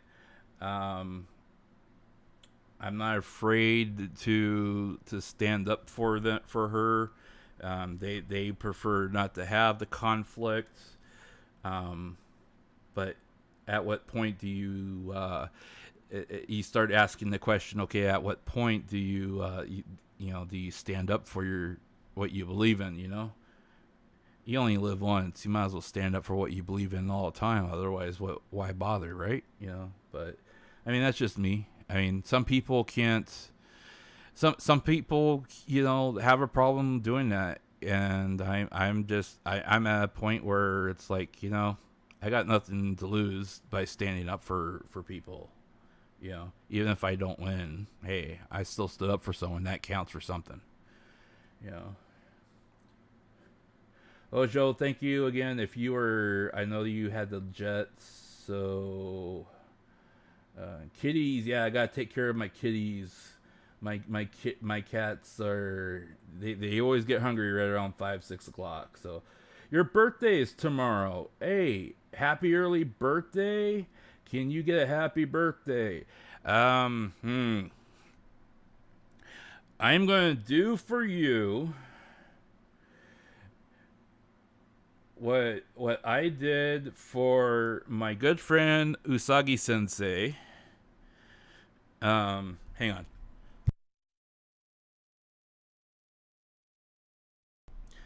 My voice is not in as great a shape as it was for her stream.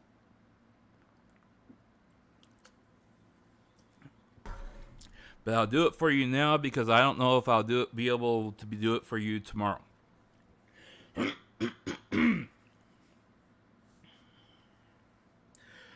Happy birthday to you. Happy birthday to you. Happy birthday, my dear friend. Happy birthday to you. Ugh. I didn't have time to warm up my throat, but there you go.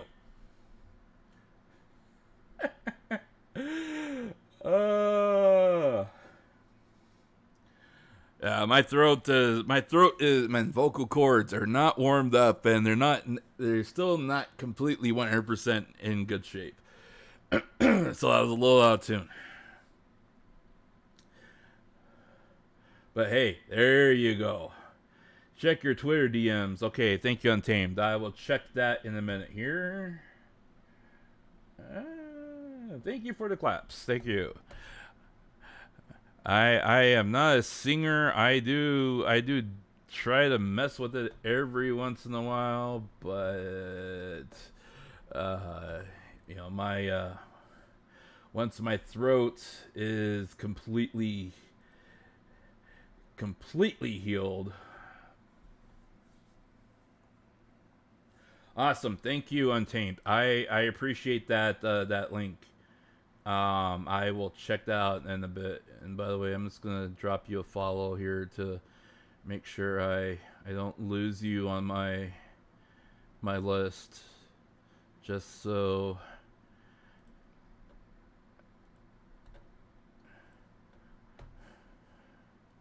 I try to keep my my stuff organized that way. Happy birthday, man. I really appreciate you. You always show up, and I respect that. You know, you don't have to show up, but you do. So I'm really thankful for that. You know, and I'm thankful that you guys stick around to listen to, you know, everything I talk about, because, you know, a lot of people, they look at what I say, and it goes beyond what they're what they're willing to grasp, or it goes so deep that it goes over their head. And a lot of them, they're like, that's nonsensical, it doesn't make sense. And if you look at it from an objective point of view, where you step out of either the fandom or the anti, and you look at it objectively, then you starting to see and understand the alignment between everything. Because the fact of the matter is, I think Night, who's leaving? Thank you. I hope you're in. Yeah, have a good night. Thank you for stopping by. I thank you so much. You have a good day, good night, good evening, good morning. What everyone, I know that for us in America, it's becoming morning. For people in Europe, it's becoming afternoon. And if you are in Japan or the Asia area, it is evening. So if you are leaving, have a good morning, afternoon, or night, whatever the case may be. If you're just tuning in, thank you for stopping in. If you see the name and you saw the title of my stream, we have basically been talking about the haters and the antis that have been plaguing anybody that dares to still talk about Russia or saving her stream or anything in relation to her. And that includes the people that decided to send me hate mail into my DMs and mailbox, and that's what set me off 4.5 hours ago. And unfortunately, I sat here and I was getting ready to go to bed of all things, and then when a couple of those Andes just lit a fire under me, and I'm like, you know what? Screw it. I've spent several days trying to heal, and get better health wise. And Russia's channel doesn't have a few more days; it only has 2 weeks left. And I know that the each day that comes forward is a day that makes things that makes the odds more against us. But what we're fighting for, at least what I'm fighting for, goes beyond what her channel is, and what we've been talking about goes beyond just what affects Russia. It affects every single girl in Hololive. And I've been looking and waiting and putting this off for I was putting it off before everything with Russia happened, okay? But once that domino fell and everything started falling in place, it became something so apparent that I just felt that it had to be said now.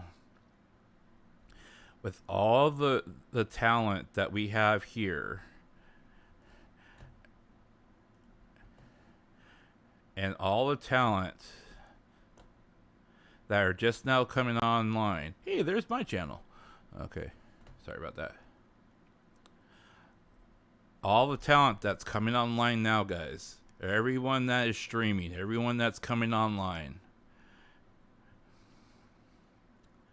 It really bothers me that some of these girls are silently struggling with their what's bothering them in their heads. And we can try to ignore it as they smile, in front of us. But the thing that really hit me the most after I started reading all those anti hate mail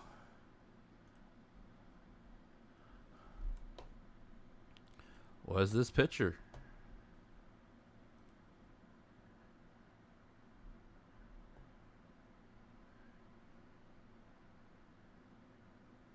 Yeah, how cute. You see my channel? Yeah, I know. But I'm serious, guys. It makes me wonder how many of them are doing this right now. How many of them are silently crying or silently suffering in the background? And people say, well, they're making lots of money, they're making lots of content, they're doing all this stuff, yada, yada, yada.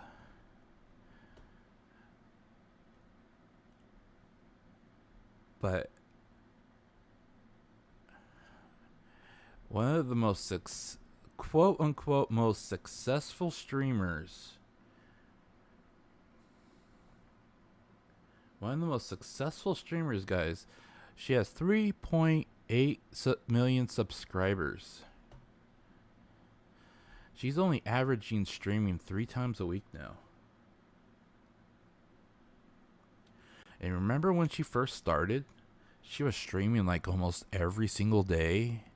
And she was having fun with us, and she was enjoying her streaming with us, and we were, constantly like looking forward to the next stream and what she was going to do next. And she took maybe a day or two off here and there, and now she's only averaging 3 days a week.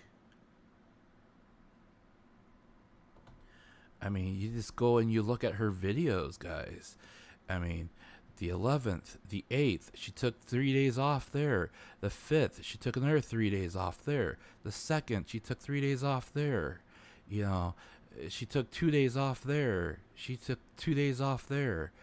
I mean, she hardly streams back to back anymore. And I know she's busy. I know that's one thing, that she's busy. But another thing, I mean, she streams less than most of the other streamers, guys. She streams 3 times a week. I mean, what's going on with Gura that is like people just don't realize, because they're too caught up in the fact that she's Gura and that she's almost at 4 million. And they think, oh yeah, she's big time. She's making lots of bank. She's making lots of money. Yeah, she's making $12 per chat. Per super chat. She's making $12 per super chat. But when you look at the chart, guys, she's 26th, guys. She's 26th. I mean, if she was making as bank as she could be, and that everyone else would be making. I mean, making at $12 a super chat. I mean, she would be passing almost everybody on here on the way to number 1. I mean, she's making more than Marine. She's making more than Piccola, I believe. Yeah, she's making more than Piccola per chat. In the last 7 days, she was averaging 14. She'd be right up here with Piccola. What's going on with her, guys? I mean, people are too caught up in the fandom that they're not paying attention to that. Look, I mean, even with like Maury's only at 3 times a week now.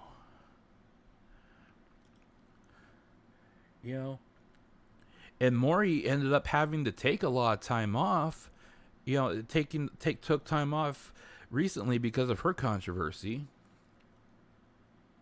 And then people donoed her like hell when she came back because of all the controversy.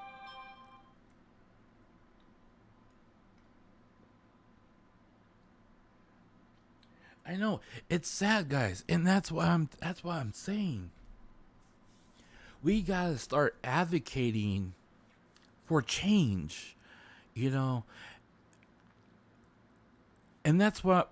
I mean, I know that my channel is not big, okay? I mean, where are we at? Where are we at on... I'm going to break the fourth wall just a little bit here. 704. We're doing good. Actually, we're doing really good, guys. We're at 7... Wow.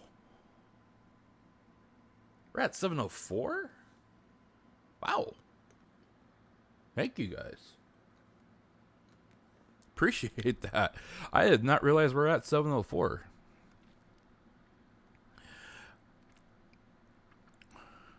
What is it? I will answer your comment here later, okay? Once I have a chance to see what you commented on. Thank you for 704, guys. So the TLDR on Callie's controversy was a while back before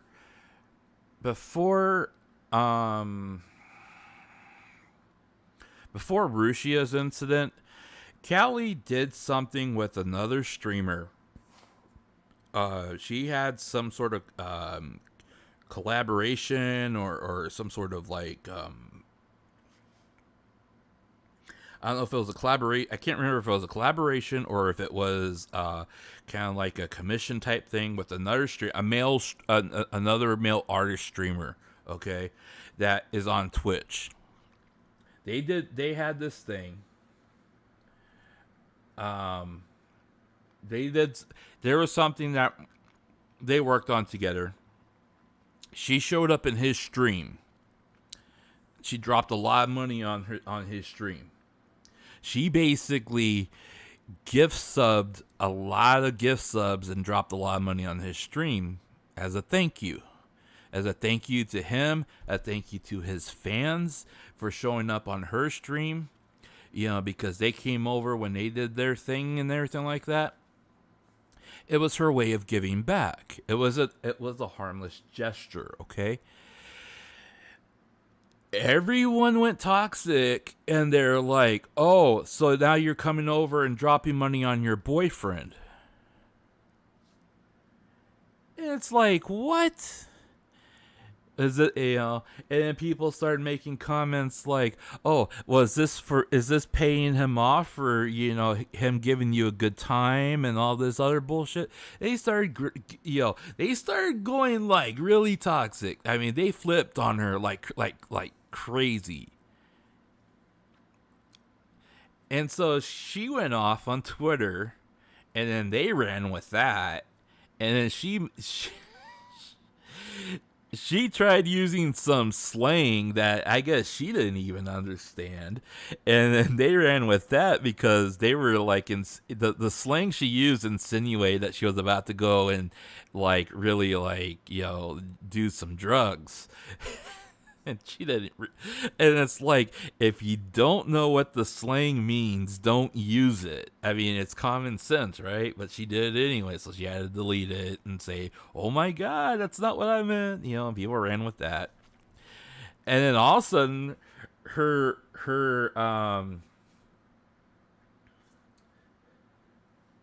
yeah. And so all of a sudden, out of nowhere, like all of a sudden, her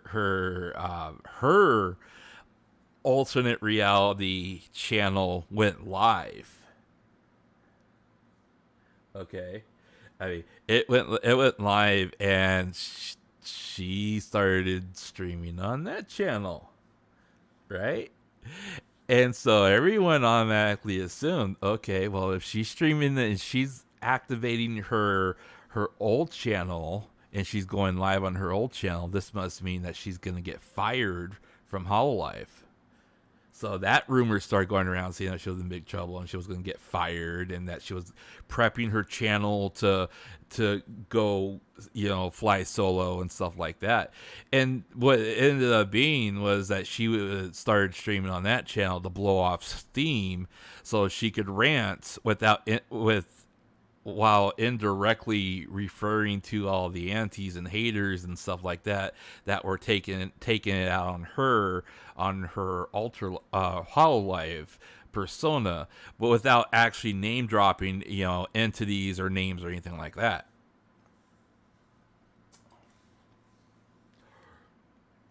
So yeah, so that all happened. And then she dropped a bunch of singles that I guess either she had been working on or she hadn't released on there. And a lot of those singles also were dropping a lot of assault against people that were, either talking smack against her or whatnot. But one of her singles in particular really hit me was that she was basically saying, "You're not my boyfriend, you're not my brother, you're not my father, you don't even know me. Stop trying to give me advice on a life you don't even know."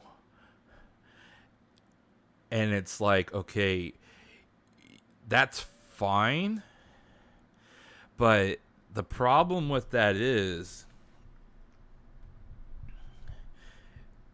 when you see somebody self-destructing and blowing and imploding on themselves, and you say, "Look, we care about you. You need to. We really think you need to take like a day or two off to decompress, stop, and think about what you're doing, because your next step could either ruin your career or ruin what you have right now." When people are telling you that as your friend, and you tell them to go fuck off, which is what she did, that hurts a lot of feelings of people that really care. What did you miss? We're basically talking about what happened with Kelly a while back. She had her own little controversy that she got mixed up in, and that's basically what we're talking about. Exactly, and she feels like she doesn't want any of her fans to talk to her like she's their daughter, quote unquote. Okay, which is fine. But a lot of us, including me, are older than her. And so we do have that feeling of that she's kind of like our little sister. Even though we don't insinuate, or we don't directly call her a little sister, the fact that she's younger than us and we have more life experience than her. And chances are many of the experiences she has gone through, I've gone through. When you have someone that's trying to give you good, solid street advice, even if you don't want to listen to it, at least hear us and don't tell us to take a flying leap when we're supporting you. But that's just me. I mean, and that's I've learned that the hard way. She's gonna learn that the hard way, and we just hope that she will learn that the hard, if she has to learn that the hard way, she's going to learn that the hard way. And that's just the way it is. But we hope that she'll at least consider what we're saying. And by the way, I discovered that Marine is actually 18 years old. Second season.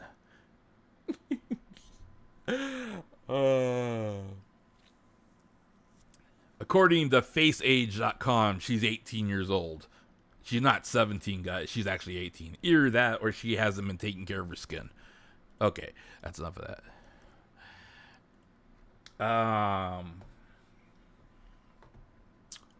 Let's see.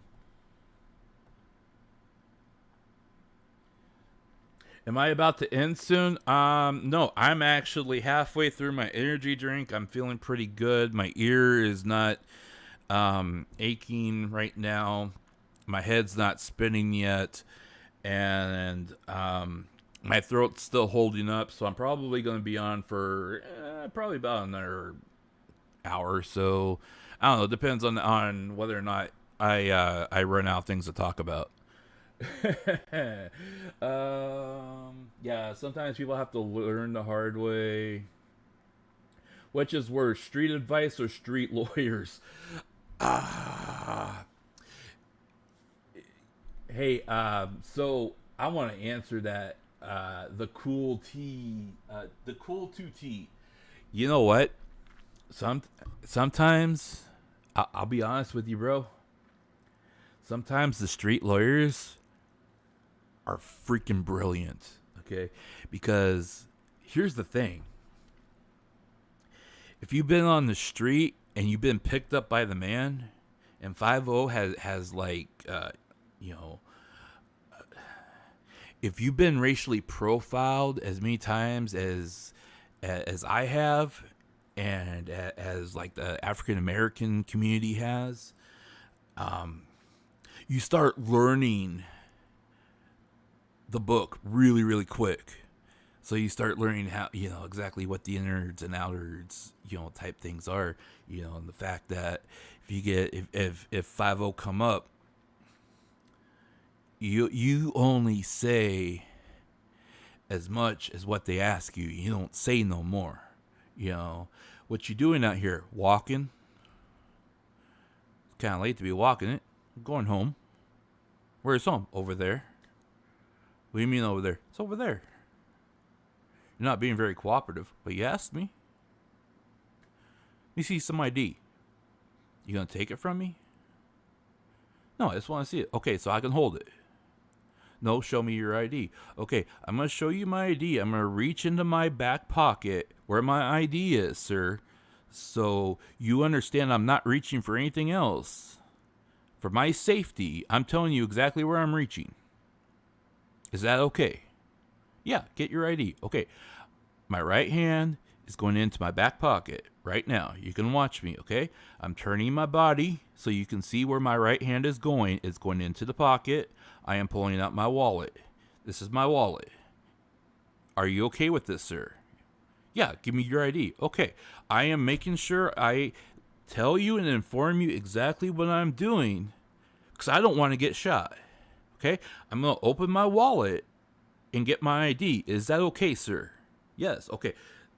Okay, my wallet's open. Here's my ID. Officer, you said you were not going to take my ID. You were going to look at it. Are you taking my ID? This is my property. Are you taking my ID? Yes, okay. You're taking my ID. I'm handing you my ID, which means I do not have ID right now. So if you ask me to identify myself, you are holding my ID. Is your body cam on? Your body cam is on. I want to confirm your body cam is on. Okay, so for your body cam, I am handing him my ID. So I have no longer have in my possession any identification because this officer is taking my ID. Before I do it, officer, I want to ask, can we stand in front of your police vehicle so your police vehicle can record that I am handing you my ID? I will walk in front of you, officer, so you can watch me as we move in front of your vehicle. Is that okay? Okay. That's what you do.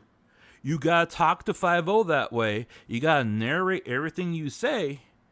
Because if you narrate everything you say and the officer agrees to it, then the officer does anything in retaliation of what you say, he gave you as a law officer the authority to the okay as the authority to do the action.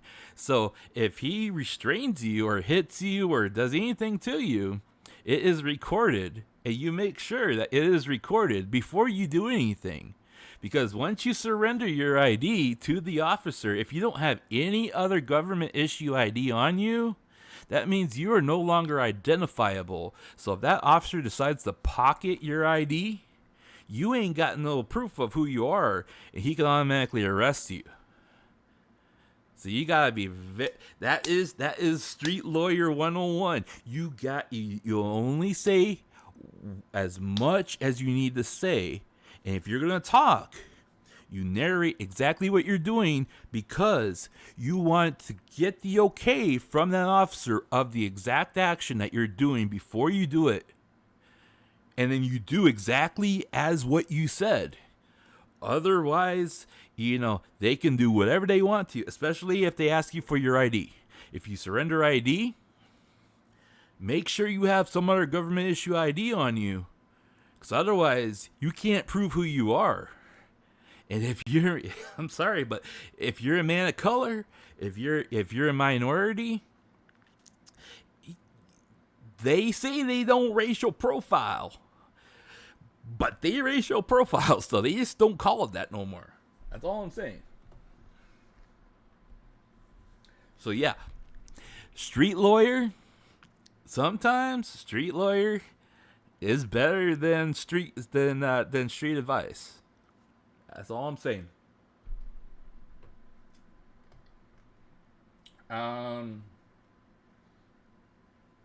Yeah, she finally made it to 18, yo. She's 18 season 2.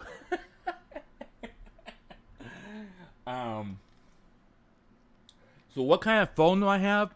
Well, I'll tell you what. Before I started streaming, um, when I was looking at the possibility of streaming, I was just kind of like looking at, okay, well, what am I gonna do for camera and yada yada yada, and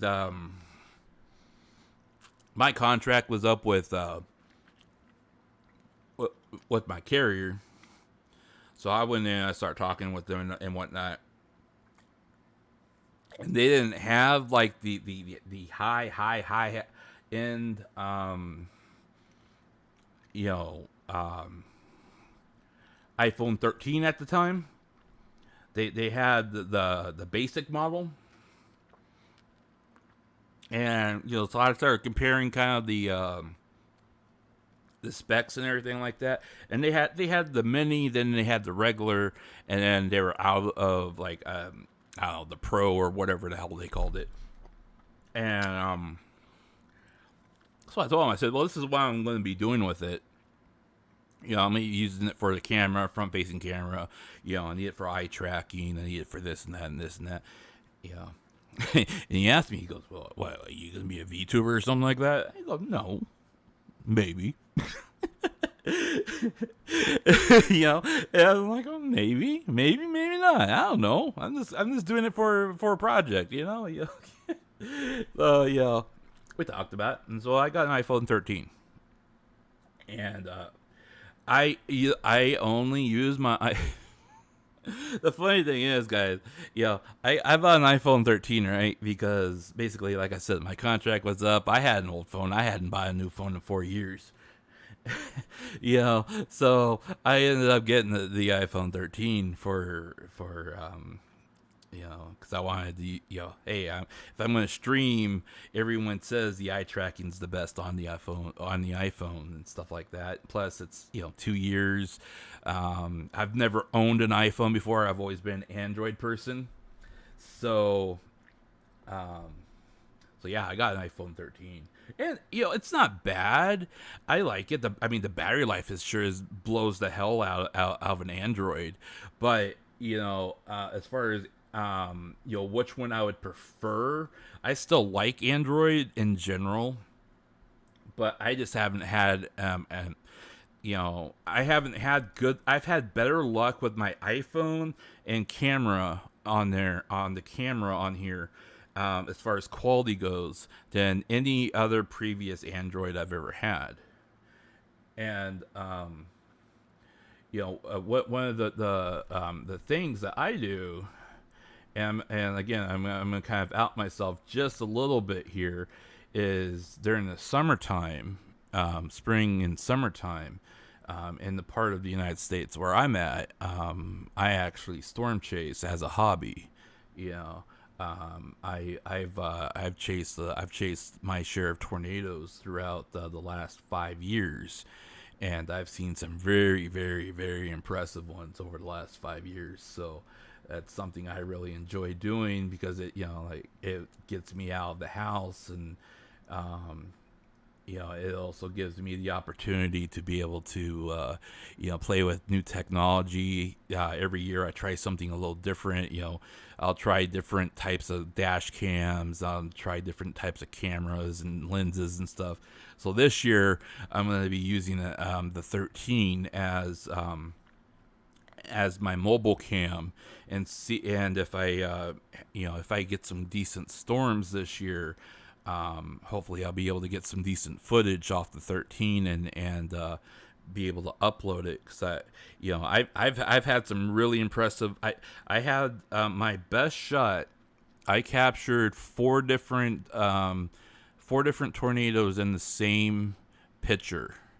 And they were all like these really, really small rope tornadoes, but they were all lined up in a row, and they were all anticyclonic twisters that were all on the ground at the same time.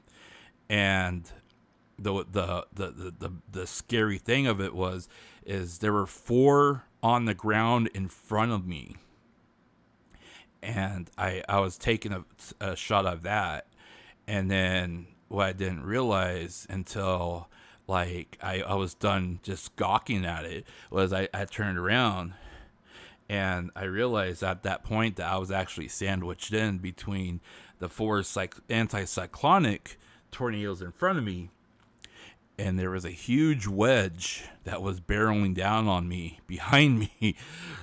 So I had to get in my vehicle and I just had to floor it. And I was going about like 80 miles an hour, and I wasn't outrunning the storm. So, and I went probably about 20 miles before I had a chance to change my direction and be able to drive actually out of the storm, because the storm was coming from behind me, and it was going the same way I was going.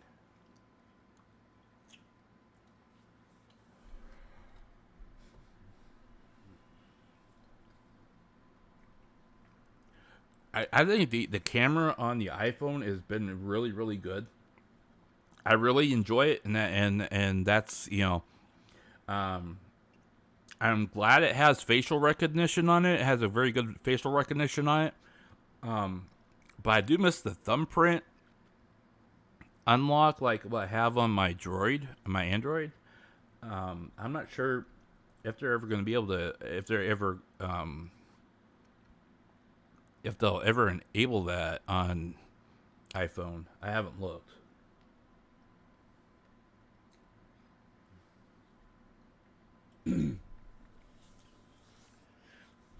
Mickey, Nico, and Nux. You know,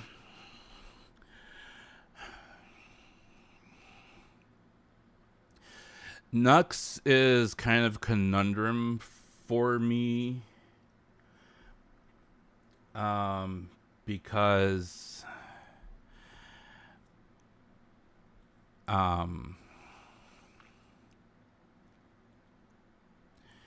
he does a lot of things for shock value, but the problem of it is that he also finds enough suckers to actually go along with him. And it's kind of like,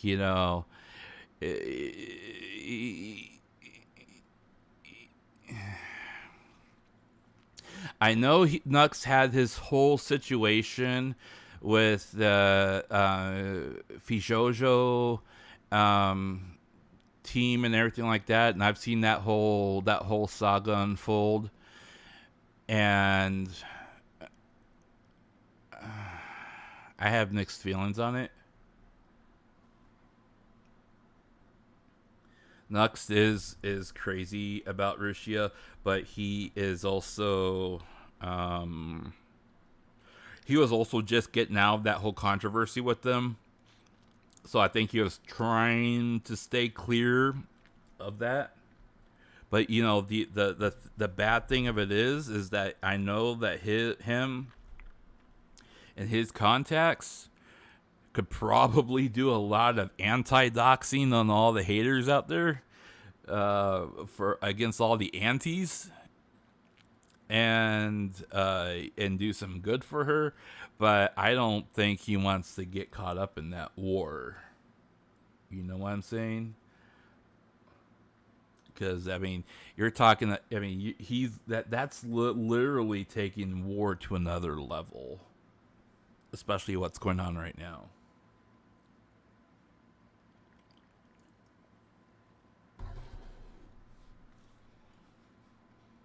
I wouldn't mind having a quote unquote army at some point like Nux. All right. But I'm not going to, ring up other streamers and VTubers and say, hey, dox yourself and I'll give you $50. Or show me your browser history and I'll drop 100 on your channel. I want to see what kind of dirt I can pull out on you, if you show me your browser history. That's not me. I mean, hell, that's one thing I would like to kind of ask the current people that are currently in chat right now. I'm hang on a second.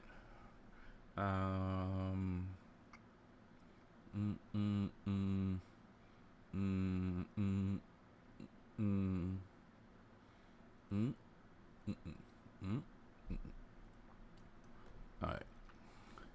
Just hold on a second, because I'm not quite finished with this yet, but I want to show you. Mm-hmm. Mm-hmm. Mm-hmm.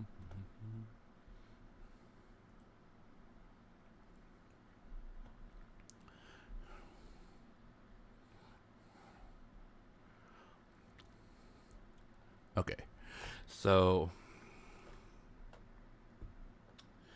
this is basically what the Discord is looking like right now, guys. Okay.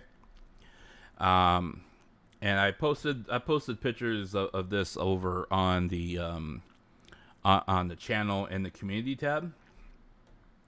I'm going to have rules and announcements. I'm going to have an auto mod log here for myself. So anything that comes along that that flags or that it any actions it has, I'll get that there. I have a secondary log here that will be doing some other stuff. And then for for channel communications, I have video updates are going to be going in here, along with any actually I gotta remove that. But video updates are going to be going in here for like if there's any actual videos that have premieres and they're not live streams. Live stream updates are going to go in here. I have to finish the hook in here so it grabs that. Broadcast updates, if there's any changes to broadcast updates, I'm going to do that here. And then for voice chats, if we do end up doing any co-ops or anything like that, we can have like a co-op channel here. Like if we're all like working on something like Minecraft, or if we're doing like if we get enough people and they want to play Among Us or something like that, whatever. We'll have a mingling channel here where if you just want to chat with each other, just want to talk and hang out and chat, we can do that there. Doesn't have to be anything in particular. Then we'll have an open chat here for just like anything that you want to talk about, like on daily that doesn't involve anything in particular. You just want to chat. Then gaming, anime, Miki Nico, Rushia channel. If there's streams that pop up that she does, I want to be able to try to get a hook here. So like as soon as her streams go live, they'll pull it here for Twitcasting and whatnot. Other VTubers, if there's like VTubers that you want to talk about, we could do it there. Or I can try to have it pull like, if certain VTubers go live and we want to have alerts pop in on that, we could try to do that here. If you have recommendations of people that you think other people would be interested in watching, have a VTuber channel here, so we can just so we can have that. So you're like, hey, I just found this really cool VTuber that just started out. She's really fun to listen to. Whatever. Especially like new and smaller channels. I would like to be able to have people share that among each other, so they don't so they can help promote other people. And then if you do your own streams or whatever, and you want to promote yourself, I have a channel for that. And then of course memes and media videos, if you have stuff you want to share like that. And one of the things that I kind of wanted to, Among Us. I'm gonna have that set up here. I'm hoping that I'll have everything finished in the next couple days. Hopefully by like Thursday or Friday, I want to have it set up so I can, say it's open and you guys can come join. I'm still in the process of kind of like just thinking about, other mods other than myself in the auto mod. So just hang tight on that. I am considering some people that are here on a regular basis that I think might be good for that, good candidates for that. But I don't want to have everyone say, "Oh, me, me, me, me," and then pick people out and then have people feel disrespected because I didn't choose them. So I'm trying to be kind of careful about that. So I don't want anyone to feel disrespected or feel like I don't trust them enough if I choose somebody and I don't choose you. So that's why I'm haven't reached out to anybody yet. So just bear that in mind. If I do promote somebody or give someone the mod capabilities, it's because they've been here for a while. That we talk to each other. I think we'll work together very well with growth of the channel and the server. And it's not necessarily because I don't think you'll do a good enough job, or that I don't think you're good enough for it, or that I don't like you. I like everyone that shows up here. I give everyone a chance. Like I said at the very beginning, it's in my channel rules. It's in the Discord rules. Everyone is equal until you prove otherwise. Okay. The only difference between having mod abilities and not having mod abilities is having the capability of getting rid of somebody who's causing trouble. That's the only difference in my channel. It's not that they're above you. It's that they're taking care of business so we all can be together and be equal among each other, okay? So don't feel like, it's like a promotion to them, or that I'm giving them something, and that you're lacking something. It's not that. Some people I may actually pick because they're in a different time zone, and they'll be able to better watch the Discord in case something happens. That might also be a factor to it too. So I just want you guys to realize that. But also, hey Mac, did you leave and come back, Mac, or are you saying hi? Or I thought you were here earlier.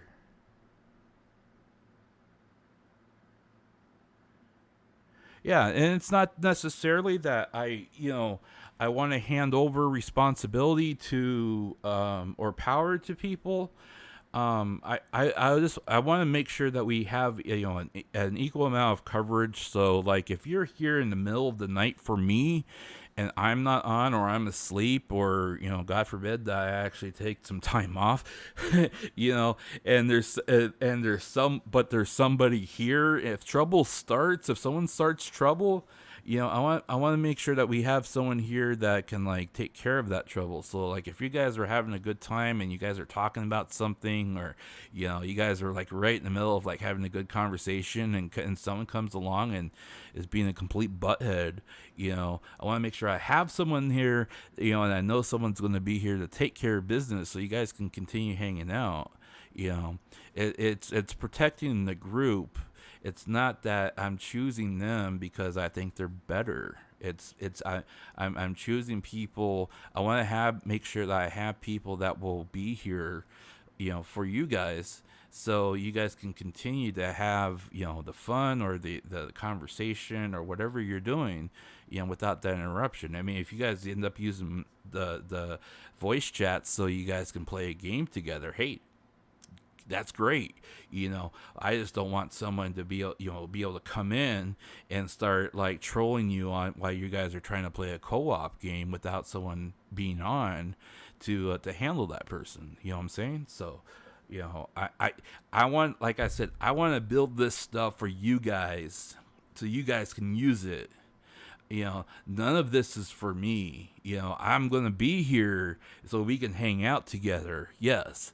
But I'm trying to build this stuff so for you guys, so if you guys want it, I want to be able to give it to you guys and let you guys have it and use it, without having a bunch of nonsense going on in the background, because at the end of the day, I want us all to have fun together.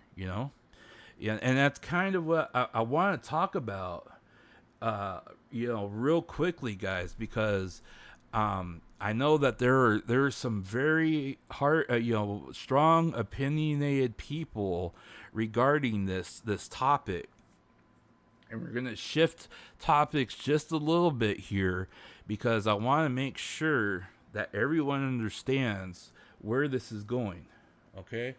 Um, No, that's completely fine. You know what? Everyone's learning.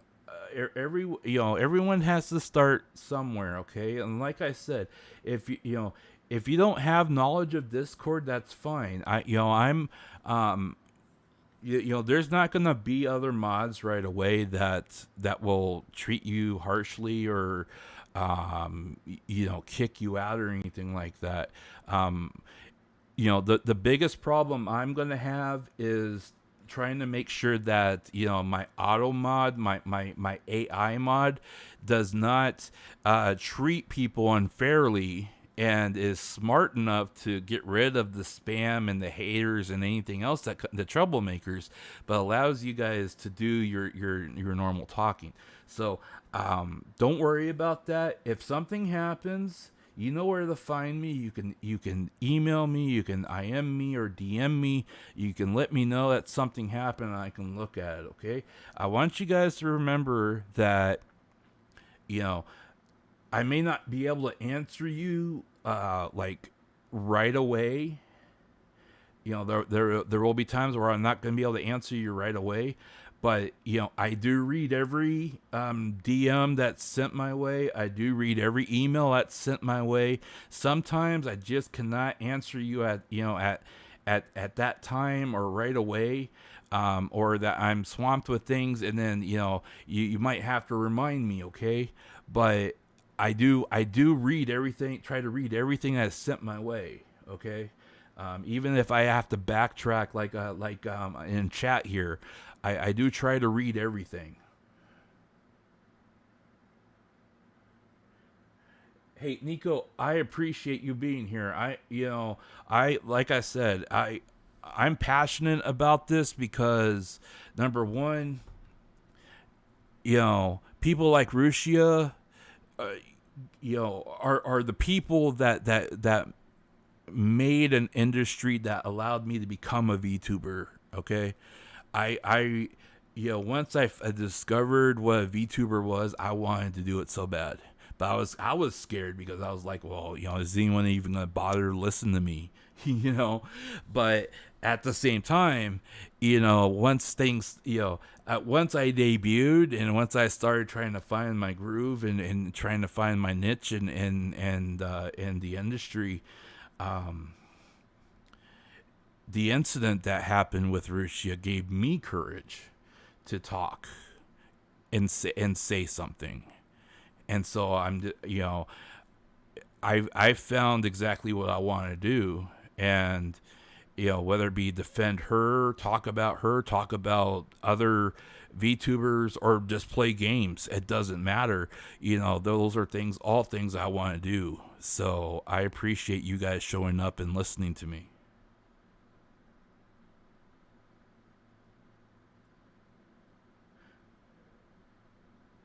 Okay, that's perfectly fine. Yeah, send me a message and we I'll try to explain stuff to you as we go along. Okay.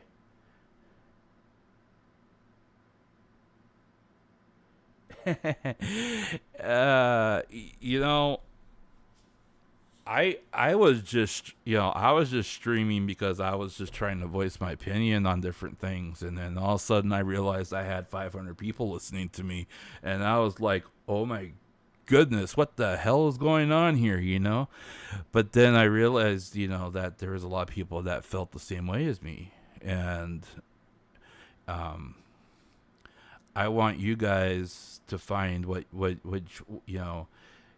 if you guys have other things in common with me, I would like to be able to share those things too. So, if we can do that with each other and hang out with each other, find those commonalities so that can keep bringing us all together. There's going to be things that I like that you don't like, and things you like I don't like, and I'm not going to have any bad feelings against you if you like look at this and say, nah, I don't want to watch that today or hear that today. That's fine. I understand that there's things where, like, Roboco plays Ark, so much now that, I'm not a big Ark fan. I'll listen to her and talk in the background, while she's playing, but I'm not a big Ark fan, so there's times where I don't even watch her, but I mean, she's still my girl, she's the girl I always cheer for. And if you notice, I mean, if you look at the people that I cheer for, and I'm a big fan of, Roboco, Mel, I love Luna, she's like the little sister I've always wanted,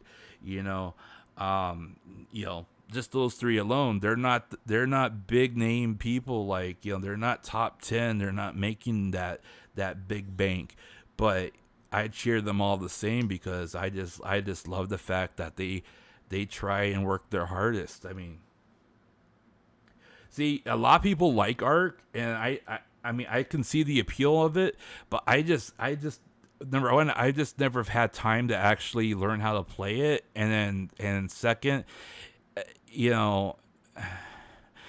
I just started getting the hang of Monster Hunter World, and everyone jumped over to Ark, and I'm like, I'm not gonna keep following, trying to keep up with the fats. I mean, I'm still dying at Elden Ring, for crying out loud, off stream. I'm just like, okay, so I'm just like, what? I'm just waiting for Ghostwire Tokyo to come along, and then if anyone bothers to even play that when it comes out, fine. Otherwise, I'll just play it myself and hope people show up for it. I feel too pathetic to play Elden Ring on stream because I am just horrible at it.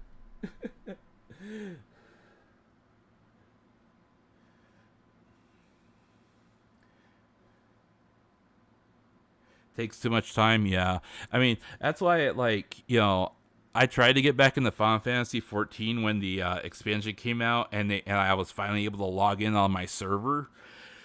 But there's just so much of it, and then there's so many games that are coming out so quickly. It's like, I don't have time to sit here and grind through 80 levels and then try to learn all the dungeons and raids and stuff like that I've missed, and then try to learn their savage patterns and stuff like that. I'm like, I there's too many games coming out that I don't want to invest the time in it, so I decided not to stream it. Oh, Ghost. I gotta show this to you. I gotta show this to you. I gotta show this to you because I'm so proud of myself. Hang on. I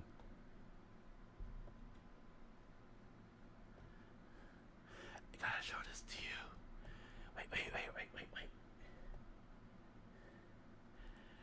Wait. You ready? I only got 3 left I gotta earn. I only got 3 left. I got 3 left, guys. 3 left. I got 3 left. I gotta survive 30 minutes in Green Acres. And I gotta get the pentagram up to level 7 and evolve it. That's the only ones left, guys. Check it out. Check it out. I got them all unlocked. I got every one of them unlocked, including X-Dash and the slow guy, Marko. I got them all unlocked. Check it out. Check it. Yeah, check it. Check this out. Check it. Wow. Hey, so I got Mad Forest Hyper. I got Inlaid Library Hyper. I got Dairy Plant Hyper unlocked. I got Green Acres Hyper. And I got the garden hyper unlocked. I got them all unlocked, guys. I got them all unlocked. Yeah. I just got to get the pentagram leveled up, and I got to get past the last 5 minutes of Green Acres to get 30 minutes on her. I always die at the last 5 minutes. So, depending on how drunk I end up getting on when we play There Is No Game, and if I can clear it, maybe we'll try a few rounds and see if we can't get Green Acres done on here. I don't know yet. I don't want to claim I have big brain and then get stuck on it. But I did listen to our friendly Bayrat play it, and she cleared it in I think like 5.5 hours. So I'm hoping that I'll be able to have similar luck, because I mean she seems smart and everything like that, and she seemed to be able to problem solve her way through everything. So I'm hoping that my brain isn't smaller than hers. So we'll see. But yeah, I just gotta get 3 more on this unlocked, and then I'll have them all cleared. And for my achievements, I'm just missing the or my collection. I'm just missing the evolved of the pentagram. And for power ups, I got almost everything. Actually, I can buy either armor or cooldown, so I might buy that. And I got revival unlocked too, but that's 48,000, and reroll 2 is 48,000. But I got both skips unlocked too, so that's good too.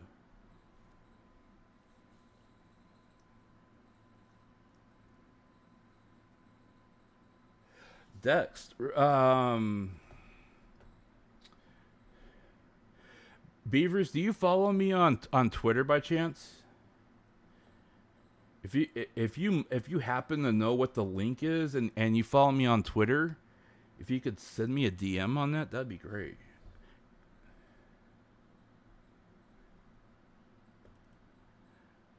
Actually, let me see if I can't.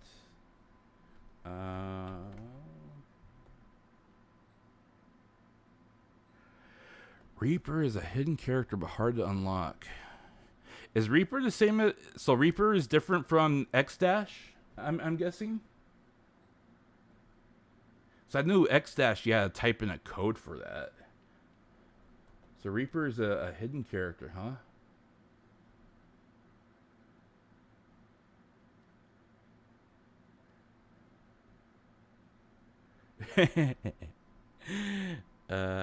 Yeah.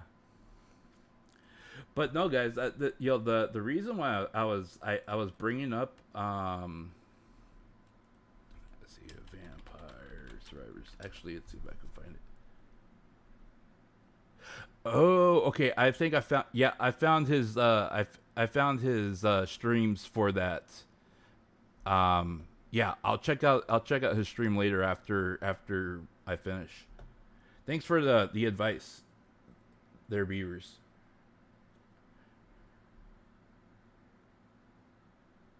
Yeah, I found it. Thanks. Yeah, I'll check it out after the stream. No, guys, the reason why I was bringing all this stuff up, and I know I got sidetracked a lot here because we started talking about different stuff, but something I wanted to ask you: how do you guys feel? Do you guys Are you guys okay with an age-restricted, not safe for work art channel? And I also want to know, because I know that I have I have several friends that they're well, I shouldn't say friends, because they're more of mutual acquaintances online, that that they dabble in not safe for work art, and then they also follow streamers, VTuber streamers that are not necessarily safe for work. They're they have either like fan clubs that are R18, or they do things beyond what you would normally see with like Hololive and everything like that. Um, are you guys okay with that? Do you guys feel safe enough with knowing that there's gonna be a channel and that stuff will be, that stuff might be talked about or shared in there? I mean, the only thing I'm asking is that we all, yeah, the only thing exactly, the only thing I'm asking is that we all, try to be tastefully, careful with that. We don't. I know that's. I personally follow at least two different VTubers that have dabbled in the adult industry. They're not ashamed of it. However, I don't openly promote it because I know there's a lot of people that personally don't like that. But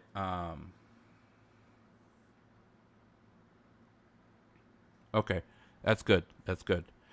And the other reason why I bring that up is because I do follow and have yeah, I do also follow several VTubers that they do real life streams outside of their VTuber persona, um that starts going into the more adult themed areas and stuff like that. So I would personally like to would like people to be able to talk about them, be able to share them, and for those that are interested in that kind of thing, be able to enjoy that without people chastising them for enjoying that kind of content. One of the girls that I've actually messaged back and forth a few times, and she talks to me sometimes on Twitter, and replies to my messages on Twitter. Alice is just absolutely adorable, and she is very friendly with English speakers, and she has been so generous in her time just trying to understand her English audience that I find it very admirable. And I stumbled upon her completely by accident when she just started, and I was like one of maybe 10 people in her chat, when she first started on YouTube. And I ended up finding out what kind of that she was part of more a more adult themed industry. And I'm like, hey, I mean, you do um if people pay money to see this and that's what you want to do, I mean, hey, I support you and everything else. I mean, that's fine. Everyone's going to do their thing, and that's what and that's what she chooses to do. So I don't chastise her for doing it. If anything, I think her model is absolutely adorable, and her persona and the way she talks is completely adorable. Her gen mates are just absolutely cute.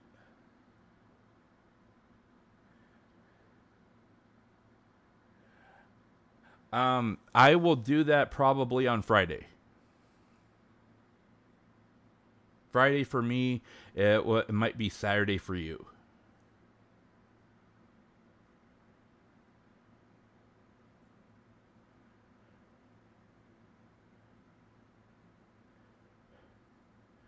I haven't joined the KFP server yet either. I've been meaning to do that, but okay.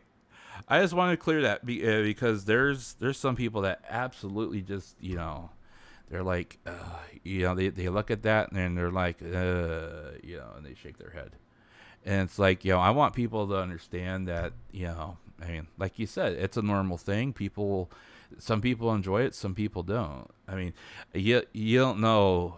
You guys don't even want to know how many girl VTubers I am.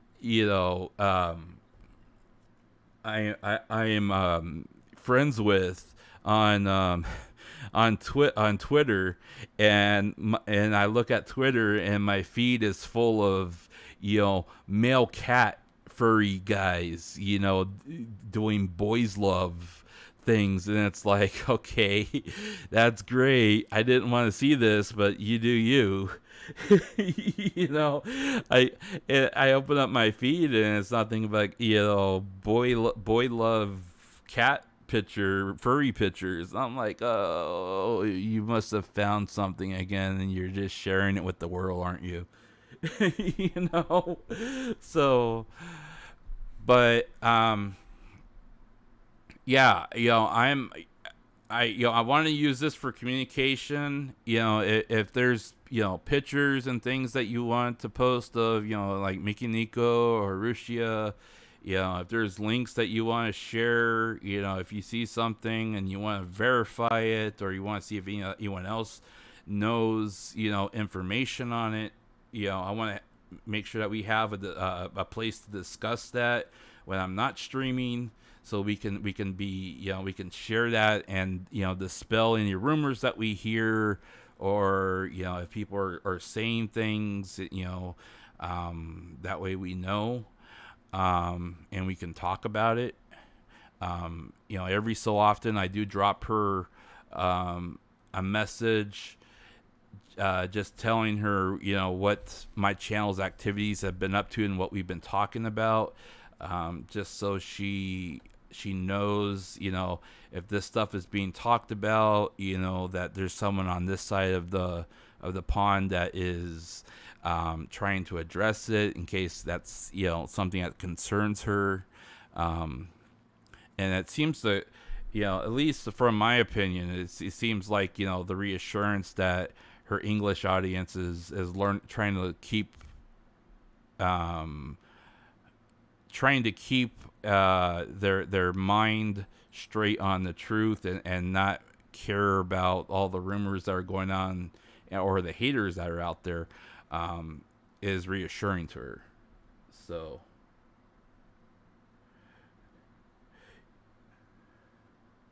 nice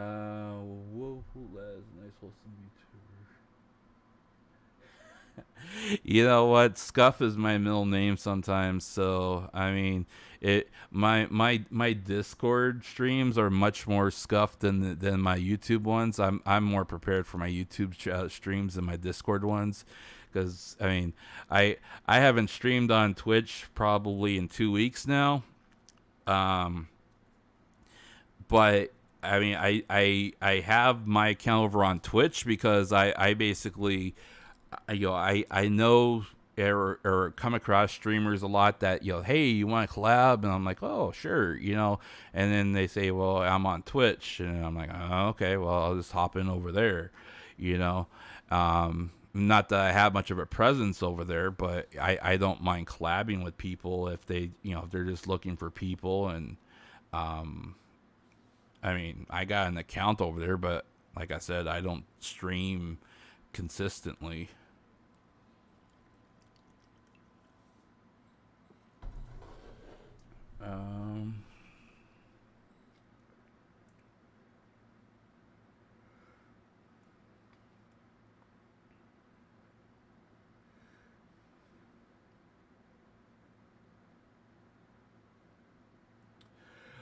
So my avatar was made by a person in Japan.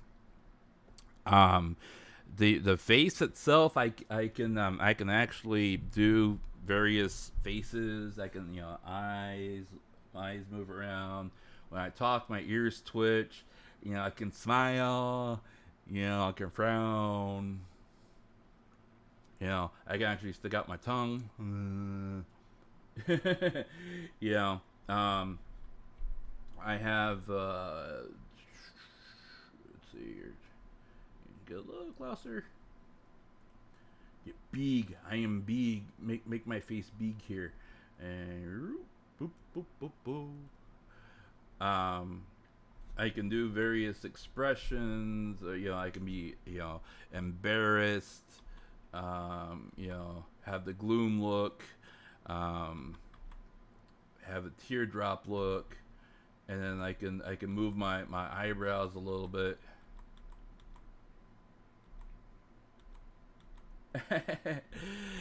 Yeah, it was I was very lucky to be able to find somebody to work on that that worked on the model and had something as dynamic as I wanted for the price that that they offered for it. And my mama and papa were the same, so he was able to um, draw it and rig it at the same time and everything like that. So it was nice. It was kind of a combo deal. So my mama and papa. Um,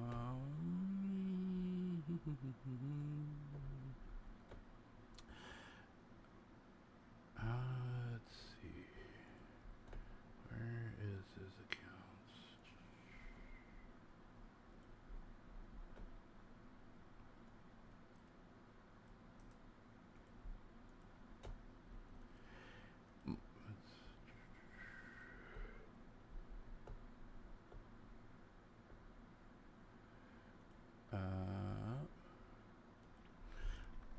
This is my mama and papa's Twitter account.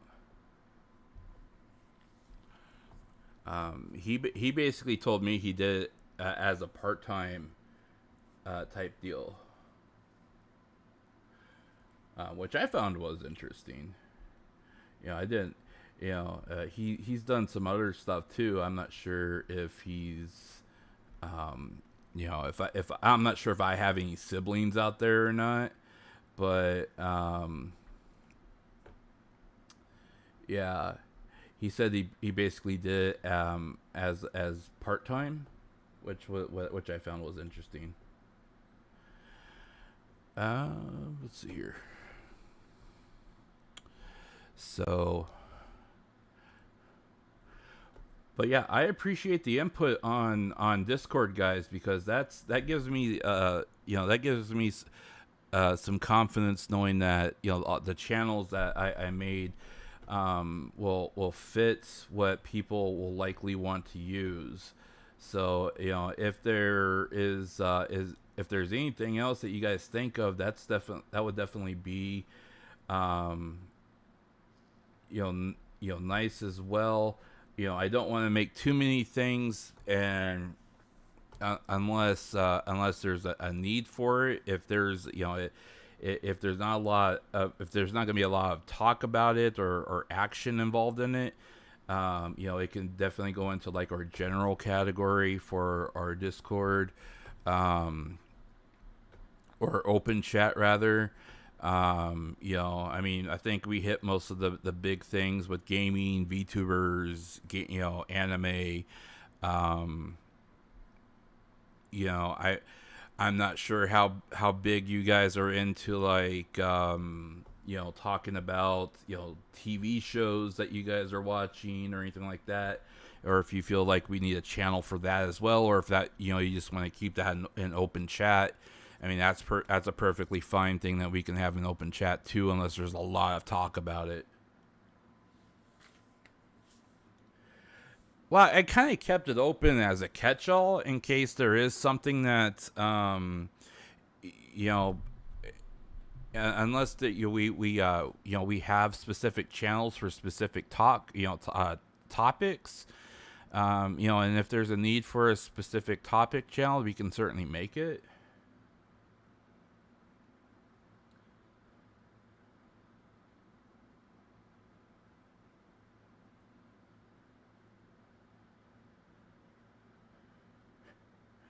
I don't know if I went guarding. I'm not a good guard. I tend to get distracted real easy. Yeah, memes. That I have a channel here for memes. You can put memes, media, and videos all in this one channel here. So there's going to be a channel for that. So that's not going to be you know, um, any memes that you want to post. Any if there's like videos, YouTube, TikTok, all that fun stuff, or whatever. Instagram pictures, all that stuff. You could put that in here. That's not going to be a big deal. Um, there are going to be some sites that I need to whitelist in order to make sure that the automod doesn't block those sites. But, as long as it's from like, it's not from some obscure site, it shouldn't be blocked. But I will have to go through and whitelist a few things. Well, if it's a Rickroll, as long as it's on one of the approved sites, that's fine. Yeah, I don't use TikTok either, but apparently a lot of VTubers do for some reason. I guess that helps them attract viewers, but I've heard a lot of people say it's too toxic there, so I'm like, I am not going to bother with it.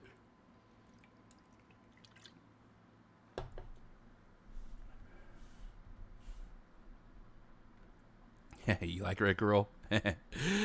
They aren't bad. Rickrolls aren't bad. I like. I think it's cute when our Japanese counterparts kind of get tricked into like saying the lyrics before they realize what they're doing, and then they realize, oh, I just got Rickrolled. I think that's cute.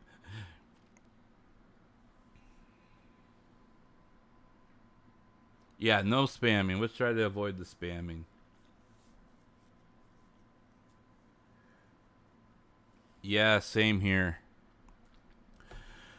So I'm going to take a quick peek and see. Let's see who is currently streaming.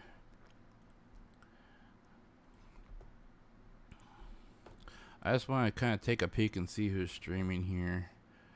Oh, Ayami's going to be playing Among Us. I'm going to have to jet for that. You guys know Ayami? She's Mel's mama. She is so cute. She is she did not speak a lot of English until recently, but she has so many English speakers that that just absolutely love her. So she speaks a lot more English now, and of course, everyone in chat's her boyfriend. So everyone that comes in, she's like, "Hi, boyfriend. Hi, boyfriend. How are you, boyfriend?" And every time you super chat her, she's like, "Yeah, nice super chat, shoot." I mean, she's just absolutely adorable.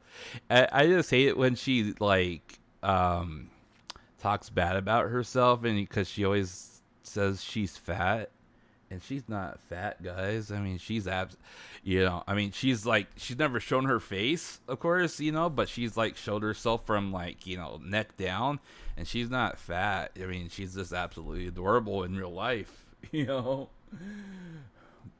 But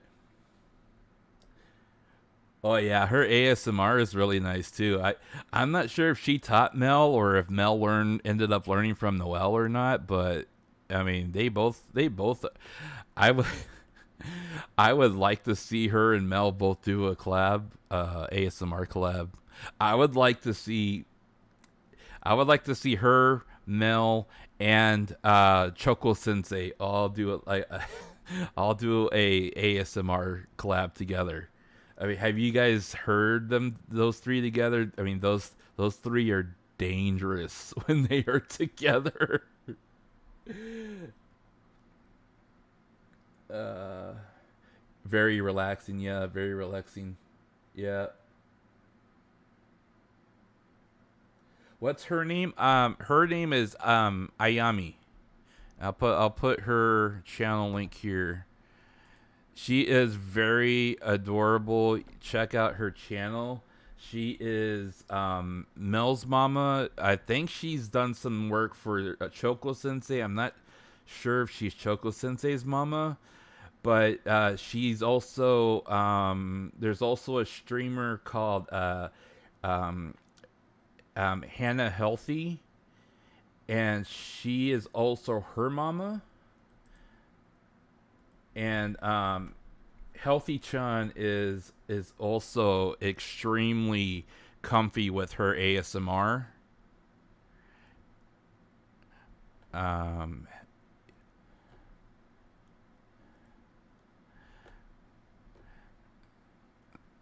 and this is Healthy's channel.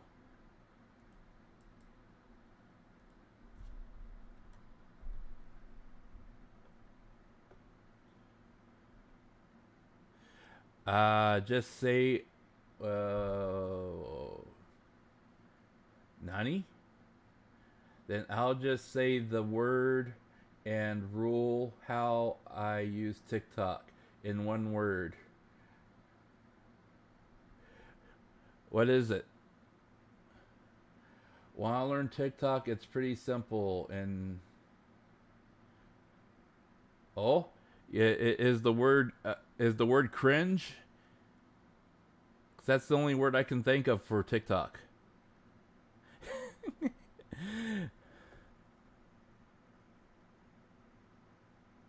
Yeah, Healthy is really fun too. She gets depressed at times because um she's been having trouble finding her base. Um, like you can see from her homepage, at one point she was hitting like some really big numbers, and then she like had to take a break or something, and then her numbers really started falling off, and so she kind of got depressed about it, but she's bouncing back from it now. I mean, she's getting back to the 6,000 on her ASMR streams, 18 on that one. So I mean, she's really starting to bounce back with this and hitting her stride again. So that her persistence has been really good. Um, but she seems to collab more with her sisters and her mama. I haven't seen her collab with Mel in quite a while, but she seems to collab with a lot of other streamers, and which has been really, and she's really fun to watch and listen to. So, and her ASMR is really really comfy.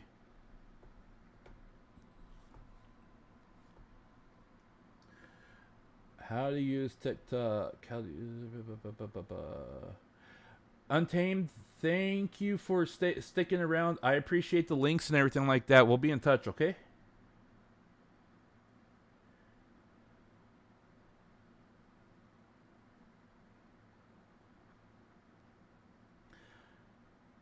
I mean, I haven't been on TikTok. I don't even have an account on TikTok. So yeah, me too.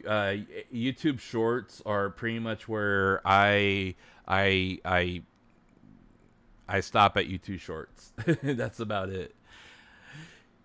And the interesting thing is, YouTube Shorts. If you make a channel and you start putting up content for YouTube Shorts, you had there's an opportunity there where you can you might be able to get in on doing. YouTube has a $100 million like slush fund type thing, where it's basically grant money, where every month they take a sample of YouTube Shorts and they look to see who they can monetize, and who they can promote for their YouTube shorts, and if you qualify for it, they'll give you a certain payout for it. So that's something I've been kind of thinking about too, but I just haven't gotten around to it. I mean, like I said, my channel isn't monetized to begin with. Everything I do is either for fun or volunteer, or it's because I feel like it's the right thing to do. So.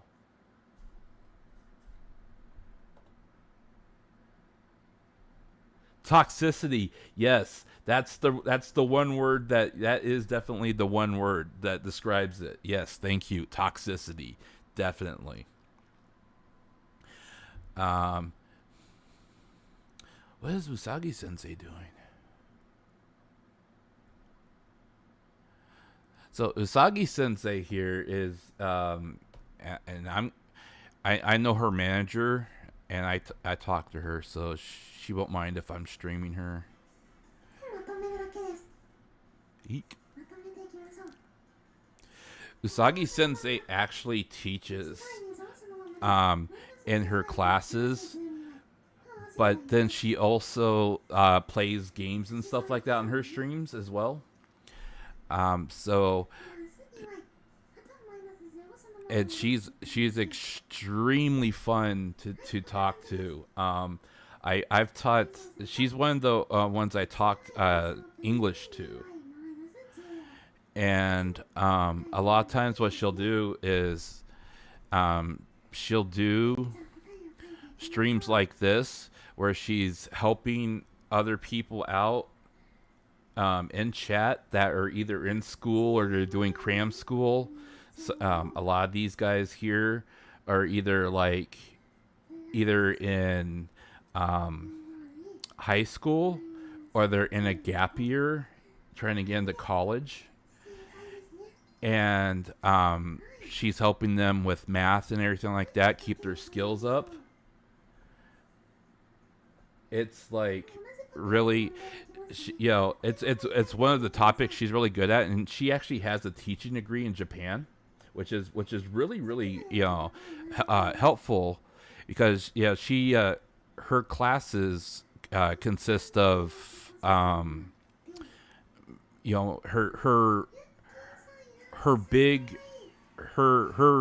strong suits are teaching Japanese, which she doesn't need to really teach them since they all speak Japanese, but and then it's also math, and she's actually you want to face math that much? Yeah, I know there's a lot of people in chat that feel the same way, but it's actually fun to learn this kind of stuff from a VTuber. That's partly why she's doing it. The interesting history about Usagi Sensei here is she's a university student, guys.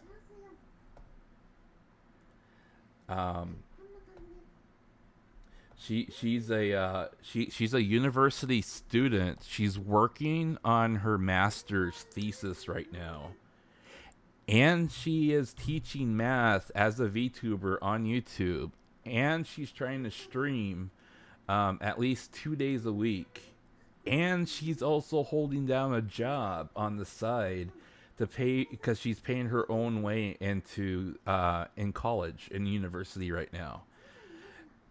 She finally got monetized here a couple months ago on YouTube. So she's doing all this stuff, and the reason why she created her channel here, guys, and this is one of the biggest things that really motivated me besides Rushia, because I met her after Rushia. She created her channel because she wanted to have, she started running into so many other students that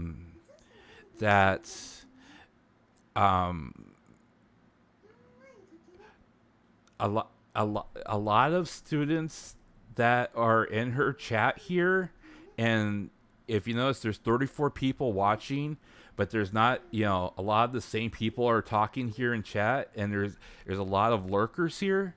And a lot of the lurkers are people that don't feel socially accepted, or they don't have friends in real life, or they have trouble making friends in real life. and they have a hard time in school, so they stop going to school.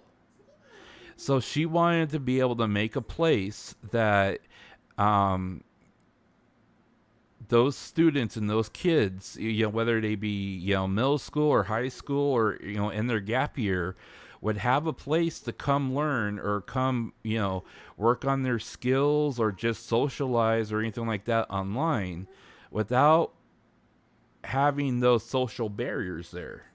And she wanted to be able to teach and reach out to those kids. So she decided, well, VTubers are friendly. People like VTubers. People like being able to interact with them. And being online gives you a certain sense of kind of comfort because you are behind a screen. You have that little extra layer of protection that kids feel, and a lot of those people that feel like they don't belong in society or in public, they surf YouTube and the internet anyways. So she figured, well, she wanted to make a school that was online as a VTuber. Yeah, at bowling, exactly. So what she ended up doing, guys, is she ended up making this channel, and she does she teaches math. She does quiz shows and is involved with quiz shows with various other VTubers that cover various topics. And the interesting part, and I want you guys to really see this here, she hasn't had the chance to do it in a while, but they have their own Minecraft server, and they literally built a school. They're in the process of building a school in their Minecraft server, guys. From the ground up on the Minecraft server, they're building a school, in their own Minecraft server, which is really really cool. And and they're doing, it's completely cooperative. Everything is, I mean, they're furnishing the entire building. They're all working together. You have all these different kids that typically they don't talk to people out in public, and they're all working together to build this together. So let me look up on that. Hang on.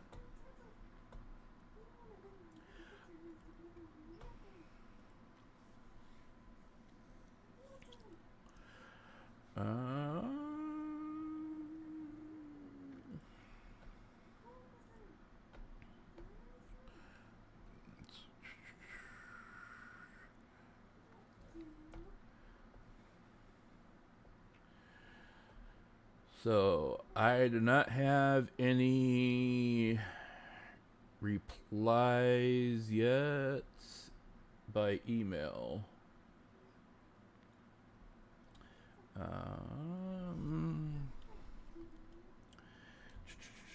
And let's see here.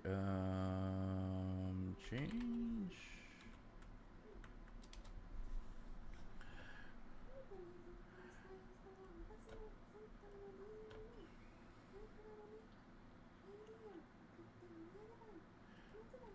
Yeah, so unfortunately with our main petition, we did kind of start stalling out right after 5,000, which is fine. I wasn't exactly thinking that we would get that many to begin with, so I'm actually impressed with that. But it's good enough to be able to say, hey, there's interest in it. The bigger petition that involves everyone that was made over in Asia, and that a lot everyone else is pitching into, is wow. So we're almost cracking 20,000 on that. So we are close to. We've actually probably broke between the two of them. We've broken 25,000 compared. Uh, when we add everything together.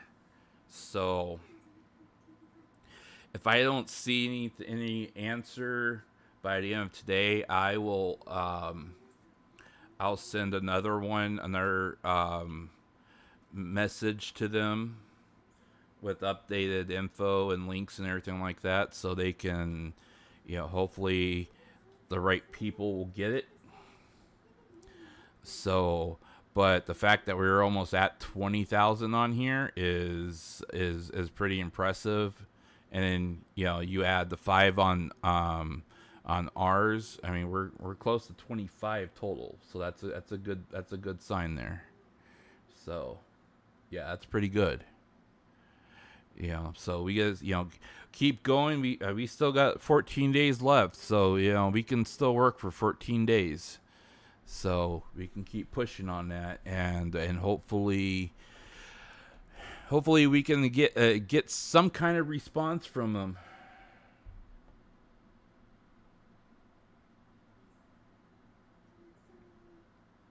If you can go to college and get some kind of degree, yeah. Well, our partners in Asia, they're pushing hard and in control of this one here, guys. Okay, I mean, if there's a countdown, any countdown for it, it's the fact that any kind of safety net response that we would want to get, we would need to get by the 30th for sure. Any kind of answer, if we get one by the 30th, that would be great. Because once you get to the 31st in my time zone would already be the 1st in their time zone. And once we get here, I mean, it's pretty much, like literally final minutes. Right. Exactly. That means they're avoiding it, and their silence is speaking volumes. And then we'll take it from there, guys. If they don't give us an answer, we'll take it from there. I mean, I will definitely be issuing a very vocal response to their silence if they don't answer. And we'll just kind of take it from there. Now, the biggest thing that I want to address, and I'm actually gonna kind of end on this, so because a lot of the girls that I personally support, they're either streaming now or they're about to, and I'd like to, check out what they're doing. That's my exact point at this point, guys. Okay, I want you guys to remember something, that yes, a lot of the girls that we still love and care about are still working for Hololive. We don't have to like the company that they're working for to support the girls that are working there. Okay, we got to remember that if we have to be very mindful and careful that we don't punish the girls that remain there just because the company that they work for are choosing silence over action. Okay? So, if you love to watch Gura, if you love to watch Shion, if you love to watch Okayu, if you love to watch Hachima, don't punish them just because they work for Hololive. I want you to remember that, okay? You are not there to support Hololive if you disagree with how they respond to this and how they respond to Rushia's, situation. And to be honest, we should really think beyond that bridge, because what we want to do now is we want to make an example that Miki Nico is going to be just fine without Hololive, and she'll be just as strong and thrive just as much without Hololive as possible. And if that's the direction she can take, and she can be just like Kason, she'll be the second example of the fact that you can be just as successful without Hololive as you can be with Hololive. The main difference is if Rushia decides to pursue a singing career, okay? So that's going to be her main sticking point. But in the meantime, the fact that she can, and she does currently have the support of her fan base to be just as successful and financially secure without Hololive as with Hololive, is something that we should reinforce and strive to reassure her of, that she'll be okay even if she doesn't have that company's backing. Because to be honest, they may have opened doors for her, but the fact that she's no longer with them doesn't mean that those doors are necessarily closed.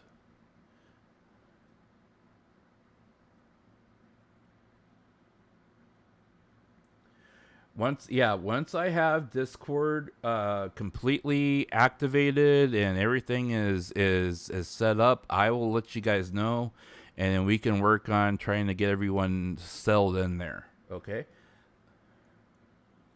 Do you think?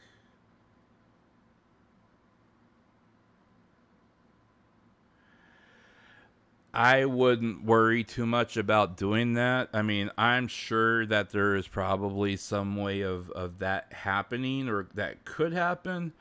But you know what? We don't want to we don't want look, we don't want to damage the company. We don't want to damage the company, guys. Okay? Let's make that clear. Just because we don't like what they are doing does not mean that we damage the company, or that we steal from them, or anything like that. You know, we don't need to do something disruptive that ends up damaging the productivity of all the remaining talent there. That's not the way we should be doing it, guys. Okay? So, we don't need to be talking about hacking, or, digging up dirt, or, saying that we have info on the company itself. That's not what we're about. And that's not what we need to be about. What we need to be about is taking care of our own. And the fact that Hololive isn't going to take care of Miki Nico means that we take care of her. We take care of her. And we show her that she can make it on her own. The fact that there's talent there that we still love and appreciate and we want to watch, we take care of them. We take care of them by showing up to their streams, and if we're members, or we donate and super chat, we show our appreciation for that. Yeah, Hololive is going to take a chunk out of that money, but we're not there for them. We're not there for Hololive. We're there for the talent. And the talent is what matters. And if we do something disruptive that interferes with the talent, then what does that make us? We're no better than the people that are currently doing all the bullying and anti, actions that are happening right now. And we're not like that.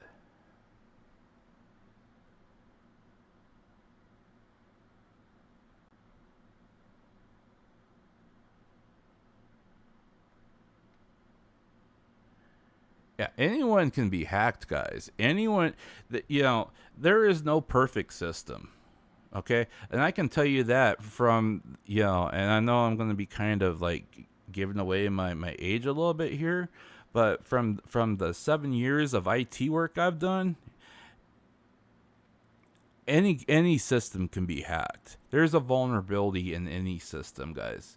The fact of the matter is that the best security right now, that commercial security right now, is only 85% effective. There's still a 15% window of opportunity for any hacker to exploit, and that's with all the current things enabled. That the only way you can really secure a system is to completely cut it off from the outside, and that means you don't have any internet traffic coming in from the outside, and even then you're only 95% protected, because you have that 5% window of people coming in and out of the building that system's in. So the fact is that there is always an exploit. There's always a vulnerability. It's just a matter of whether or not you have the technology and know-how, and you have the processing power to actually exploit it. But even then, what's the point? I mean, you can't let hate and malice drive you into doing that, much less encourage someone else to do that for you. I mean, that's just aiding and abetting, and that's basically being an anti by association. So I would even go there or think about that, guys.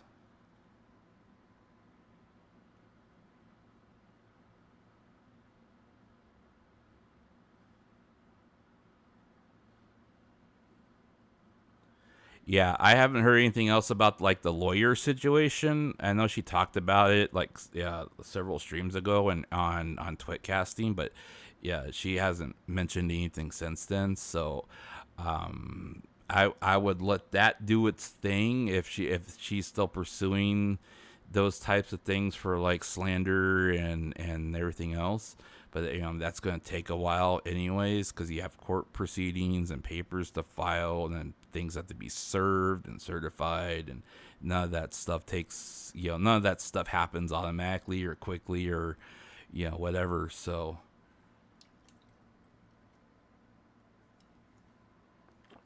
take it as it comes, guys. Take it as it comes. And then I think it was said in chat here before, support the talent that and the fact that she's here right now.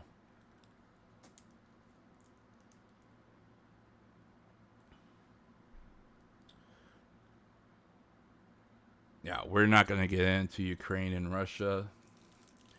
I mean, any country that represses another country or people needs to reconsider their moral values. But the fact of the matter is that not everyone in Russia agrees with what Russia's government is doing. So if people in Russia love the same things that we love, and they're against the repression of other people, they're okay with me. But the oppression of another person is exactly what I'm fighting for right now. I'm fighting against. Because like if you were to take the analogy of antis oppressing Russia, antis oppressing the fans of Mickey and Nico, the analogy's right there. You got one person bullying another person because they think they have power. Okay? So that's as far as we're going to go with government talk of conflict. Because we here do not support people that bully other people. We support people to be able to have their own lives and do things without that oppression, regardless of if it comes from country or another person or a party or another group. Doesn't matter. Oppression is oppression. Hate is hate. And ruining lives is wrong. Everyone has the right to exist, and everyone has the right to seek happiness, free of fear that people are going to try to take that away. And if people try to take that away, or if people hurt the ones that we love, we have to stand up for them. Because if we don't stand up for the people we love, people, and I'm going to end on this. If we do not stand up, if you do not stand up for the people you love, who's going to? Don't expect a stranger like me to stand up for the people that you love. Stand up for them. And then once people see that you're standing up for something right, then people like me will be able to come and stand next to you. But you gotta start it first. And if you don't start it first, but you agree with the cause, stand next to them. Because united we are better and stronger together to support that person. That goes for Miki Nico.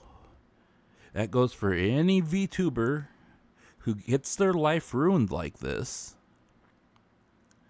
And that especially goes for anybody in your own life that you love and care about. Regardless if they're your entertainment, or your family, or your friends, or your loved ones. If you care about something, don't just shrug and say that's the way it's going to be. Especially if you care about it. Fight until you can't. You've done everything you can. And once you're done and you cannot do anything more, then that's when you say, okay, let's move on. But until then, prioritize whether or not you actually cared about it in the first place. And if you find that you cry because you're about to lose someone or something that was really important to you, stand up for it. Do what you can do until you cannot do it anymore. Then move on. Don't do it the other way around.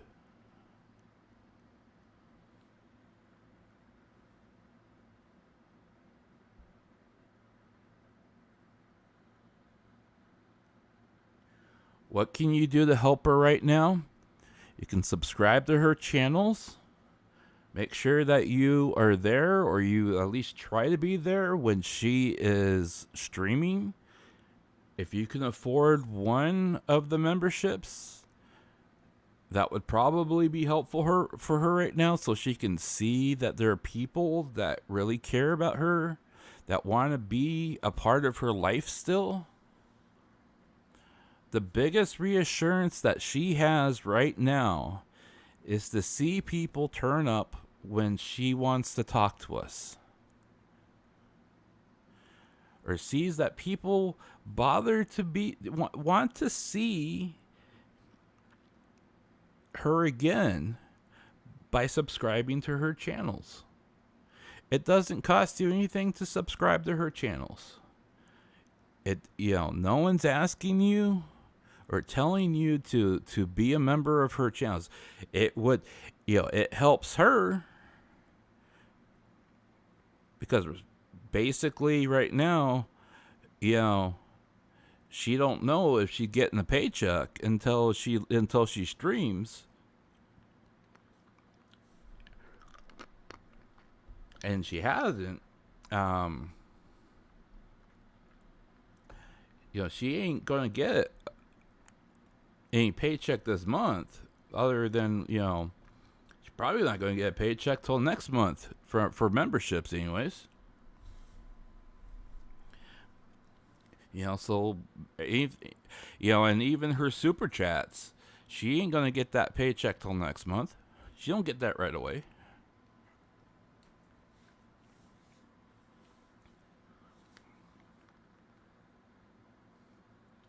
So let's, subscribe to her channels. I think on Twitcasting it's called fanning. Fan for her channel. Fan for her channel, and if you can, show up for it. If you can't, it looks like she's starting to finally VOD, her videos. If she's feeling comfortable with that. If you have to watch her VOD, watch the VOD. If you see her tweet on Twitter, like the tweet. Those are all free things you can do, and those things, when someone looks at it and they see that 1,000 people liked my tweet, that gives them a sense of satisfaction. That people care about what they said or what they're doing. That's the best thing you can do for free to help her with what she's going through right now.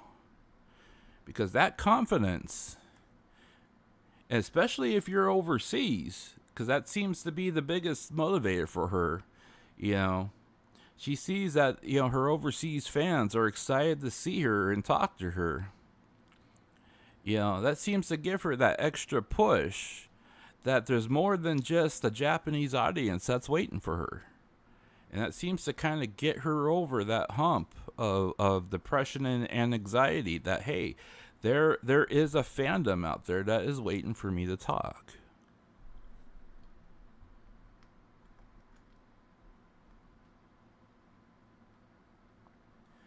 Yeah, you can also sign the petition, and you can definitely sign it. If you haven't already signed it, we're gonna keep pushing it for the next 2 weeks. Hopefully, we get a response. If we don't get a response, we have people that are working on backing up her videos and stuff like that. So at least there will be some kind of recording after they're all gone if we end up not getting a response from them. Hopefully we will. But if we don't, it's going to be saved. It's going to be saved out there. And how they end up being shared out, I know there's a couple of ways people are trying to, work those things out. So we'll keep on working on that. But for right now, guys, I'm going to call it a stream. And I am going to, because I'm not gonna lie, I want breakfast, guys. I am hungry. It is going on 8 o'clock here, and I want breakfast. And I'm not gonna munch on breakfast while talking to you guys, because I want to be able to enjoy my breakfast while watching my girls do their thing. So yes, thank you guys for being here. Thank you everyone who has shown up today, to this evening, this afternoon, or in the night. I know this was more of a guerrilla stream, but hey, I started off hot. We're leaving chilled. That fire has been simmering and burning for a while. It's kind of just smoldering right now because I'm hungry and my batteries need to be recharged with food. But I appreciate everyone listening to my rant, listening to all the info I presented to you guys.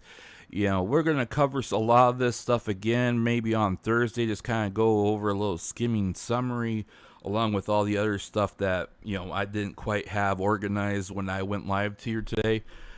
But hopefully I'll also have some updates for you guys regarding the Discord, and, we're just going to keep pushing we'll keep pushing the petition as long as we can. We got 2 weeks left, and we'll hopefully have some more info on everything else going forward.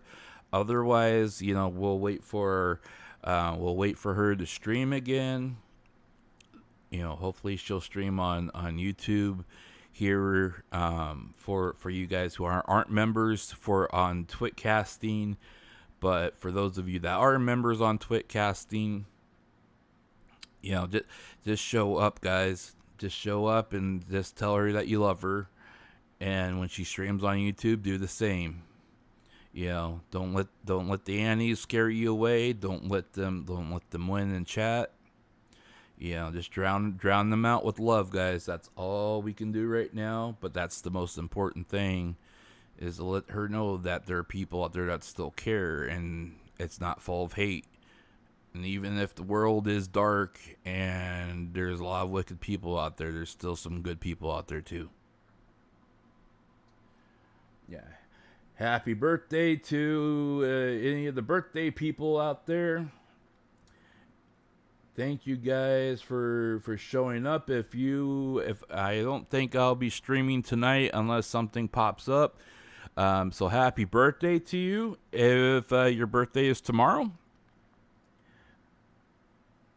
Yeah, you're still here. Good. Okay, yeah, happy birthday, man. Happy birthday. I thank you for hanging out with the chat with us here. Have a good birthday.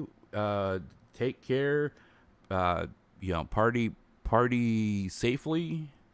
Have a good celebration. For everyone else that's in the chat, thank you for hanging out with me. Thank you for listening to me. Thank you for being here. Thank you all for your support. And we'll talk again soon. Hopefully on Thursday, we'll have some more news, and we'll go from there, guys. So until then, this is Marko Yamashita signing off. Peace.